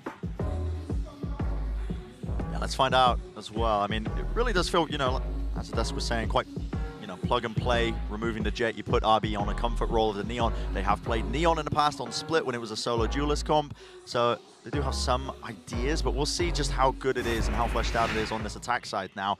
In theory, lots of stuff that you can do, but with how PRX are playing and how on point Forsaken and Jing are, what a difficult task. They did play Split in the regular season. DRX ended up coming out on top, but that was when PRX had just started moving their roster around a long, long time ago. We know the history of these two teams and the history of the rivalry, but we had really no idea what to expect today. And even those slim expectations we were thinking about have not played out. The pressure's on DRX here. Very different tempo to start. An extremely spread default where they put down a little bit of pressure over here into B main. So they feel confident about taking this. Did that see something? It feels like it might have just popped up a couple question marks. Yeah, maybe getting a read on the minimap there just from the tail end of it. And Flash also confirming the suspicions. They got the noise cue, so they know that there's at least one player there. We know, of course, it's a heavy group up, maybe setting up for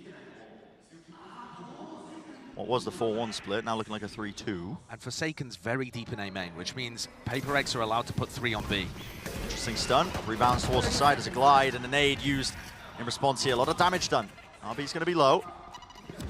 Nade of their own. Buzz using it, but no one's actually really popping out of the smoke. They're waiting for Mako and Zest to get in position. It's really disjointed here. Jing being shot from behind. No one was covering his back. The slow play, well, it works out with 12 seconds remaining. Time was running so damn short there, but do a good job, DRX. They cut noise adequately enough, whether intentional or not. Really, I mean, I think it was just because they were forced to wait for the Heaven players. But the timing worked out. Yeah. And again, patience being beneficial for both of these teams. Forsaken was the player that was putting pressure over in A. He's forced to try and win a 1v5 here, which I think is going to just be a little past him. Well, spotted out where potential reswing was, but yeah, 30 health.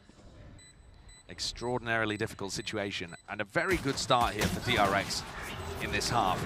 They obviously needed the pistol to mount any kind of a comeback. Yep. But I think the desk might be right with this being, you know, attack-sided on split. You saw the stats as well, that they tend to win about 60% of their time. I think a little more than that on the attack side. Historically, this is a fantastic map for DRX. It used to be, you know, back when they were Vision Strikers in the very early days, it used to be their absolute best. I think they still boast something like a 90% win rate all time on split.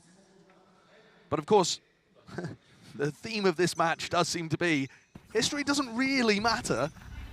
It's what happens today. And expectations, toss them out the window because, really, I mean, everything was against PRX. Still plenty more of the map, though, to go, potentially, so absolutely. See if DRX can turn the tide. I mean, they get that pistol round, like you said. Pretty important. And CGRS is going to be a player that is taxed quite a lot on defense, I think.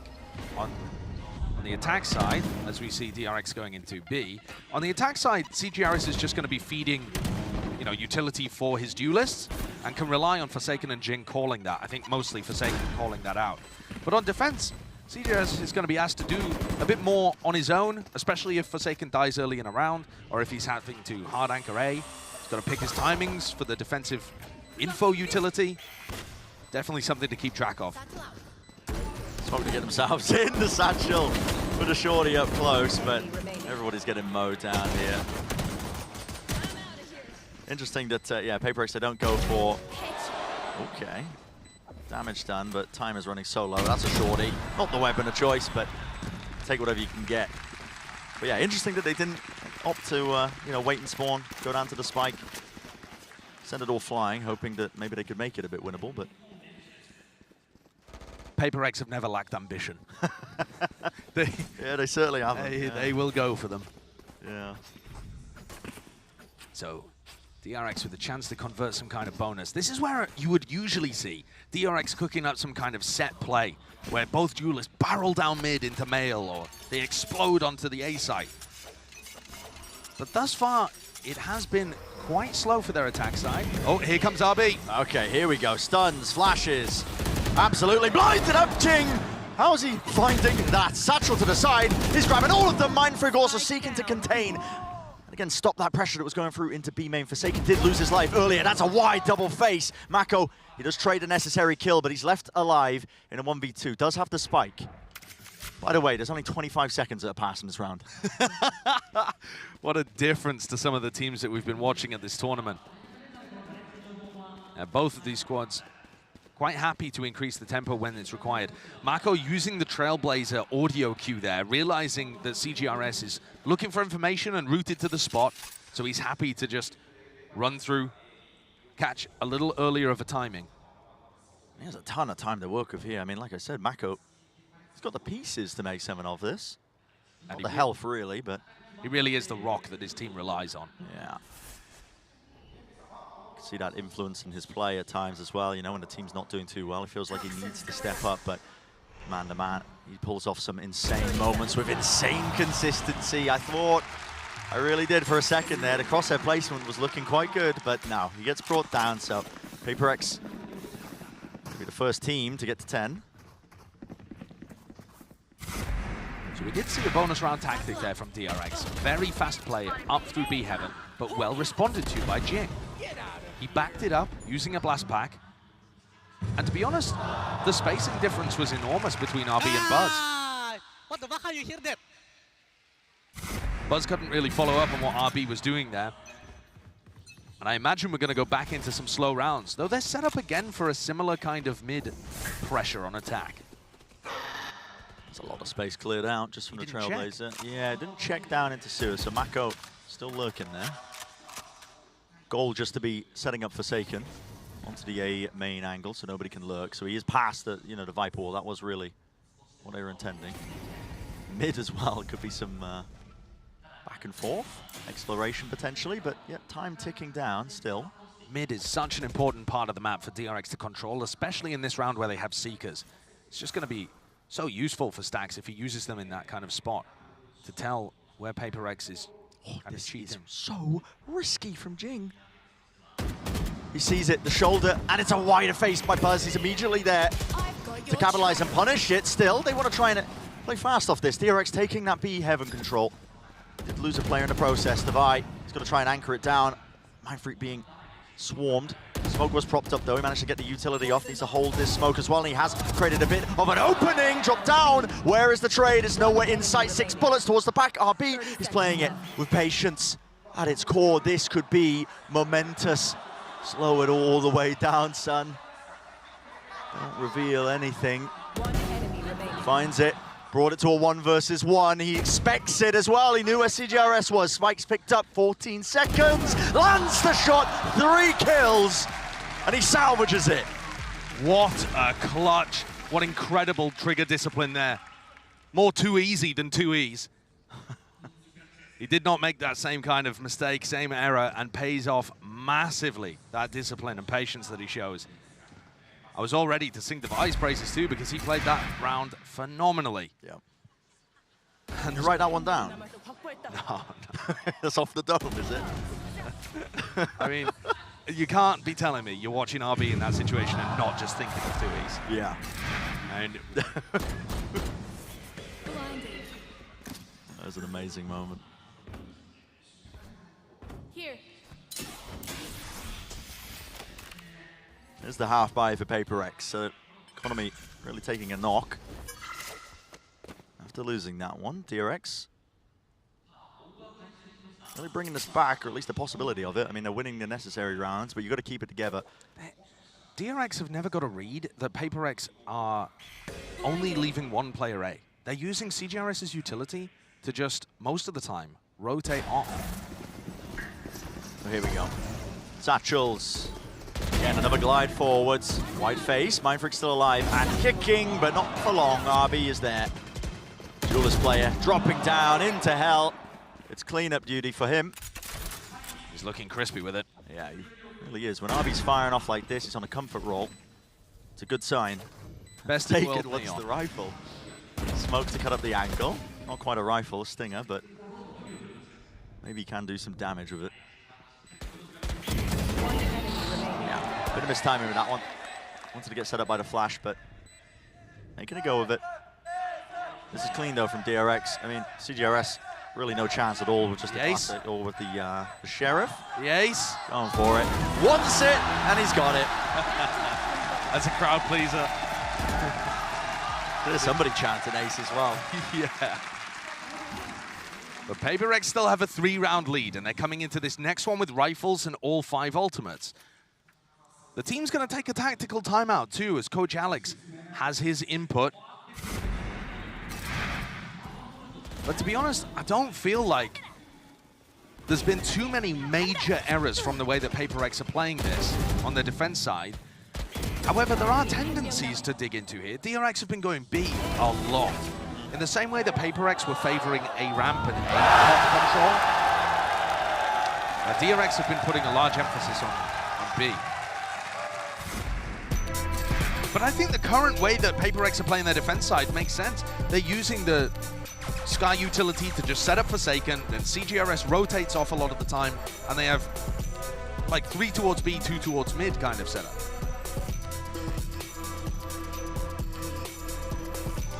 Just can't quite anchor it when the side hits start to come through. Yeah, and also you had RB with a fantastic clutch play, which, you know, he's not going to be able to do that every time. Just because you lost the round doesn't mean you played it badly. Chances for PRX though to get back into it, using that last time out. Look at the amount of ults they've got online. Forsaken buying up the operator as well, potentially another answer to what's happening with, you know, the slower beginnings, these very wide spread out defaults for DRX. Just poking and prodding. Maybe there's something there to punish. Yeah, not just that. Devi's got his Viper's Pit online and a Judge, so I would not be surprised to see him just rip that in B main to start. However, yeah, I mean, DRX have not really been playing fast in B main. Viper's Pit in B main. Here's a showstopper, an exchange of all sorts of utility. It's all over the place, man. Jing still, he did the damage and he cleaned it up. He's cleaning up his own mess there. RB had a phenomenal dodge and yet wasn't able to reset the aim to actually punish that showstopper from coming through. That ult needs a buff or something. I'm telling you. He just got two, Brad. He did. He set himself up quite nicely. Mindfree with the jiggle. Lays down the star. Oh my goodness, almost goes down because of it. Yeah, he also didn't have the pull to be able to work with. So he had to... It was kind of too late on the timing there. Plays up the util. Seeker's being used. It's going to be so difficult to NB in this spot, though, because of Devi's ultimate. It just doesn't seem doable. It really doesn't. That's probably why they've just slowed it down again, making sure that they explore up into mid as Mako has gained this position. And it's a bad flash. Well. He's pushed all the way deep, and yep. Wow, that is so unfortunate. CGRS just used his flash in A heaven to make sure Forsaken was safe from that spot, and Mako dodged it somehow. Maybe with the Viper wall? It's a free plan. Snax gets that one down. 3 versus 3. Viper's Pit online. Place that one down into the elbow choke. And look at that area that it's covering. This is brutal to get through. If you are PRX, got to pray for some of that Jing RNG, I think. Maybe with the run and gun as well. Hope you collect an easy kill. Spamming into the corners here. One upside is everybody is playing in the pit, so there's always that potential. You've got to land your shots properly. Flash round the side. Decay kicking in, makes it an easy kill to claim. Mindfreak forced to back away and save. And that is an enormous round for DRX and Mako. There's the hold. I was talking about how I really liked the way that PRX were playing their defensive side, and they were just posting up Forsaken on A main. Now, obviously, he's weak from that mid split, but CGRS was still spotting it with utility. I don't know how Mako quite dodged the flash that came through the Guiding Light. Was he around a corner or something? I'll see this in the replay. Here we go. What? That is okay. I he mean, just activates his wall as he hears the audio cue, and even though it's half bloomed, it gives the false info because he's behind the wall. I mean, that's crazy that that's what turned around. Shout out the replay observers for catching that one too. Yeah, that is nasty as well, though. Mako immediately capitalizing off of it. What a phenomenal play, and instantly recognizing the advantage he had there. That's part of what makes Mako world class. Now you're starting to see, got to turn up the heat, haven't you, Forsaken? Straight up into it, taking the fight to Mako. That's a bit of a read, I think, that they know that Mako was playing so slowly towards that area. 2 players in sewers. The sound wave, Forsaken! Absolute genius at work here. Grabs the one, doesn't quite get the third. Still. He's made this more than winnable. Oh my god, okay, CGRS, why not? Go for it. Pop flash play around the side, but Buzz wasn't really blinded up. Double satchel now. Makes his mark. Plays claim as well towards the site. Got to try and get this spike down, but important to note as well, they do still have a main control. And they have a pull that can go on the spike here. Buzz with a showstopper. Flanked as well, though. And there's a fight taking place on the side. Buzz, 3 in a round for him. Got to get a bit of a move on. And I think Mindfreak running. No, he slowed it all the way down. Him versus Zest is quite important, and Zest falls. Now they know. Should be at least 2 players onto the site. PRX starting to put the squeeze on into elbow. Maybe some util to set it up. Showstopper's forced out. Trying to make something from this one. 55 health on Buzz. He'd love a kill from this. Again, just waiting it out. Time is ticking. It's getting shorter and shorter. Have to let rip. And you have to find some kills. Mindfreak, he wins his. Devi follows up, and just in time. Just in time, man. Yeah, I mean, they had only 3 seconds to spare, something like that. 2.5, not even. And yet, once more, what I'm appreciating from this map with these two teams is that despite the chaotic moments, the players are so smart at when to be patient and when to play the time. They don't overrush things in this spot where Buzz is holding his showstopper. They know that they can play the clock, use it as a resource, and win things out. What a huge one for PRX to be able to take away. Yeah, amazing play. That's another one where it's a bit of a broken bye too. They've been almost perfect in those low eco rounds. Yeah. It's been odd, hasn't it? Both of these teams really just excelling at the attack side so far, but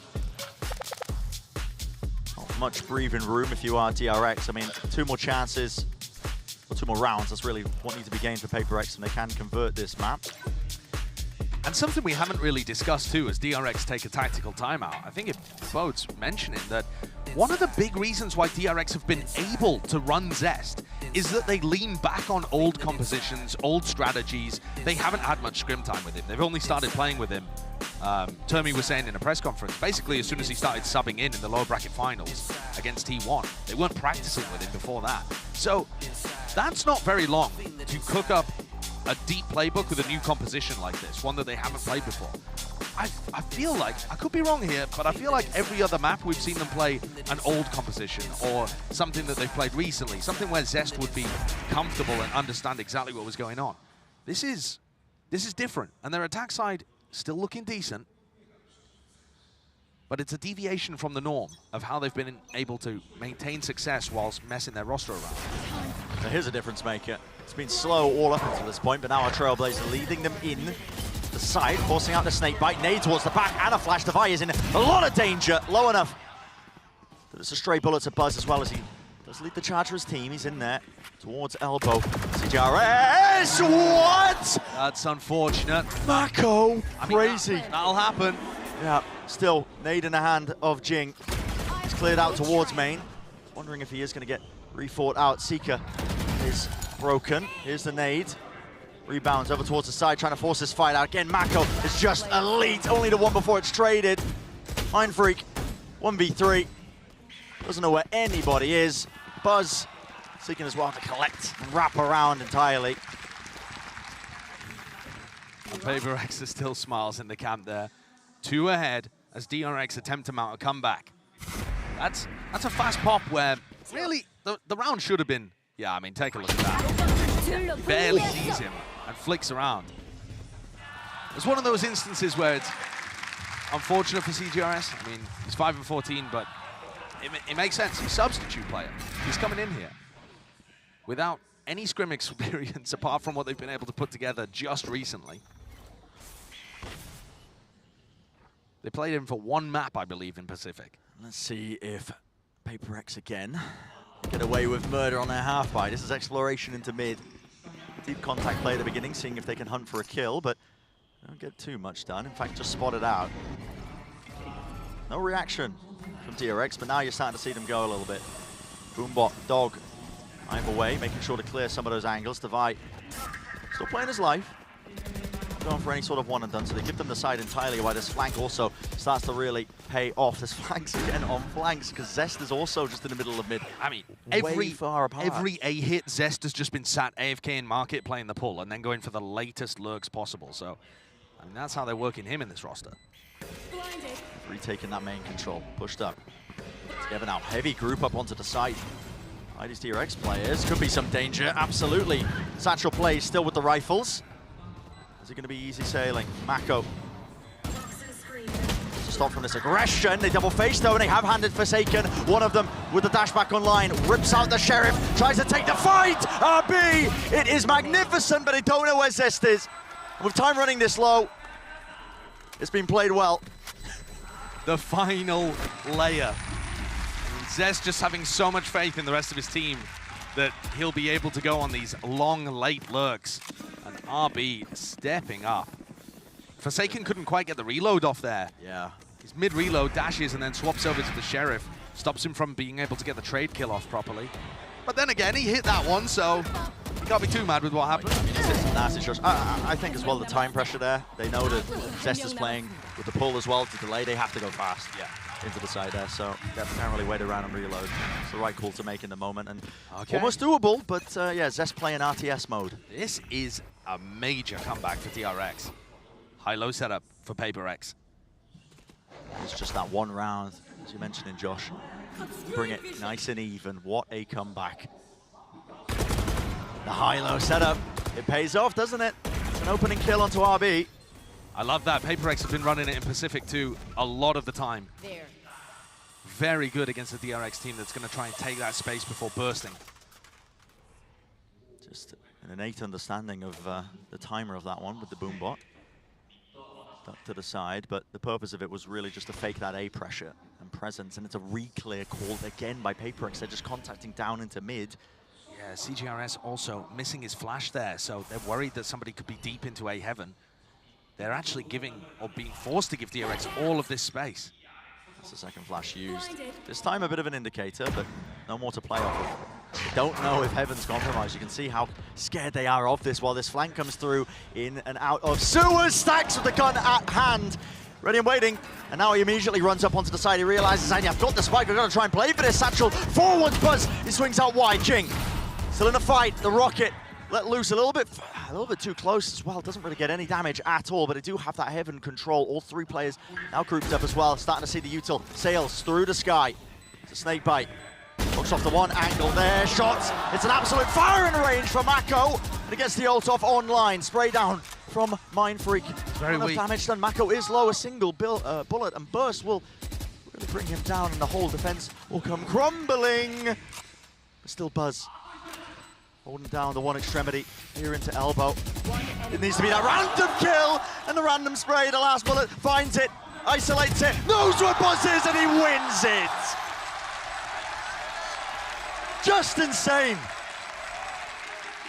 These are the moments that are making the difference in this match. And Mako's reaction says it all. What are you supposed to do there? Yeah. That's almost the exact same spot that we saw. How many rounds ago? I can't even remember. 12 rounds ago, something like that. One enemy remaining. And this time, a deity guides the bullet straight into Mako's head. And it brings them one step closer to taking the map. I mean, just ridiculous scenes. But yeah, you're right. Do love a fake comeback. Do love a fake comeback, but I want to see DRX bring it to OT. Catching just onto the model. Yeah, Zest's cape almost just drifting away there. Defy playing as well with the judge. Now there's a star at his feet. There is a lot of danger here. I'm pretty sure that will pull him if they choose to use it. That's a recall. Oh, well, okay. Just a star. Propped up. Defy takes the timing right round the side there with RB. Follow up with the rifle. Zest containing this deep push as well. Fights all over the place, missing the shot. Forsaken. Smoke up. Props up the one way. Does he really want to try and get back onto the angle? Zester's got the read on this. He's actually got his crosshair on it. He's in astral form. Yeah. Star. Wow. Up, smokes. The space being gained, but that could be a play to make as well. He's going to be making a call as well that everybody's rotating away. Yep. That's going to make CGRS and Jing ready for it. CGRS has really struggled in these anchor spots before, but Jing's been excellent with it. It's one thing to be aware. It's another thing to stop it. They know the hit's coming through onto A. All that space was gathered. There it is with the flash! Re-swing from Jing. And it's up to Zest to try and extend the play. There's no chance in hell. That's 4 to finish for Jing. And map 1 is PRX's. What a turnaround. Great attempt at a comeback there from DRX too. But I think the damage was absolutely done in the first half.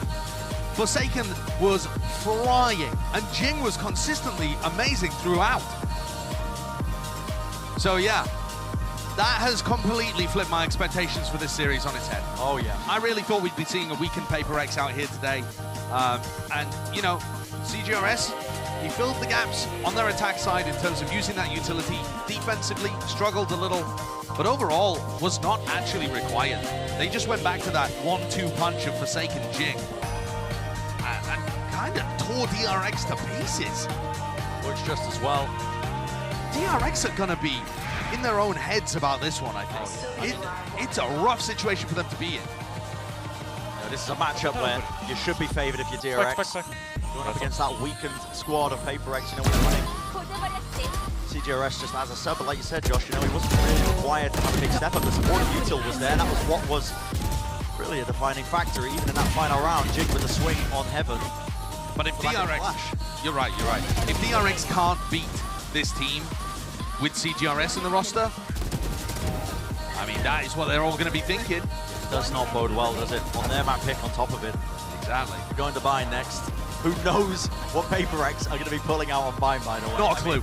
Listen, they were running Reyna with something. Are they still going to be running the Reyna now? Not too sure. They could. They totally could. Jing's played Reyna in the past. That would be weird, though. That would put Forsaken on the Raze. I don't want to theorycraft the comps because this team could be running Gecko in the next map, and it wouldn't surprise me. We really don't know what they're going to be pulling out to Bind, but they picked it. They must have picked it for a reason. And for DRX, really got to try and rally back, I think, as well, in the short time between this map and the next as well. There's an opportunity to take a bit of a breather, try and brush it off. Yeah, they've got to shut down this two-list duo. Forsaken with an incredible performance in the first half. It's what my brain keeps thinking back to. Yeah. Just fit back into that spot so well. There was just so many amazing moments. I mean, you got to see some top form out of tons of individuals. The explosiveness of PRX that we know and love. Massive moments from RB here. Delaying by enough time. Mako as well with his individuality. Just a really great map, I think, as well, setting the tone of all of this. You can't say it's not entertaining when you watch PRX and DRX play. They always deliver, man. Absolutely always deliver. That's going to do it for map number 1. We'll see you after the break.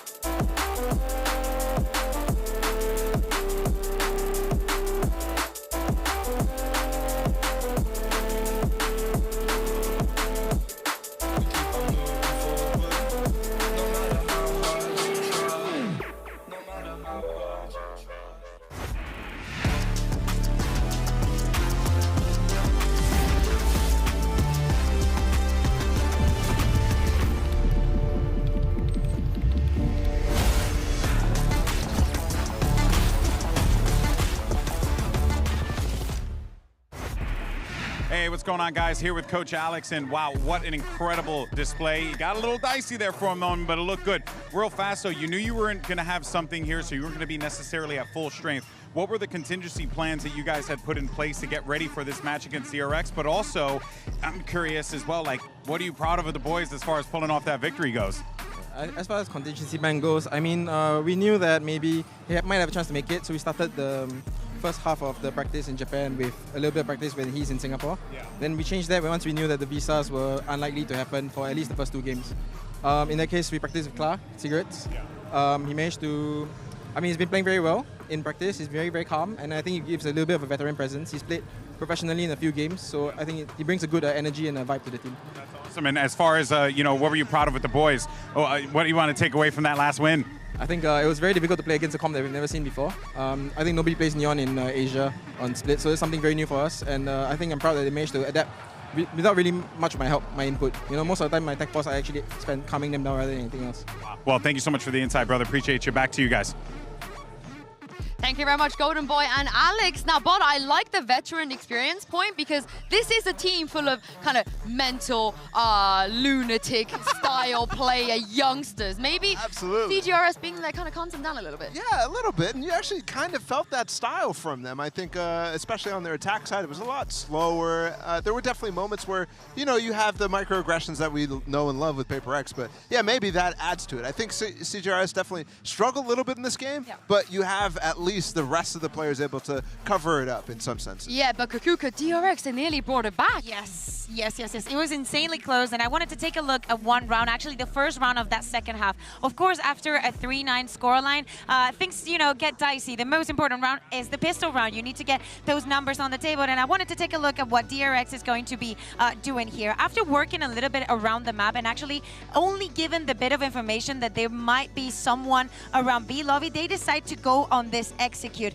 And the cool thing about it is how important and how decisive they're going to be with the utility usage. We were talking about the Neon, about what she can do. We're going to see stun use here and here, plus a smoke that is going to be just instant, but not fully onto Heaven. And I want to play the clip directly so we can dive into it, clearing that early space and actually giving that first kill that is going to go on this direction, as you can see right now. And the moment that they freeze inside of this smoke, acknowledging the strengths that they're also on the side of PRX and how important this round is. Now, look at the minimap.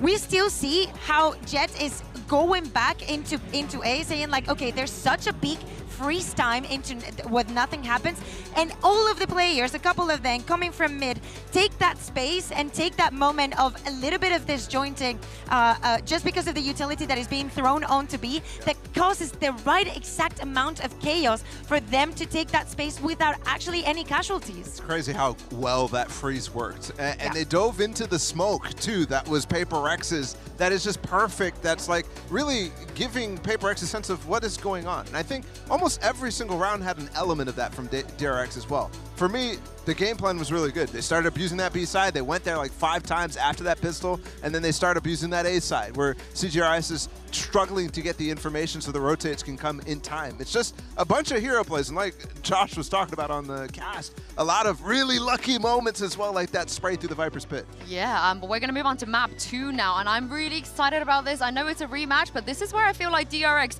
they're going to want revenge, Kakuka. This is where the final map of that grand final as well, but again, very different players this time. We still don't have something. Yeah. There's a lot of questions. I think that's the biggest question, because one of the craziest compositions that PRX has on their map pool is here on Bind. And one of the pivotal points of their wins was actually something on Reyna and all of the combos and all the insane individual plays that he could have. Now that we have seen CGRS playing on the Sky on Split, what is the team going to do on Bind?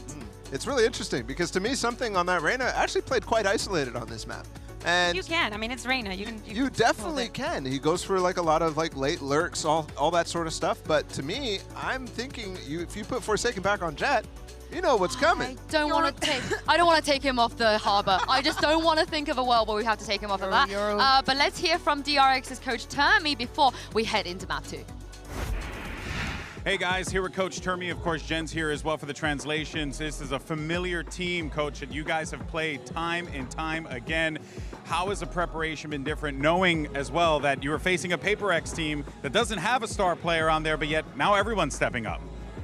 일단 페이퍼렉스를 상대로 많은 경기를 치러 왔었는데 상대편에는 이제 썸띵 선수가 없잖아요. 근데 이렇게 많이 만나본 팀이 다른 라인업으로 경기를 준비할 때 좀 DRX의 경기 준비 과정이 많이 달라진 점이 있을까요?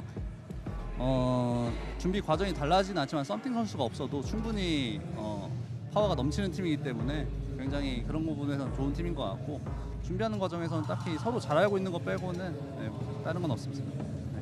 Well, we are pretty familiar with each other, but PRX, even without something, I think they have plenty of firepower and they are a strong team. But our preparation doesn't really change because of that. Yeah, makes sense. What are you telling the team as you're getting ready for map 2? 이제 2세트 들어가면서 선수들에게 어떤 얘기를 해주실 건가요? 첫 번째 경기라서 사실 선수들이 몸이 안 풀린 것 같았는데 2, 3맵은 충분히 이길 수 있기 때문에 선수한테 그런 점을 조금 준비시키겠습니다.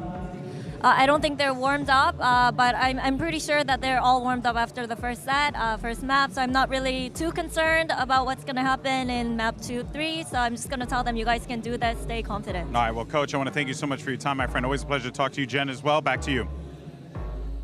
Thank you very much, Golden Boy and Tammy. Well, it doesn't really affect their preparation, but how do you prepare for a team who is playing with a sub, Kukuka? We don't even know where they're going to run. Listen, I think that also after DRX, going through the group stage and knowing that you don't really have the time to prepare specifically for each opponent that you have, because this is not like the regular season. You do not get a week to prepare. It's literally day after day. Maybe you get a day break, and that is all. So the best thing that you can do if you want to have a strong map pool is literally play for yourself. I mean, even if that wasn't the case, I think throughout the group stage, unless you're they've been struggling. And if they've been struggling, they need to focus on themselves. They just need to focus on themselves. And you're right, though. I mean, there's nothing you can do to prepare for what's going to happen. As you guys can see in the Prime Gaming agents are like, Cigarette is going to play the Gecko, his main. I don't mind the Gecko, but I'm not super happy on sticking with the Forsaken Harbor. I think it's okay to not have a second duelist here for Jing in most cases, especially when you're replacing Arena. But that does lose an element for Jing. That guy is really good off of playing with timings of other players, and without having like a Forsaken on Yoru or a Forsaken on Jet, you're missing that.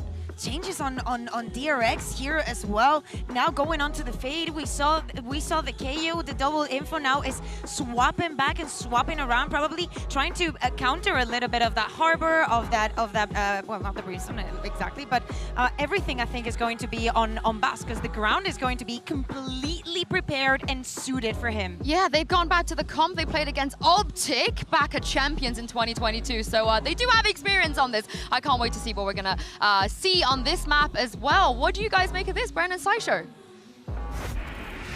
Hopefully it's looking quite fleshed out, honestly, as well. I mean, DRX, they've been trending back to some of their old compositions when they've been running Zest in the lineup as well. And so, as you guys were mentioning, this is something that they have ran before. Yeah, they only ran it, as far as I can remember, though, I think they only ran it once at Champions, the lower bracket final on Bind. It's never actually been a map that DRX like that much, or are very good at on Bind, in my opinion. They're good domestically at it, but then when they bring it to the global events, they're a little behind. I like the composition that's being run. I think the comp on the other side, though, is the more interesting. Oh my goodness. Because it's like T1's Gecko comp, except they're running the Brim instead of the Viper. Yeah. So it's weird. It's definitely weird. It's somewhere between the T1 comp and what they previously ran, I think. But yeah, it's going to be interesting. Hopefully Cigarettes will have a better individual performance. Flash pull and a satchel to take up Shower's control for DRX early on in the pistol, and there's a molly that meets them. Talking the back, nobody can really scale off of it, so giving up entirely the front section of A, including Lamps, has been given up. The reflank, though. CGRS is already straight through the back into Showers, and they want to try and get the squeeze onto them. Buzz is alone, surrounded on every single front. Devai is still here on B. Yep, and Devai could be the difference maker, surely. There's one kill found. Still got the flash, wants to take the fight to them. Everybody's blinded! Hopping and skipping, Zest survives. Still, Boombot in his face, low enough. A single bullet will do it. Jing runs him down. CGRS, what a statement. Okay. I believe he's got half the amount of kills he got on the entirety of Split. in the pistol round. Yeah, that's a great beginning. Yeah, that's a fantastic beginning. And I don't think it's necessarily because he's playing Gecko, but maybe because he's a bit more comfortable with what they're doing. I would imagine that if PRX is going to play Bind, it's been something that they've been scrimming quite a bit and putting a serious focus on. They instantly had a reaction there as DRX took Shower's control to molly the front of it, Brimstone molly at the front, CGRS at the back. So it's quite a light Shower's crunch, but it was still a crunch. One of the big questions I had, I think, when I was seeing this PRX gone. Called Star, interesting. The free shot. Do you really want to be taking this fight into them? Of course you do. PRX, oh my goodness. Yeah, they don't back away from any sort of challenge, do they, Josh? No, they don't, but now Jing is getting pinched. He's got to be worried about Hookah. You can soft, silent drop out from Hookah now. Haunt was timinged ever so slightly. Reveals him still. Maintains his hold onto it, tried to satchel him back as well. Get away from me, Mako, but the spike's in his hands. Smoke dropped. Got to expect that there could have been rotations in this time, but lots of time in the round still to make a play. Where have I seen this one before? Mako can definitely win these. He just waits it out. It's a luxury that he does have. Picks up the Bulldog as well, so there is plenty of chances. Forsaken playing is particularly safe. I mean, the man's just jump spotting through the back of their halls, but they're worried as well that he's rotated all the way through B long. Yeah. You can see the positioning. I mean, they're already playing back over towards A. At least Forsaken is. Mako's going to assume, I would guess, that Hookah's compromised because they didn't clear that area out at all. But where do you plan for? Just inside Tube? 10 seconds left. 10 seconds. All right. Back of the site. Yep. There's a plant. PRX hoping to play this one together. Mindfreak jumped out. Oh, wow. No sound cue off that. Spam into it. Yeah, that's just unfortunate timing. Silent drop, I guess, from Mindfreak. Yeah. I didn't hear it. Yep. I mean, that is a massive meta change on Bind, really. It's a small adjustment, but it makes a huge difference to the way that you run your B holds. Tell you another thing that's like a very meta thing that PRX do. They push Sand a lot with this, you know, with their former composition that has the Rainer in it. And I'm wondering whether they're going to do that because they don't really have a player that's going to want to play in that position as aggressively as something would on Rainer. You know, take the duel, dismiss out because you're confident you're going to win the fight. But he often does. Absolutely dominating DRX in the way that they want to play. Obviously, DRX don't play with the Cypher or a chamber, anything like that can watch behind them. And usually, your defaults are going to be slightly weak in that area. Well, we haven't had one of these in a while. No, we haven't. It's escaped a lot of it. It's been very, very smooth. But yep, we're going to have a little technical pause here as one of the people restart. It gives us some opportunity to talk a bit nerdy about the way that PRX have been playing this. They've been playing both initiators over by B long, and you know, really heavily playing for that area of the map. CGRS has been wanting to fight a lot.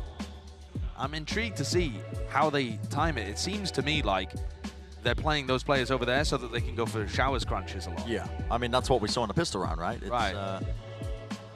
Either the dog or a flash to set it up through the TP, but if you hold on to B long, in theory, it makes it much easier to squeeze any players to try and play in showers with the new form of bind. I mean, the TP's way closer with this new iteration. So, I mean, we are really nerding out about this. We can get into podcast mode if you want. Well, the other thing that really intrigues me too, if you haven't had the pleasure of watching PRX on this map for a while, you might be thinking back to the aggressive stuff that they would do with their Yoru comps in the past. Forsaken on Harbor throws the most bizarre Harbor utility compared to everybody else. I feel like every other Harbor player went to the 2E school of learning Harbor, very diligent walls, always placing them as accurately as possible. Forsaken's cooking up weird stuff in the server. And one of the things he really likes to do, Forsaken will play around the lamps area and throw his high tide through the teleporter to support his team going for sand pushes. And they'll try and fight aggressively for sand and fountain control on defense. Now, how many teams do you see that do that? It's very creative. I mean, they are really pushing the limits of it. I mean, Forsaken loves to play Arbor as well. Spoken to him about it. Yeah. I've had instances as well where the entirety of the team was trolling me on social media. True. And I was saying, has anybody tried Arbor on Ascent? And then they were all like, oh, we'll try it. And I'm like, okay, well, sure. And then they pull it out in the playoffs, and yeah, it's just crazy. But Forsaken loves it. He you know, yeah, it's one of the things that allows him to be that third player in, rather than one of the primary initiators, and allows him to slow it down, think more, and just collect up some of those kills. But look, he's doing the high tide. Oh, he's doing a different high tide here. One that goes, again, though, through the teleporter and threatens like you could be pushing out sand. Yeah. This, though, is a bonus round strategy for PRX, where they want to fight Showers, pick up Thrash. What's the play with the Thrash, though? It's only Devi over towards B. It looks very weak, and they're banking on DRX just playing slowly. That's incredibly weak. Flash spotting out at least one of the players. Dog also being forced out. What was that? He just lobbed through the TP. I think that was his pistol. I think that's his, okay. I think that's his reliable sidearm. Yeah, that is. That's funny, honestly. Okay, here we go. Thrash being used together. That is the Taman just on the one around the corner. The kill's found behind the box. Cess will not be escaping the ire and immediately pick back up again. They're picking it up. They're not worried that there's anybody coming to help. Yep. And punish them for it. All right, so now they're going to have Thrash again. They can have a go of it. Still the nade as well to clear through into the back of the side. It's going to be a Dizzy. Broken. Here's Thresh. There's the nade as well. Slams it on both sections of it. It's up to Stax and RB to really hold their own. Rooted to the ground. Wingman falling. Pop up. CGRS not favored, but there just couldn't quite get the rifle cooled down enough to take a shot. Mindfreaks worked his way all the way around. Oh, okay. It's Stax actually. Still Mindfreak is alive in the fight, but well, not for long. So the bonus round, there was a cute idea behind it. There was a lot going on. Yeah. And you can see CGRS is actually playing like a ranked Gecko.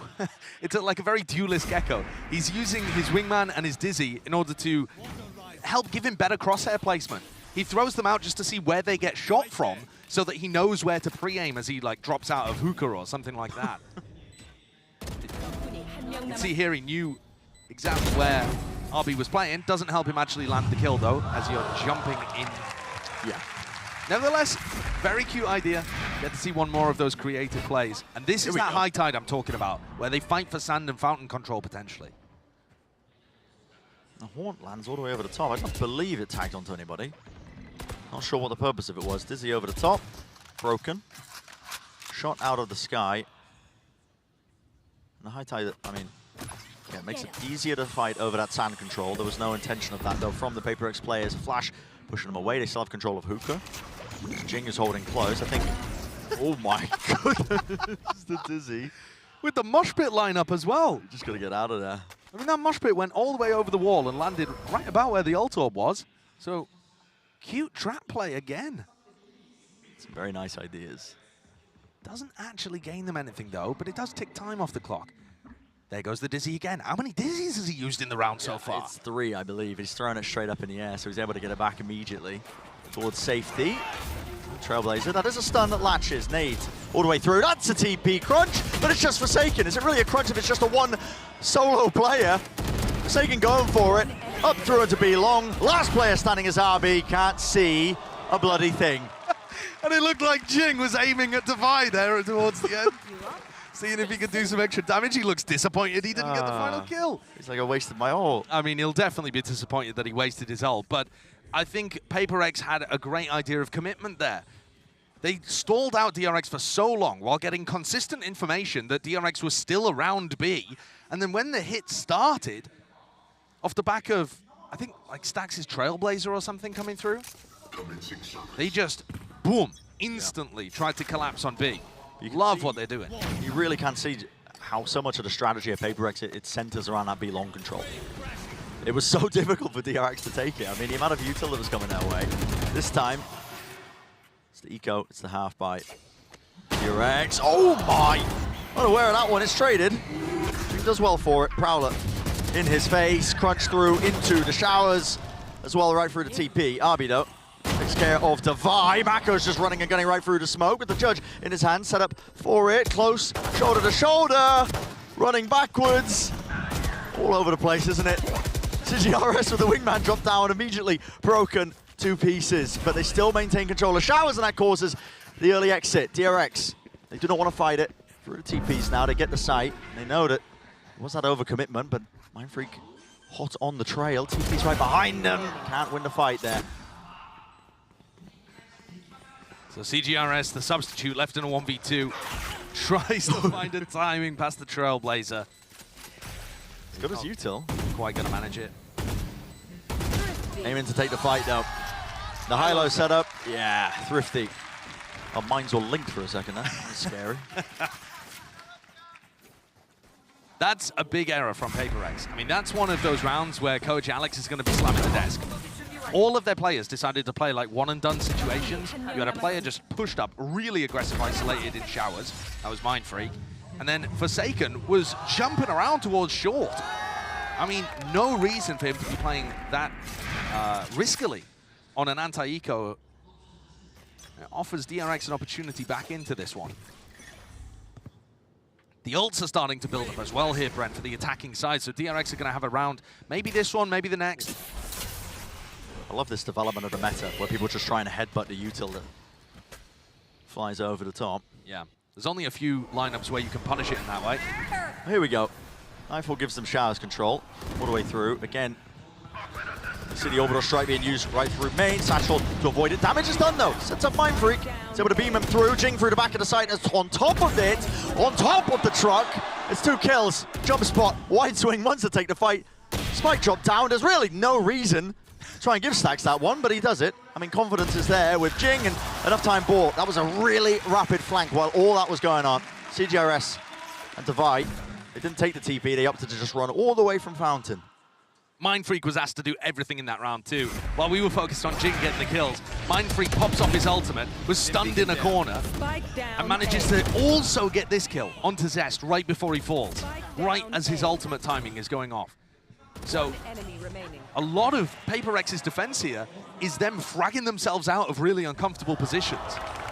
But they're also putting enormous pressure on DRX getting through the first choke point. They're not trying to hold the backside of A, as most teams would. They're not trying to fight heavy for showers control and play retake. Retake, what does that mean? Retake? I've never seen a retake. Yeah, I do love it though. I mean, I think PRX have got a really clear idea of this. I was just about to talk about it in one of the prior rounds before there was just an absolute explosion occurring across the screen and bodies were dropping all over the place. But this heavy B long pressure is excellent. We saw how hard it was for DRX to take it. It gives them easy access to showers. They can push deep out of it as well in contact like they did in that last round if they want to. And that gives you good information if DRX are playing slow. And once more, let me reiterate that DRX have historically not been good at this map. Every time they've come to a global tournament, they, in the past used to play this double flash, double duelist setup. That ended up getting countered at the global level. Then they tried to copy other teams, have never been able to make it work. Something about the way that this team plays and the way that they think about the game does not gel with Bind. They're constantly readable and end up getting flanked and pushed and shut down. So PRX have a fantastic opportunity to keep this one going. And 2-0 DRX without something even being here in Tokyo. And that would be so crucial for them too, Brent, because it buys time for this visa to potentially get sorted. Yeah. One of the things we haven't really spoken about, but it's so important. I mean, if PRX ended up winning, it would just be, even if it's an extra couple of days, could be all the difference if they can get their full roster together. Here's DRX, flash in their face, Forsaken. Oh my goodness, okay, backing away, Cove at his feet just to try and survive. Interesting usage, Rocket sails and lands. Onto the top of the truck, Forsaken though, out to the one side of it, and here we go. Potential detainment as well. Thresh was coming right through the TP showers. Control is theirs, but there's that late lurk that's still occurring from RB. Plan, jump spot, right click, not enough to claim the kill. Mako's got his ult, Viper's Pit now in play, flashed up, blinded up, Goop in his face, nobody can see a bloody thing. It Stacks, left again to contain and control the stalwart defender. Through into short, Zest. Over the top now, Horn going to be spotting quite a bit as well. All three players being lit up towards the back of the site, and RB needs to be final line of defense and a bit of a difference maker. Does he want to swing and take the fight? Just holding his ground. The plant's down. Gives a bit of a breather. Holding towards the back, Zest with only the 1 kill before being traded. It's a 2 versus 2. They need this pit to go down, and Mako's still alive. It's a real nuisance to get through. The fog settling in, random spammers. Mindfreak will back away, but it's a consolidation kill. The round win goes to DRX. Heavy investment, scrappy all over the place. And I feel like PRX had an opportunity to completely flip this on their head. Right when that Dizzy came through, as the plant was being stuck and Mako was ripping his ultimate, the Dizzy came out there and a player just whiffed. Can't exactly recall who it was, but they had their opportunity to take down Mako instantly, drop the Viper's Pit and make this a sensible retake, and they just couldn't quite land the shots. DRX get another. Extremely back and forth so far this map. Yeah, making it more even. But that's what I said. DRX were getting so close to those ultimates and decided to spend them all in that round. And it has knocked the economy for PRX. It's an important, pivotal, economic swing round. But we saw PRX being excellent on the Thrifties in map 1. Yeah, you cannot count them out. Even with the Stingers, a rifle or two, they will make plays, they will take risks. And they'll win their aim duels. Especially when they have the Reckoning to work with and Jing one away from a showstopper. Oh yeah. If Jing finds a kill, I mean, then the ultimate situation can turn the round completely on its head. DRX are holding a very strict, slow default to start this round. And now they've backed up. It's because they're scared, but the more time they waste, the worse it's going to look. They haven't bled out the molly. Grouped up towards A. Here's the wall going up. Mindfreak is close. He actually needs somebody to spot this for him. There's a Reckoning being held at his back. He hears the dog. There's a molly. There's the ult trying to buy time. And a Dizzy! Buzz! He's blind as anything, man. Screen completely obscured. Stuns there. Can't set up Mako for the kill. And a wide swing to trade. Stax is eventually brought down to his knees.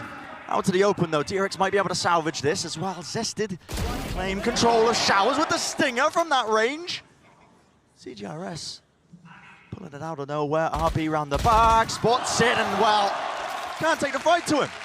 We were being kind to CGRS in the first map because he's been put in such a difficult spot, but he's both warmed up and looks more comfortable here. The utility support for Mindfreak was beautiful in this spot. The Dizzy comes through, catches onto Buzz, then a Wingman comes through there again, and it catches onto Mako to set him up just to anchor this spot. And then not only does Cigarettes provide value with his utility, he also picks off 2 with the Stinger towards the end.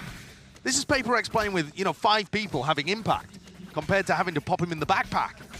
And it's whimsy. All smiles from the PRX players. I think they can go into this match as well, probably thinking near the beginning, guys, okay, let's just have fun with it. We're not playing with our active roster. We've only had 10 days of practice. Let's make the most of it. God, the fun buff goes crazy. It goes crazy, I'm telling you. Every event, there feels like a team that's just like, guys, let's just have fun with it. And they pop off, they do well. Here's an attempt from DRX. They do take that Lamb's control. There's a pull. It's really mistimed a little bit. An attempt to re-clear into Showers. Orbital strike pushes Buzz really far back into it. Lined up. Zest lands that one shot with the Sheriff. Rocket up in the air. Jing. Oh my goodness. He's an easy target.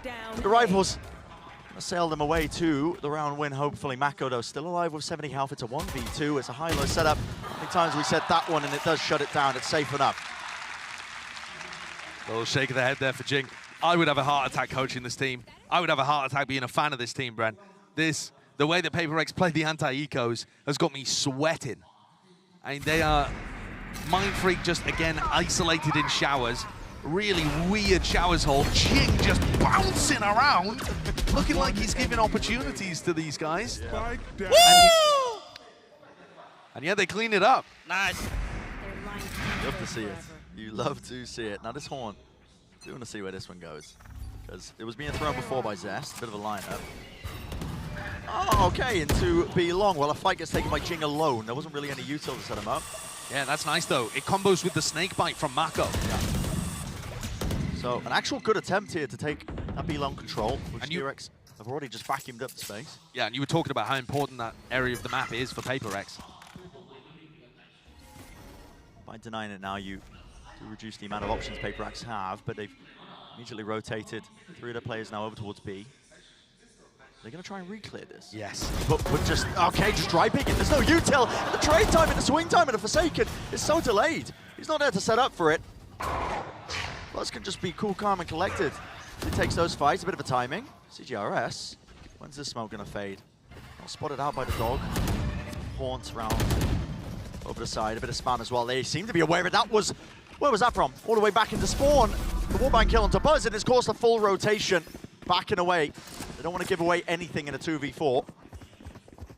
CGRS is one away from Thrash as well. I think that's why they were fighting so heavily over that B-long ult orb.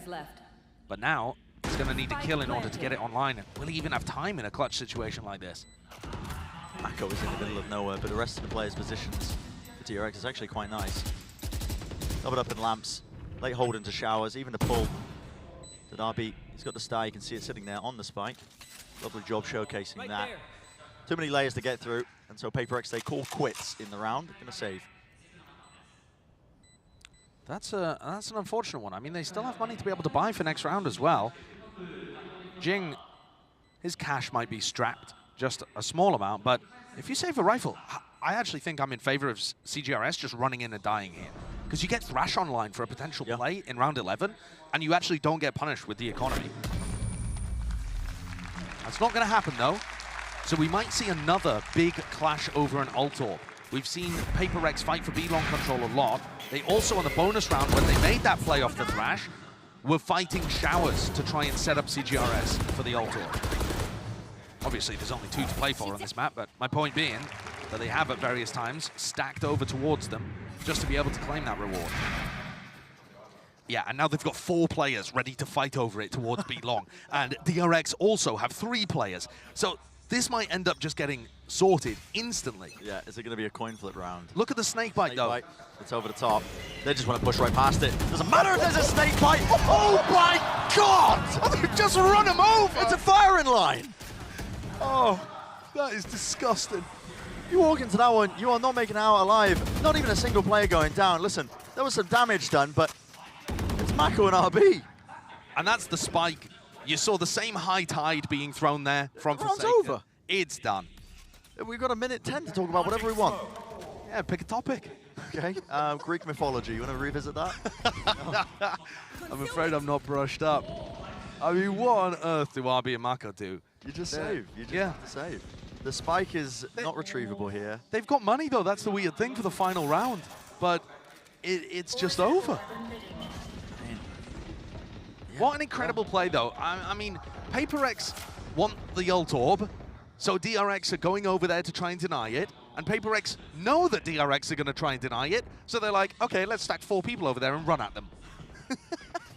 I mean, I love the way that these teams are thinking about each other and playing. And this is a stimmied up ball of destruction. It's just prime PRX. It really is. Meanwhile, Devi has gone and collected the other ult orb. Yep. So they weren't Great even decision required to use the Thrash. Yeah. I do love the decision to run the replay as well when there's like 30 seconds left in the round. It's like we all know what's happening. What is he playing on there? He's just scaring Forsaken. Oh, we gotta hear the comms after that. What? I want to know what Forsaken's reaction was like. Oh my! Attempt to punish. Quick little reminder: Mako is still him. Oh god, this game is a delight. What a difference in their faces. I mean, DRX are not even that far behind in terms of rounds, but they're feeling the stress. Oh, of course they're feeling the stress. Yeah. I mean, this isn't their map pick, and like I said earlier, it's all fun and games for PRX. But DRX are kind of in a lose-lose situation. If they win, people are just going to say, well, they wouldn't have won if something was here. And then if they lose, they're in a disastrous spot. Last play. It's the last round for it. Thresh going forwards. Barreling into it. Right through short. There's a rocket exchange as well in the races, but they don't know what's going on. Quite taken, though. Jing's still alive in it. Brings down the adversary. Seekers as well, just pushing them back, but they have lost that showers control. Can Zest do anything with it? Flank through cave. CGRS, there was somebody watching, and I believe that was RB for just a moment. There's a real chance for some timings to be taken. That was Fight swinging through. There was no flash to really set it up. Nightfall as well, scattered us across. Jing, can't hear any sound cues. Just trying to buy time as well, create and hold the space. Zest out in the open, it's got to be called. Jing, Fight close with the reload. One enemy remaining. And Mako seeks as well to win out his fights by swinging close to the site, but yeah, PRX just unrelenting, not willing to give up a semblance of map control towards showers. First map, a 9-3 half from PRX. Second map, 8-4 half from PRX. They're playing so well. with a team that they never had any intention of playing with this roster. And Masters Tokyo, if they had it their way, you know, CGRS wouldn't be in the lineup. No shame to him. He's just not their normal. And yet, wow, the way that they're playing is sublime. Yeah, insane beginning here to buy. Let's send it down to the desk to break it down so far. Yes, another dominant half, Kakuka on a comp that we've never seen before. Exactly. No time before this we have seen this specific comp. We know that it's a little bit of special, having the Brimstone, having the Gecko, and having the Harbor. To me, the most impressive, alongside that Gecko, has been Jing putting up the same performance that we saw on that first map. Jing's movement is insane, but you can tell CGRS is so much more comfortable. On this fourth round, where they go for really cool bonus, by the way, with the Thrash, he's just reclaiming his Dizzy so many times. They re-clear again as well with the dog coming through. And there's so many pieces of util that he's finding so much extra value with because he's able to pick them up, bouncing it off of the truck, you know, being able to re-clear space, re-pick up the wingman. It's really, really nice, and he's fragging with it too. This, of course, comes to comfort, but also I can imagine and I can picture him calling these things. Hey, I'm going to do this. I'm going to DC this. You can pick this. I'm going to throw the mosh pit. You know how to use your ultimate that I think was so valuable for them in so many rounds, and I can feel him as they're moving, making those calls, and also going on the flank. So if he manages to pull out this performance, PRX is taking the win again. It reminds me of what Josh was talking about on Split, about when he was playing Sky, trying to find that individuality and being forced to call the plays for himself, right, on that defensive side. And you saw that's where they struggled. That's where he struggled as well. And now he's comfortable. And with this first half from PRX, it's a really dominant one. DRX, while they've reverted to some of their comfort, I still don't think they have it right now. They just do not look super happy. Mako looks kind of upset about this game and how the way it's going. We already know what has happened on Bind to them in the past. I mean, DRX, if they want to avoid that elimination match this early on at Tokyo, they have to bring this half back. Bren and Saisho is now or never. Definitely now or never, isn't it? Yeah, I mean, these 8-4 half for PRX, it's sheer domination every time they've started out on the maps. But we've seen, you know, DRX, they put together some sort of a comeback. You know, there was a semblance to it on the first map. They couldn't quite close it out, bring it all the way into OT. But right now, the way PRX are playing, it just feels like they are, you know, improvising, throwing out plays, whatever the team wants to do, making calls, playing with confidence. It's all there for them, and you're seeing it once more manifest. They are straight up through into B-Long. Cove to get them in as well. Nade towards the side onto the one angle. Molly on top of it. It's all coming together. And where's the defensive utility? Anything to slow them down? Mako in tube. They don't have control of elbow. Santral's pushing the back and away. Okay, and a call is made. Is DRX to want to try and flood into this one right through the smokes? It's successful. DRX needed that one. Absolutely imperative pistol in order to avoid a disaster of slipping down to the lower bracket. And what a crossfire they had between those two initiators. Stax playing an elbow and Zest slipping into the site here. Usually they're going to have Jing playing way further forwards than this. When you see the rifle rounds, Jing's going to be double blast packing in, and that breaks those kind of crossfires. But on a pistol round, they're not going for that. Much more of a slow approach into the site. And DRX going for that bonus round buy. Oh, they're going to be meeting a boatload of players, though. Got to back out of there. You get your two, and they're like, we don't even want to cross with them at all in terms of what they're putting up. With the classics, even still, give up and concede that space into Shower, setting up Jing into a 4 position, but still with the weapons, they should be okay. There you go. Looks clean, in fact. Yeah, spam through the wall, left it up to just Forsaken and Devi, and doesn't really feel likely that they're going to be able to get too much done. Happy to take the fight with Buzz. Yeah, looking like all 5 players surviving from DRX. So it will be flawless, unless Devi can do a bit of damage. Ping onto the Ghost. Flash misses, there's one. Okay, Buzz taken out. Is that a Bulldog? Which won't matter if Stax is able to retrieve it. Oh, well. But if Devi can do more damage, that'd be huge. He's just going to save the Bulldog. Well, no, he's not. And Stax is making a beeline for it too. RB throws him his. Oh, he was trying to throw it over the edge. Yep. Oh, I see. Okay. Well, they got it there at the end though. So this is going to be a bonus round with some serious sting to it. DRX have got a chance of getting the rounds essentially level here if they're able to pull this one off. Keep an eye on how Forsaken uses his utility on the attack side. It's so different to all the other harbors. The high tides he goes for, often using his cove, not to get the plant, but to get them out through choke points. It's very unique. Essential beginning. Bonus round conversion for DRX would put him in contention once more. Yep, I mean, this is a weird high tide. It is, it just rips its way through. It grants them a bit of a pocket to play through, doesn't it? Oh, okay, here's the mosh pit. Over towards the top. That's into triple, Dizzy, and a nade. Snakebite used just on the default box angle. They have Showers control as well. They've taken up pretty much all of this one. Now Wingman going for the plant. Fast flank through now. Prowler and a Trailblazer used at the same time, and Mindfree just doesn't have the bullets to spare, really, for it. Flash into the corner. CGRS can't see a thing, and the crosser placement's just not good. Bit of a wraparound. Buzz, is he going to miss this timing? Jing takes a fight to them. Oh, my. Collapse. Straight onto short. Mako and RB. What can they get done now? Noise cues cut away, yet Device still remaining sharp, in control as well of Lamps, making sure nobody can walk past any of those high tides. So there is no conversion of the bonus round. A decent try by DRX, but PRX still holding on to this lead. Yeah, a sick round from PRX though, really is. They segment off the site into little chunks with their high tide and their brim smokes, and then they can combo the flashes to be able to get through. Then in the post-plant, Jing does such an excellent job there of being able to hold his ground in pocket, slow people down so that Forsaken gets the backstab. It's really tough to deal with what PRX does on the A side of the map. Their B hits tend to be a little more standard, but A is anything but. Isn't this different? It's all 5 players grouped up into sand.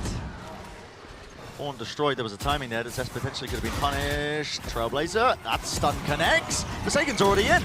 Nade at his feet, mosh pit over the top. It's a full util dump, the execute, and the mosh pit lands the kill. Spray transfer from Buzz, almost landing the third. That is absurd. He's made it even. 3 versus 3, Spike's trying to get planted. Snakebite, rebounds. They're in the close corners here through the smoke. Lovely movement from RB. Enough to jiggle as well. It makes it a favorable fight for him. And it's just down to Divide. Flash in 12 seconds. Is he even going to have time to really play for this one? They know exactly where he is. Come onto the corner. So many moments like that in this game. Yep, there's one. 5 seconds until the flash comes through. Ping on 2. The tap already onto the spike. It's halfway through. RB just sticking it. And yeah, just couldn't quite land the shots. Thought he was off. One of the fuses coming through. Thought he put in enough damage, but was just not quite landing him. I think probably bad comms there too. The plant was tucked into a corner. There wasn't really possibility that the player could have been on the left-hand side of the spike, and yet, yeah, not really communicated to him in that situation. And I kind of lied to you all. I said that their B hits were fairly standard. This one was weird. I did think you were about to set up a cast the curse. As soon as I saw them grouping up towards Hookah, I was like... I mean, it was an odd pop. It was, yeah. What I meant was that Jing tends to double blast back through. Yeah.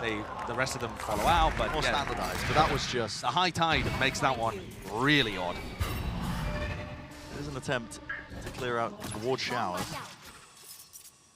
Buzz is one away from the ult. Doesn't go for the orb, though. Yeah, bit strange, but he just wants to get back to short. Have they got a C-Snake combo or something? Zest is definitely holding utility. Could be a Prowler, though, for RB to peek off. Here we go. Talking about set executes. Here's another one. Reckoning. Stuns landing. There's a mosh. Towards the side of triple. Still this time, Showers control is maintained. RB will fall at the back of the side, but 2 players need to hold this ground from DRX right now. It's on to Buzz and Zest. Forsaken, eager to take the fight. But a satchel, yeah, that's Buzz. Set up nicely for it. Offsetting of the aim. Bit of a tap through with a horn connecting. Jing still needs to hold it down into Lamps, make sure that nobody can cross. Luke as well is going to be trying his hardest, but with the Prowler latching onto him close to the corner, flash and a seize, and the Snakebite, it's all combo together. That is beautiful. Okay, showstopper, maybe a little bit overkill. Potentially the kill was already theirs, but it's brought an ult of his own up close into the face. Damage is done, but they all fall down and tumble. So damn close with the timing, but it is DRX winning that round. DRX are just about holding on in these kind of situations, only just. the crucial element to me is the fact that they managed to maintain Showers control. The high tide that Forsaken throws kind of segments off Triple and Showers so that they don't have to worry about that. They can take lamps, they can take backside, and then they return back to Showers later on. But Buzz being able to find that kill means that they never have to worry about the backstab, and that post-plant position is denied. They haven't really been missing him that much today, to be honest. We'll see how the series plays out. It's right now, once more, it's DRX who are mounting that comeback. This time, similar scenes. This mosh pit looks like it's going to land on the backside of B long. Where's it going? Over the side, Trailblazer. There's the Seekers. There's a pull into the mosh, but it's all a little bit mistimed. And enough of the defensive utility of DRX that it does stave them back, stave them away. And just a little set play, potentially for a pick, so that they could commit afterwards. Still a Thrash to work with here, and they're hoping that they can barrel over somebody from DRX that's pushed through Showers or short. Satchel into the face, it's traded. Good trade. Yeah, with those guns, are they going to take the DPs? They are. Long control is being held this entire time by Device. Still, they don't have any real idea of where players are onto the site. And now Device making noise, which makes them think they've gone B, but actually Forsaken stayed to get a rifle, and now he's calling them to come back. Yep. It's layers on layers, running rings around DRX. My brain is struggling to keep up here. Wingman, send them charging in, going for the plant, so that's going to be 30 seconds left. finally getting themselves into this post-plant situation. Devi is miles away currently, but DRX are not starting this quickly, waiting for the high tide to fall, perhaps. Try and play aggressively with the Thresh. I mean, they still see GRS playing into Showers. He has the ult, but with Forsaken falling, they might not opt to actually use this one. No, he still does. It's being used close to detain. Up in the air! Did it actually catch? Stacks! Oh, he covers his teammates back. Buzz can't get the weapon out. Bit of a tap onto it. It's left down to it. What is that? The flick to the side. Zest lovely once more with the movement. Shots need to be fired off, and with the Sheriff in his hands, doesn't have the gun for the job, not to push back that. Another stick onto the fuse, 9-9 being that scoreline in terms of the rounds. DRX have really dragged this one all the way. It feels very similar to map 1. The sides obviously swapped around, but DRX have mounted a comeback here, and PRX are struggling to get anything. Now, it was about at this point on Split where we saw PRX have an adjustment that allowed them to pull out a couple of their own and get across the line. But at this point, despite the fact that PRX are getting aggressive, putting pressure on DRX, getting plants down even, they're not actually being able to get aggressive in post-plant spots like I'm used to seeing. If you think back to Split, they would get the plant down and then they'd all be fighting A Heaven, for example, or you know, someone's making a push, someone's making a play to stop DRX from having these nice set retakes. And I haven't noticed that too much here. I think, if anything, more aggression might be the name of the game instead of dropping back and playing post-plant. I think part of the problem they might be running into as well is that they are committing a ton of util with the first layer, first wave, just trying to push back and take the site. Yeah. I don't think they've really got anything in the tank to try and refight again. Yeah, it's and take space further, because they are using everything when they're going for these XX. Yeah, it's a really great point. I mean, DRX are just allowing them to util dump on the site. And as long as DRX don't get caught in those anchor positions, then they have a massive utility advantage to be able to retake with. This timeout. Maybe adjustments can be made here. 9-9. DRX have earned themselves back into it. And here we go. There will be a fight that's going to be taken pretty quickly now as we are jumping back into the action. Only point, seconds to spare. There we go. On top of Truck, Buzz going to be holding close to the corner. Heavy group up into short from PRX. Might want to play with a bit of aggression. Here's an orbital strike as well at play. Trailblazer, Cascade. High tide rips through. Tons of util being used in conjunction. There's a Dizzy and there's a kill.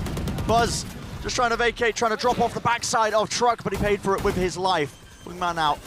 That plan off, a bit of spam as well. It's a hard target to hit, and now the Showers lurk all the way through into the back. Zest was aware of it, but already the back of the site. There's that aggression at play. Giving up control of Showers, and nade rebounding to the side. Zest is an absolute difference maker, but he will go down to the util regardless. It's up to RB. He can't stand it.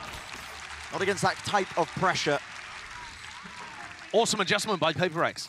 You know, they don't use as much utility to be able to get into the site to start with, which is what you were mentioning, but the piece that they do use, the Dizzy, CGRS's entering off of it is absurd. He jumps through exactly as the Dizzy is landing. And then Jing plays aggressive, and they have a double late reflank through showers. So even after the first player dies, Devi is there to be able to mop it up. Cool adjustment, excellent entry, and you can tell this guy's a Gecko one trick. I mean that in the best way possible. I mean, his utilization and timings of his utility are really good. A crunch towards showers, potentially. There was a flash there. Grouped up. DRX, they got to know there's players out here. You're going to just push right through the smoke. Nothing to set this one up. Wow. That is a bold read from DRX, and there was nobody there. I don't know what that's based off. Maybe the fact that Forsaken was throwing utility over towards B. Maybe the fact that there was, you know, no cascade used at the beginning of the round, considering that's normally how they take showers. I mean, PRX have been playing quite grouped up, so maybe just expecting to catch the late lurk player, but, well, potentially salvaging it. I mean, this was a half-buy round, remember? And the rifle was salvaged by Buzz after it fell on the opposite ends of showers. He didn't let that one fall into enemy hands.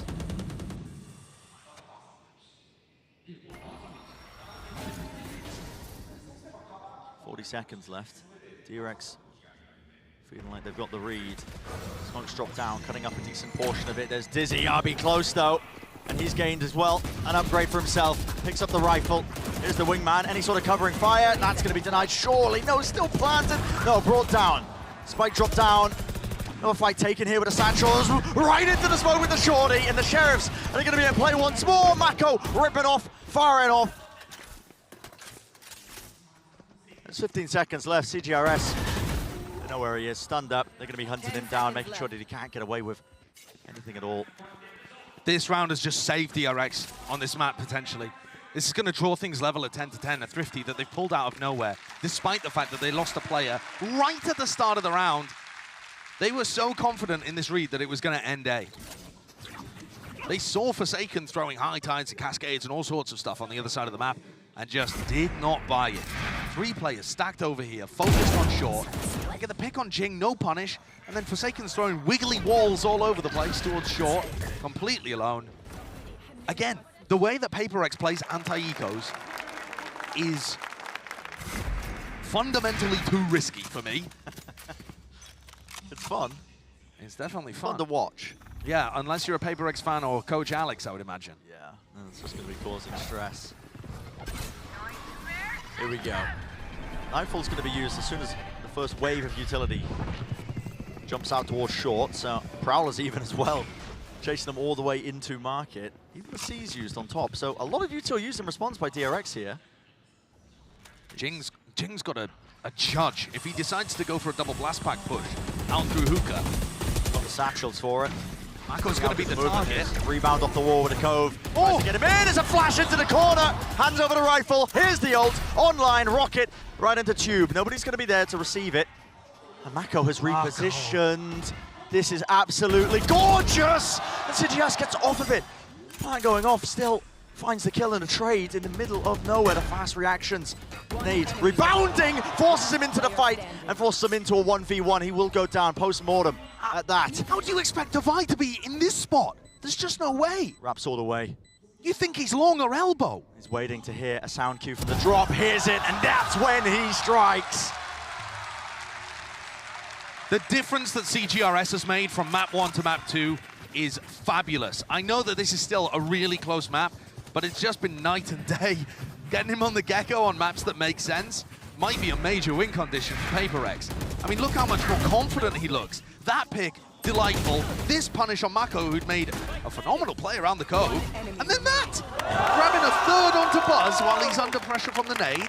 He's just won them the round. It's crazy. So well played towards the end as well, Devi. Consistent. Here's another fast play though. DRX with their own spin on things. It's a showstopper straight down short. They cleared all the way out through A, and a reaction from PRX. Still, he has the fuse. Rocket right through the TP. No damage done. They're already into the site. Seekers and a Threshold used together. One after another. Even the wingman as well should be able to get that plant down and opting for it. Still watching onto the flank.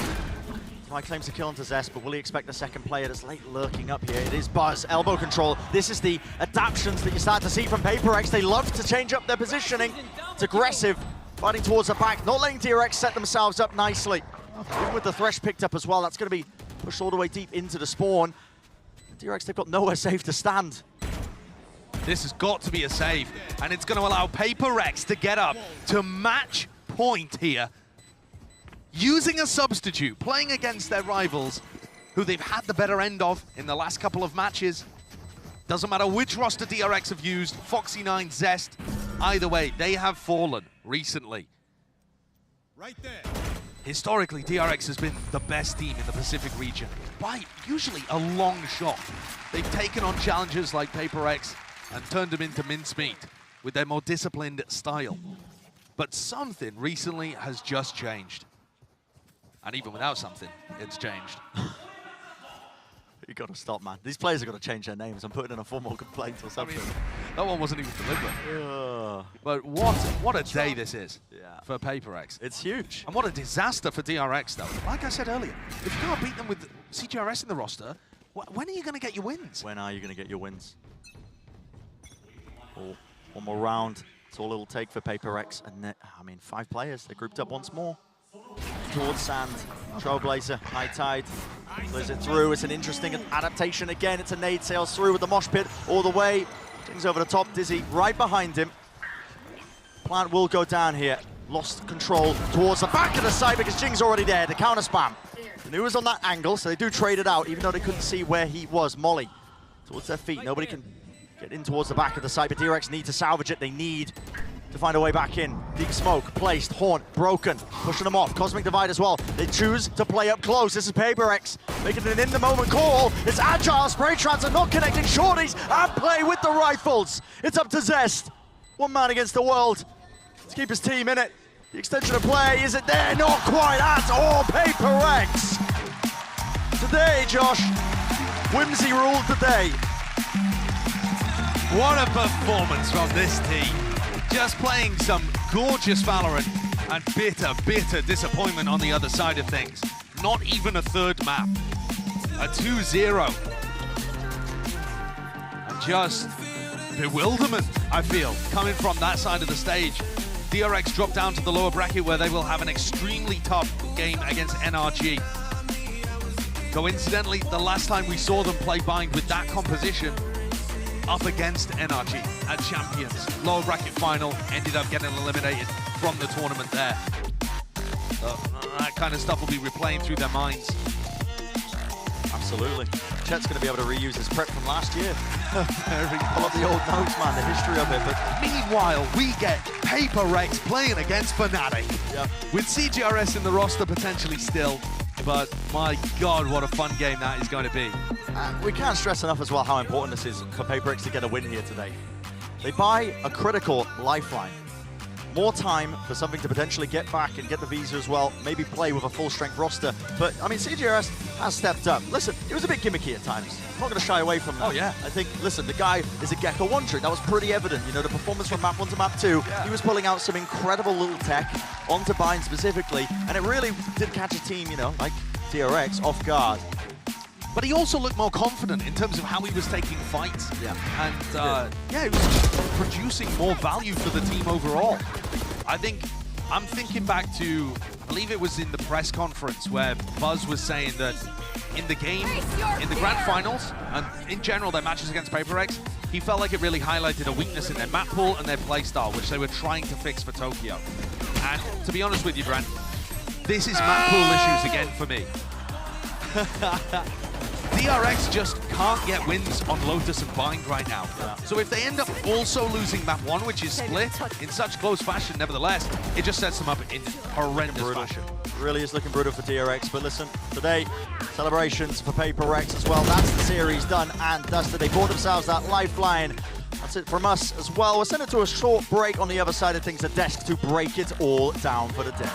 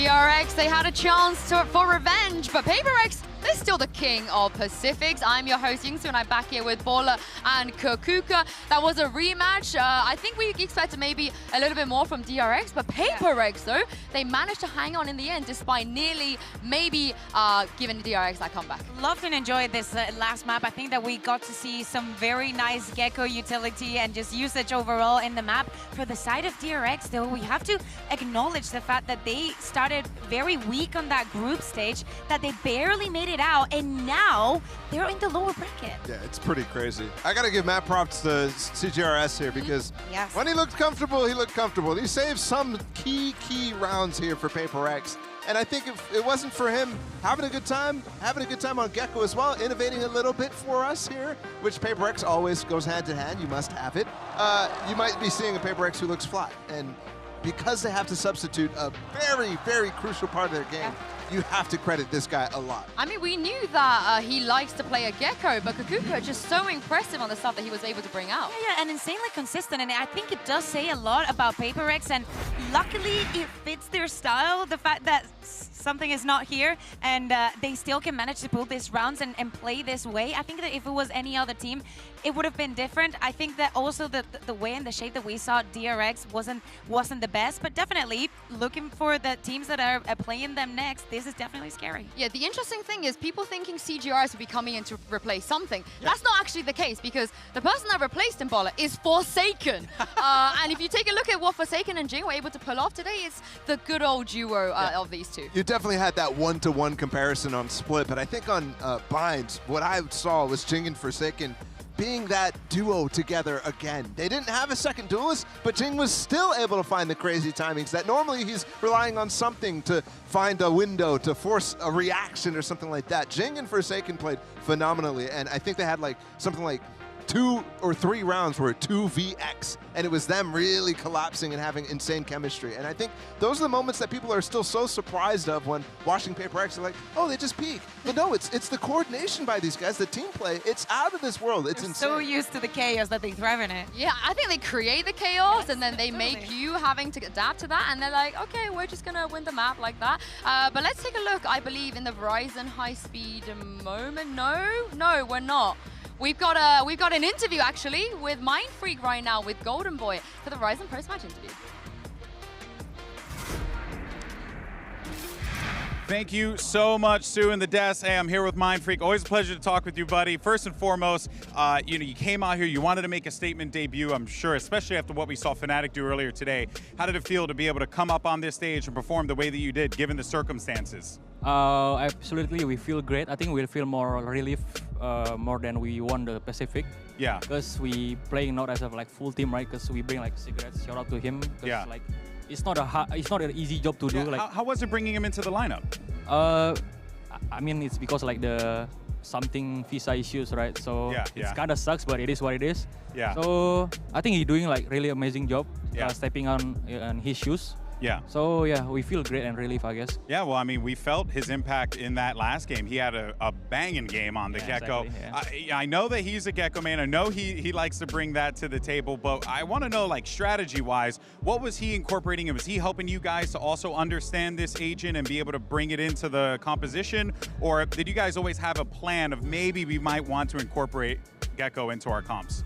So basically, even from, I think since Pacific League, we already, Alex tried to ask him to play Gecko every ranked game. Oh, so basically, he's trying to specialist the Gecko main agent. Yeah. Just in case something happen or whatever stuff. But exactly, it's something happened, right? Yeah, something happened. Something happened. Yeah.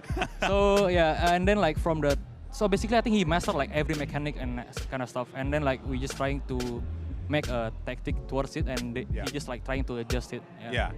I mean, you could see the results speak for themselves, man. He had an incredible matchup, and now that sets you up for a collision course against Fnatic, a team that you have experience with. You saw what they did earlier today.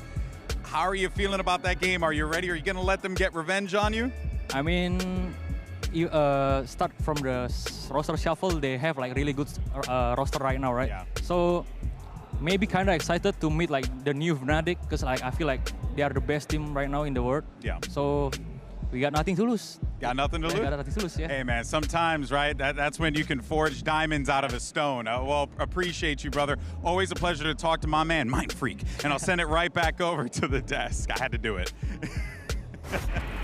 I'm glad you did it. I'm glad you did it, GV. But this is the thing. I feel like when you have nothing to lose, Bala, it gets scarier for their opponents. Yeah, absolutely. I mean, you're playing with CGRS, and there's kind of a moment where you're thinking of yourself like you have to hold on for as long as possible if and when something can come. And that's the type of thing that we've seen in the past, and it's worked out for those teams. But PRX, I mean, they look in really good form, like Copenhagen-type form where they got second place. That's the level of coordination I think what we're seeing from this team. Yeah, and Jing is looking incredible as well. Let's take a look at this moment from him in the Verizon high-speed moment of the match. The movements, the techers, Kakuka, he's got it all. Of course, in so many occasions we highlight this player because of how gracefully he moves, and I think this was a perfect example of how to get away from the situation and thrive in it. And he has this nade that jumps up, satchels up, and then satchels away before Stax can even react. It's crazy. Jing is so quick with it, and he's doing the right things again. Number one, you saw the Harbor stuck in the corner there, perfectly moving away for his teammate to get in and get a kill. And then as well, Jing peeking for the rest of his team to come in, who are double flanking him. It's so nice. Yeah, it is indeed. I can't believe today was the day that we had 2 2-0s. It doesn't feel right given the matchups, but if we take a look at the playoffs bracket here, I think a lot of people are going to be very surprised. And also, I don't know how I feel about how scary that lower bracket is. You've got Loud, DRX, and NRG in That's the lower bracket? No. That low-key looks like a champion's upper bracket, like at a champion's semifinals or something like that. It's ridiculously tough. My eyes are on the EDG Loud, the winners over the region, but the only winners that didn't make it, that didn't win their respective match. Of course, we're seeing PRX and Fnatic up there. Like, you know, for EDG, they have already achieved so much. For Loud, they should never be in that position where they fall into the lower bracket so fast. It's crazy. Yeah. And the upper bracket is also crazy. I mean, Fnatic, maybe not full strength PRX, but still a very fearsome PRX. And while Fnatic looked insane, how do you really even prepare? We've been talking about it all day about PRX. How do you prepare against this team? Fnatic, you saw how important the strats were for them today. That's tough, man. You can't do anything against. You say tough, I see entertain. Yeah, I agree. I see the lights and the stars. I hope they stoop to their level and just be like, yeah, whatever. Let them do whatever they want.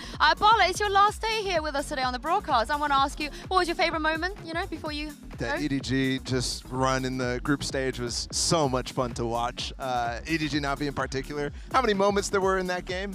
But also this audience, the crowd, Japan in general. It's been a really fun time out here. Yeah, it's been great to have you as well. Very quickly before we close it out, who's going to win this tournament, Bala? Give it to me. We're going for the 2-time. Oh, what I saw today was enough to convince me. Okay, we'll see in around a 7-8 day-ish if you are right indeed. Thank you very much, Bala and Kakuka, for joining me. Thank you guys for watching at home as well. We're going to be back for more Valorant tomorrow. But first, here's your Prime Gaming Post Day highlights.